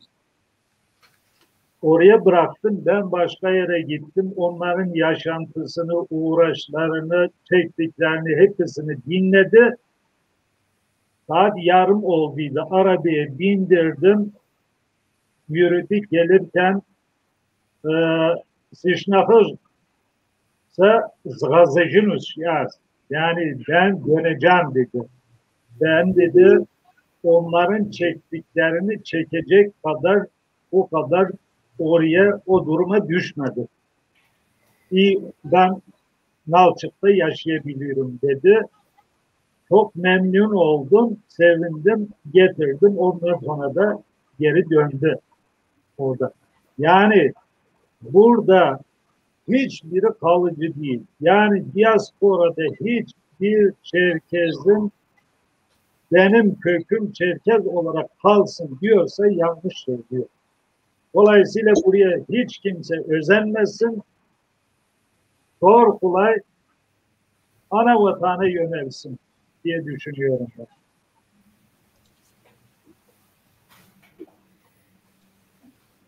Yorumları da yansıtıyorum. Yorumları dediğim gibi okuyamayacağım. Fakat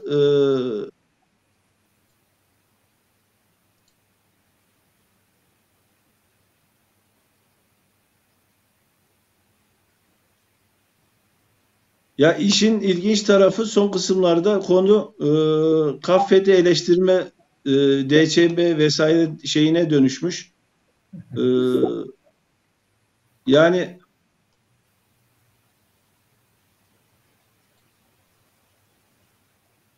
konumuz Kaffet değil arkadaşlar. O yüzden yorumlarınızı burada da yansıtamıyorum maalesef. Konumuz Kaffet değil. Geçmişten günümüze Almanya'da yaşayan dernekler ve yayınımızda yer alan konuklarımız da şu anda yanılıyorsam lütfen beni uyarın. İkisi dernek başkanı sıfatıyla, diğer ikisi de üye sıfatıyla duruyor ki doğru muyum?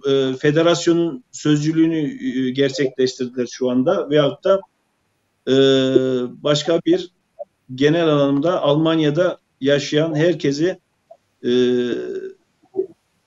kapsamadılar. Doğru diyorum değil mi büyüklerim? Evet. Yani biz federasyonun temsilcisi de değiliz. Nedir? Ben Berlin Çerkez Kültür Derneği'nin başkanıyım. Ama kendi kişisel düşüncelerimi dile getiriyorum ben burada yorumlarda. Biraz önce Vatey Umar'ın sorduğu soruyla ilgili aslında söylenebilecek çok şeyler de var. Yani Çerkeslerin kendi kaderlerini tayin etme hakkını bu 70'li yıllarda aslında bu yazıldı, çizildi. Ama bunun da ana vatanda olması gerektiği de dile getirildi. Ancak bunun yöntemleri nasıl, niçini bununla ilgili olarak saatlerce konuşulabilir tabii. O da apayrı bir olay. Kurum ve kuruluşlarımızın yapabilecekleri şeyler, kendi aralarında yöntemlerini, çalışmalarını ona göre belirlemeleri lazım. Evet. Almanya'da kaç Çerkez var? Dernekler kendi insanımıza ne kadar ulaşabiliyor? Temel problemler neler? Birlik beraberliğin önünde diyor Vatey Umar. Necati abi buna sen cevap ver abi. Sen nüfus merkezinde de çalıştığın için biraz daha Almanya'da ortalama kaç Çerkez vardır abi? Ortalama hani ben kendim yapıyorum da hesaplıyorum da yoksa biz nüfus sayımı yaptığımız falan da yok. İlla ki. Yaklaşık olarak en büyükleri Münih, Köln, Hamburg, Hannover, Berlin. En büyük üyesi olan, en büyük Çerkes'in de oturduğu iller bunlar. Yani diğerleri de bizim gibi mesela ben oturduğum yerde şehir içinde 8 kişi oluyoruz yani. Çevremizle beraber 25-30 kişiye ulaşıyoruz. Onun için yani 50 bini geçmez yani. Bana göre 50 bini geçmez. Ve senin başta da söylediğin gibi bize örnek olarak en yakın dernek 160 kilometre uzakta. Hesaplayacak, düşünecek olursan yani öyle bir geniş alanda mümkün mertebe ilişkilerimizi sürdürmeye çalışıyoruz. Şu andaki olanaklar zaten 20-30 sene geriye gidecek olursan yoktu bu olanaklar. Telefon parası ödeyemiyorduk. Bak oraya gitmeyi telefon parası bile ödeyemiyorduk. Onun için yani elimizden geldiği kadar mümkün mertebe bir şeyler yapmaya çalışıyoruz. Tabii yeterli mi? Yeterli değil. Daha çoğunu da yapabiliriz ama dediğim gibi hem çalış hem o dernek işleriyle uğraş biraz yeteri kadar da şeyin olmadığı zaman nüfusun olmadığı zaman ben ne bileyim belki düşünecek olsam belki Ankara'da belki 50 bin vardır. Biz 5 milyon diyoruz abi Türkiye'de yuvarlak. Yok Türkiye değil Ankara'yı diyorum. Ankara'da eğer 50 bin varsa artık biz Almanya çapında 50 bin ya oluruz ya olmayız. Benim şeyim o yani. Evet. Yüksel Dündar demiş 21 Mayıs'ları birlikte TC'de yapamaz mıyız diye sormuş Yüksel Dündar. Ona ben bir kendi düşüncemi söyleyebilir miyim Levent? Söyle abi. Valla ben o soruya keşke o 21 Mayıs'ları biz Almanya'daki dernekleri örgütleyebilsek de ana vatanda yapsak. Ben şahsen ana vatanda yapılmasını taraftarıyım. Neden Türkiye? Evet. Şimdi şuraya bir yayıncılığıma bir eleştiri de gelmiş. Program sanki, pardon, Şıgalıgo Abdurrahman, Şimali Kafkas Derneği'nin başkanı Şıgalıgo Abdurrahman abi yazmış. Levent kardeşim 12'yi buldu. Gelen soruları sormayacak mısın diyor. Soruyorum Abdurrahman abi, gördüğün gibi abi. Bugünkü yayınımızı saat 9'da değil 8.30'da bu yüzden başlattık. Uzun bir yayın olacağını biliyorduk. Kenan Dar demiş. Program sanki rastgele yapılmış gibi duruyor. Kusura bakmayın demiş. Kenan Bey kusura bakmayın. Burada 6 sayfa not. Ben bir haftadır bu yayın için uğraşıyorum.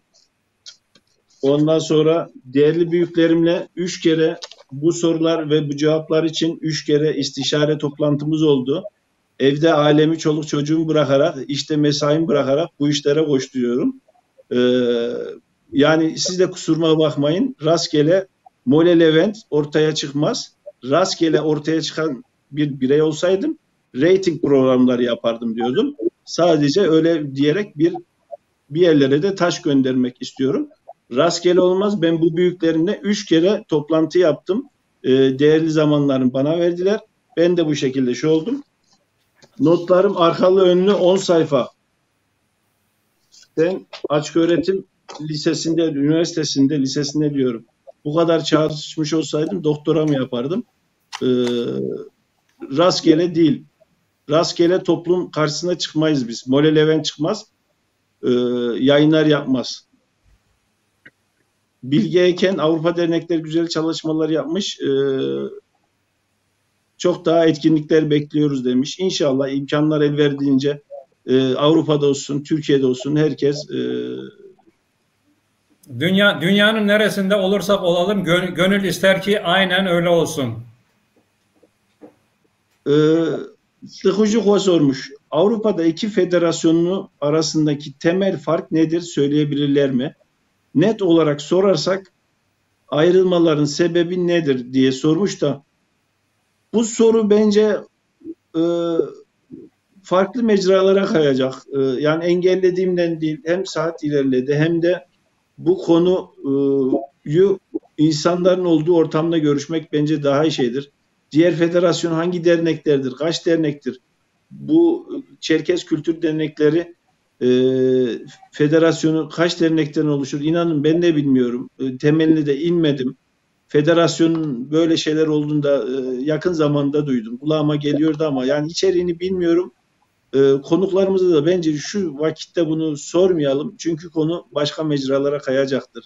Lütfen beni mazur görün. Mole video olarak o onu dedi, bunu dedi üretimsel yayın olduğu için başlıkları yayınlarda ele almayı doğru buluyorum. Sansürcülük de diyebilirsiniz. Evet, bu anlamda sansürcüyüm. Çünkü şahsıma ayıp getirmemek benim en büyük idealimdir. Üretelim. Faydalı olun toplama. Benim amacım odur. Öyle. Harika bir yayın demiş Filiz Koç.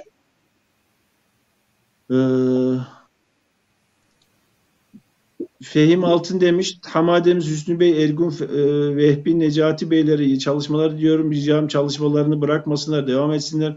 Düzce Üniversitesi'ne de uğrasınlar. Düzce'de misafir ederiz. Saygılar, selamlar Almanya'dan. Zibe Fatih Altın demiş. Bizden de selamlar hepimizden. Selam Fehmi, selam.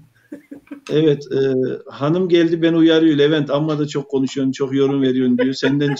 Sen konuşuyorsun, yorumcular konuşmuyor diyor. Kızıyor bana şimdi. Bülent Hatçı büyüğümüz ADC Bülent yazmış. Levent sana ve katılımcıları bütün emektarlara selamlıyor. Çok iyi oldu. Almanya'da bile örgütlenmeleri Çerkez ulusal sorunu kendilerine sorumluluk verdiği bilincinde olduklarındandır diye bir not düşmüş. Evet, yani Çerkezler sadece Türkiye'de değil, dünyanın birçok noktasında var.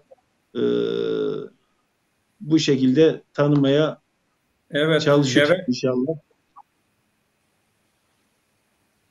Vatey Umar demiş, rastgele veya yapımcı olmayan çalışmalara cevap vermeyin bana kalırsa demiş. Bunu üçüncü kişilerde okuduğu için cevap verdim. Kabul edemem çünkü ben bir hafta yırtınıyorum bir yayın için. 4 saati aşan bu canlı yayında rekor kırmış olabilirsiniz. Görüşlerini sabırla paylaştıkları için saygıdeğer katılımcılara teşekkür ederiz diyor Osman Kağ. Sevgili büyüklerim, gelen yorumların hepsini değil bir kısmını okudum, son kısımda olanları. Ondan sonra gelen soruların birçoğunu okumaya çalıştım. Programından dolayı atladığım sorular olabilir. Ardından atladığım kimisi Çerkez Ethem demiş, kimisi Gürcistan demiş vesaire. Onları direkt olarak atladım. Çünkü konumuz onlar değil. Biraz önce de bahsettiğim gibi konumuzun dışında gelen bence sorular vardı. Onları da sormadım. O onu mu demiş, bu demiş gibi sorular vardı ki o onu demiş, bu demiş kısmı mole videoda olmasını ben istemem. Konuşmak isteyen varsa çıksın başka kanallarda konuşur onları diyorum. Sevgili büyüklerim, biraz önce bahsettim. Konuklarımız ikisi üye durumunda, ikisi de şu an dernek başkanı. Dernek başkanı olmalar hasebiyle illaki kurumsallık arz edecektir. Fakat burada Kafkas Dernekleri Federasyonu diyorum. Almanya Çerkez Kültür Dernekleri Federasyonu adına da zaten bir program gerçekleştirmedik. En azından o yola çıkmadık diye de bir kez daha alt notu düştükten sonra yayını izleyenler için son olarak demek istediğiniz, paylaşmak istedikleriniz varsa kısa olarak alabilir miyim? 4 saat 15 dakikayı gösteriyor. Cidden uzun bir program oldu. Belgesel niteliğinde de bir program oldu. İleriye dönük. Ergün abi şu anki sırayla başlayalım abi. İzleyenlere son olarak paylaşmak istediğin nedir abi? Levent, önce ben seni tebrik edeyim. Eline, yüreğine, beynine sağlık. Sen kim ne söylerse söylesin eleştiri anlamında, sen bilmem Katar'dan nereden insanları birbirine bağlayan bir iş yapıyorsun. Ve bana göre dünyanın en güçlü silahı yayın. Yüreğine sağlık, cesaretine sağlık. İşte bizim insanlarımız belli oluyor. Yok şöyle yapıyorsun, böyle yapıyorsun. Bırak konuşsun. Bırak yayın yapsın, emek veriyor. Emeğine, yüreğine sağlık. Türkiye'deki sevgili vatandaşlarımıza hepsine selam ediyorum. İnşallah sağlıklı yılı geçiririz. Daha sağlıklı, güzel bir çalışma sergileriz. Hepimiz seviniriz. Ama bir şey söylüyorum. Biz hızlı şekilde kurumlaşalım ki bireyselliğin üstüne gelelim.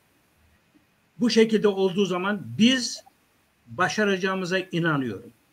Çerkesler zeki insanlar. Ama bir hastalığımız var, bireyselcilik. Bunu lütfen kıralım. Kurum olarak konuşalım. Hepinize selam, saygı, sevgi. Hele gençlere. Gençler lütfen kendinizi sorgulayın. Selam olsun hepinize.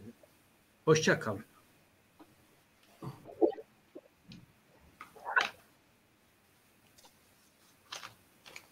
Vehbi evet. Levent سري كوشمي ده أدياب زكي بسات زبجان جزء يا براو إرجولي زرجي أو وفصل فوزوش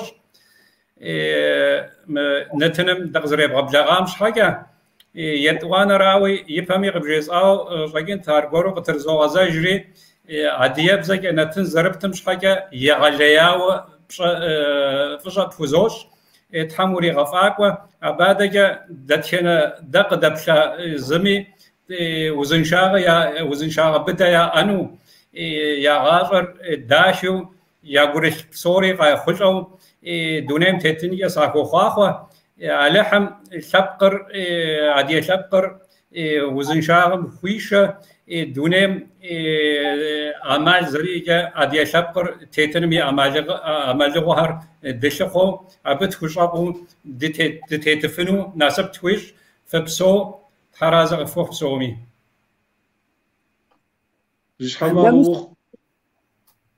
Ben de mi sıra Levent? قبل نجات أبنتا تحاول فساوس لevent موشتت زرتوغ تياجا كيتشم فذا زغرخر تشاخر كتقطا سسبتاقوره دونايم تاجا ادغش امي ينبجي مسكر يبلي بلچخر سكونه تم کوششمی تاویجی که خرمز گرکر یاتیشو زب سوکری تحمیق او خکم زرق تجنم پایه سیلکم.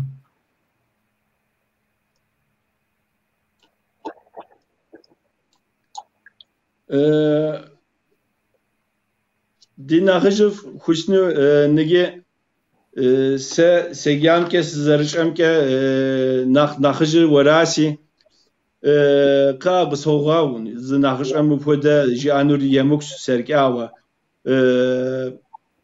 نيجي وري ويقوبش سهر جبانا وجم دي أديا وخيم يشاب زر راس قيوبلم دي أديا بزكا مخاخ شكر يوهيبم دي عالقور خوك يغاب دكري من نتنم يتلام خوزاوة ويقوبش سهر جبانا وجم وخوخمس guapes sinachjuf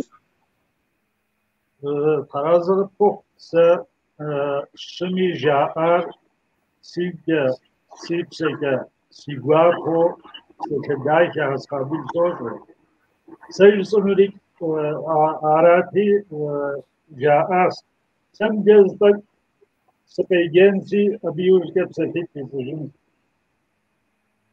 Kafkasya dediğimizde içimizde bir güven doğuyor, bir sevgi doğuyor, hasretlik doğuyor.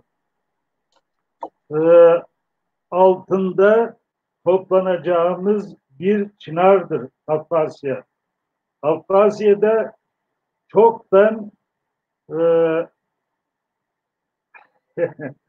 çoktan dikildi, çınarlar büyüdü, korundu, kocaman dalları var. Dallarında ismimiz yazılı, isminiz yazılı. Rüzgar estikçe bizi çağırıyor. Yapraklarını rüzgar salladıkça bize el ediyor. Bizi çağırıyor. Çınar Kafkasya'da birden fazladır. Apazya Cumhuriyeti, Kaberde-Balkar Cumhuriyeti, Çerkezki Cumhuriyeti, Adiye Cumhuriyeti.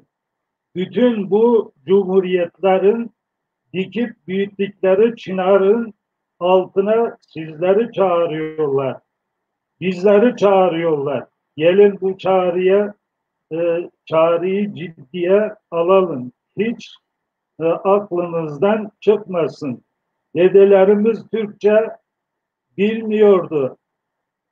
Babalarımız yarım Türkçe konuşuyordu. Şimdi biz yarım Çerkezce veya çoğunluğumuz hiç Çerkezce bilmiyoruz. Var olmanın tek yolu ana vatana dönmek veya irtibatta olmak. Dünyaya dağılan Çerkezlerin ümidi, gururu Kafkasya'da kurulu cumhuriyetlerdir. Yaşasın cumhuriyetlerimiz, yaşasın Kafkasya, yaşasın Çerkezya.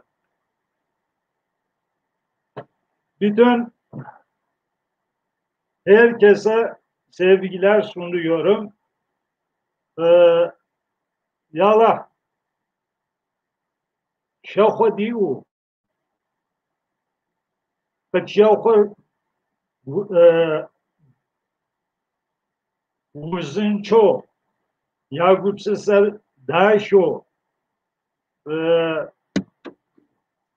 یاgur şepkın paprika teo nemiş şevok kuşuğa hani yagur şekumke gazao şekumke yapseke zağazenu sotava ya Allah ya Rabbi noba uzun çağır dün hep soğumi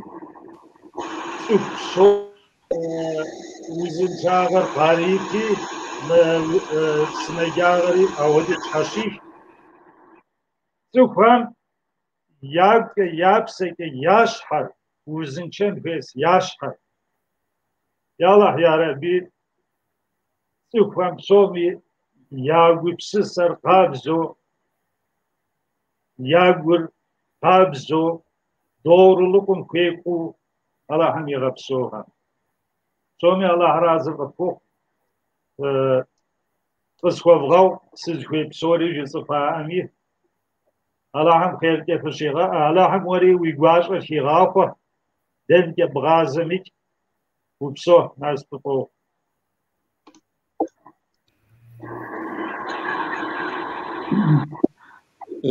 جشحما هو سناخشف فري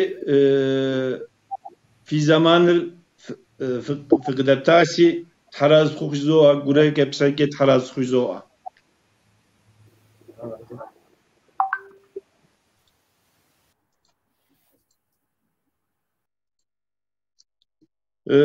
نشحبا ألمانيا جرمانم نمسم دوشراس Siz kapıdan de adiyevzeki siz bsatlas hapkoda yatkiyasi tek adiyevzeket me diguapajasi me nişhaba Germanım nemitsim yeltawa nemitsim şpşo adiyam yeltawa şesitim yithama demre yaperey zamanım yavujita nakhjuf itimre me nemitsim şpşo adiyam yeltawa diwoşeras زگور که سیسیچه که قنشا عصفن زگور جزامه و تکلس همه فرقت حقاقش زوء قانش زگور شرامه یوش که مرمش عاتمه نخفت کده فجبان زگور هشمه سی تلفون سیچ قوی وخیاس سیچ حکس شرامی جواب ریستفز منتن ریو قدری نتن ریو تخوز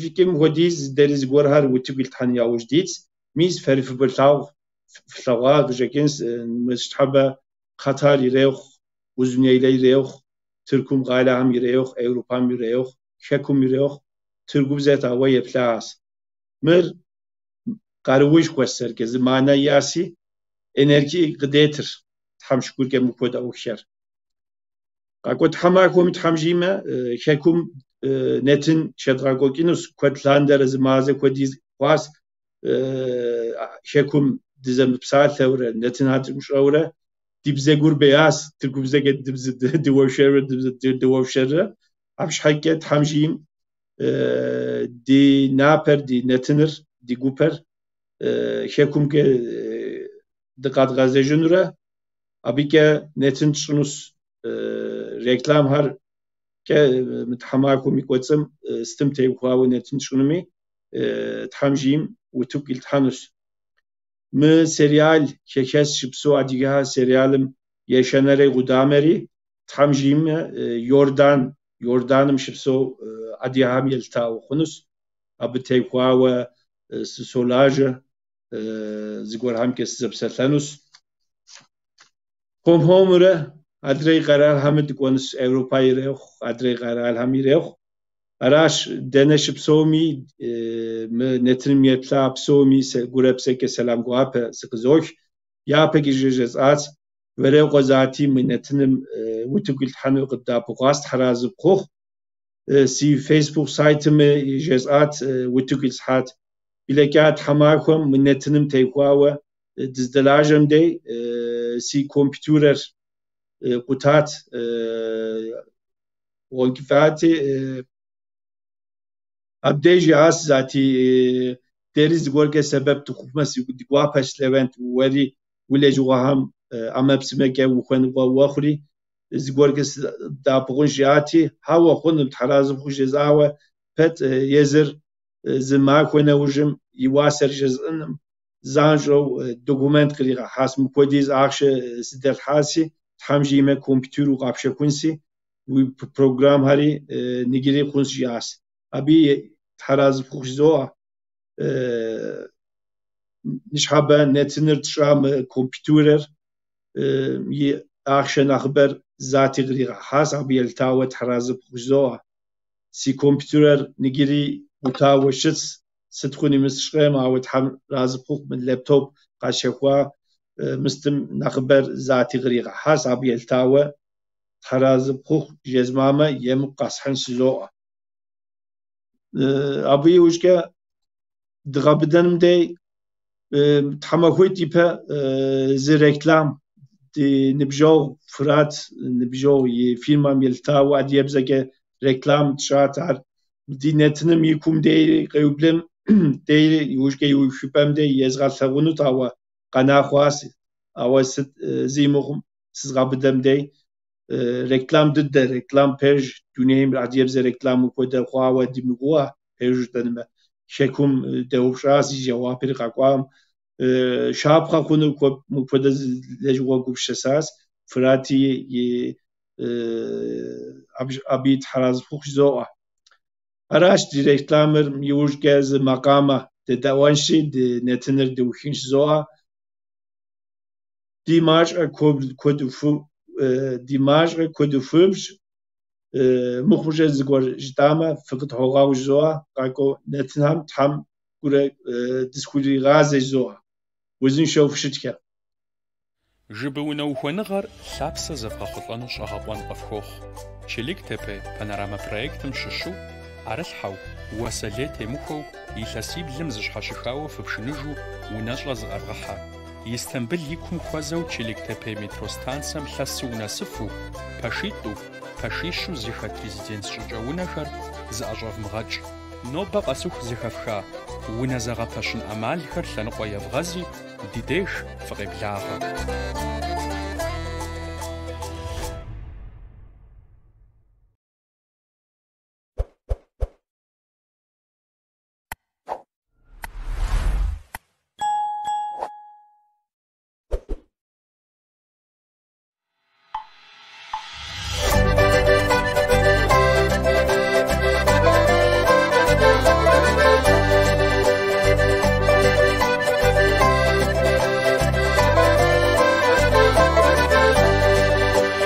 تحوّد غندش زفزاش وبسات أفكار سيقوم قياش ويناتكي تمسدي حكاش نقدن زستا وجنو براوي سدي حكاشي نقدن زستا وجنو براوي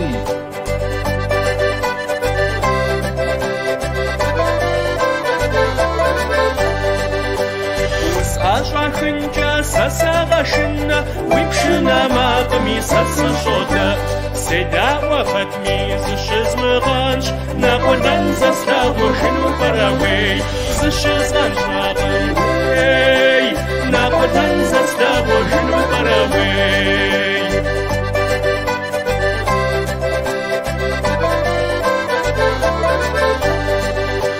في ورا مشوار وقص وحاس وزمخ غفورا نفس تشحاش منفوش باون ويفا يستاش نقدن زستا وجنو براوي سي نفوش باوي نقدن زستا وجنو براوي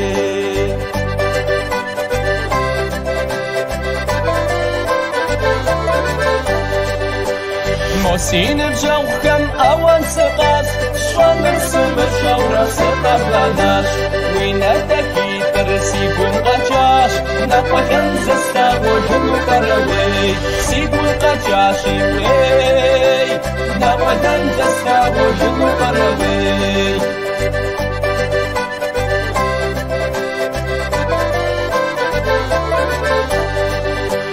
صفر يا رشمات ست أشاجن Лъагъун гъэрбэжмэ хэт пэлъэжын гухэлъ щащи си дэхэкӏей нэкъуэлэн зэслъагъуэжыну пӏэрэ уей гухэлъ щащи нэкъуэлэн зэслъагъуэжыну пӏэрэ уей.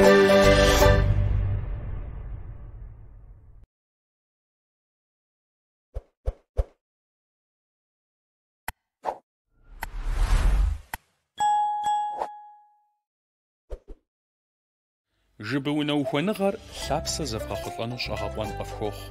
Чилик Тепе панорамэ проектым щыщу, ӏэрылъхьэу, уэсэлей темыхуэу, илъэсиблым зыщхьэщыхауэ фыпшыныжу унэщӏэ зыӏэрывгъэхьэ.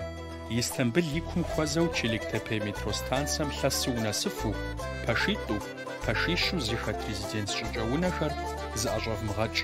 Нобэ къэсыху зыхэфха унэ зэгъэпэщын ӏэмалхэр лъэныкъуэ евгъэзи, ди деж фыкъеблагъэ.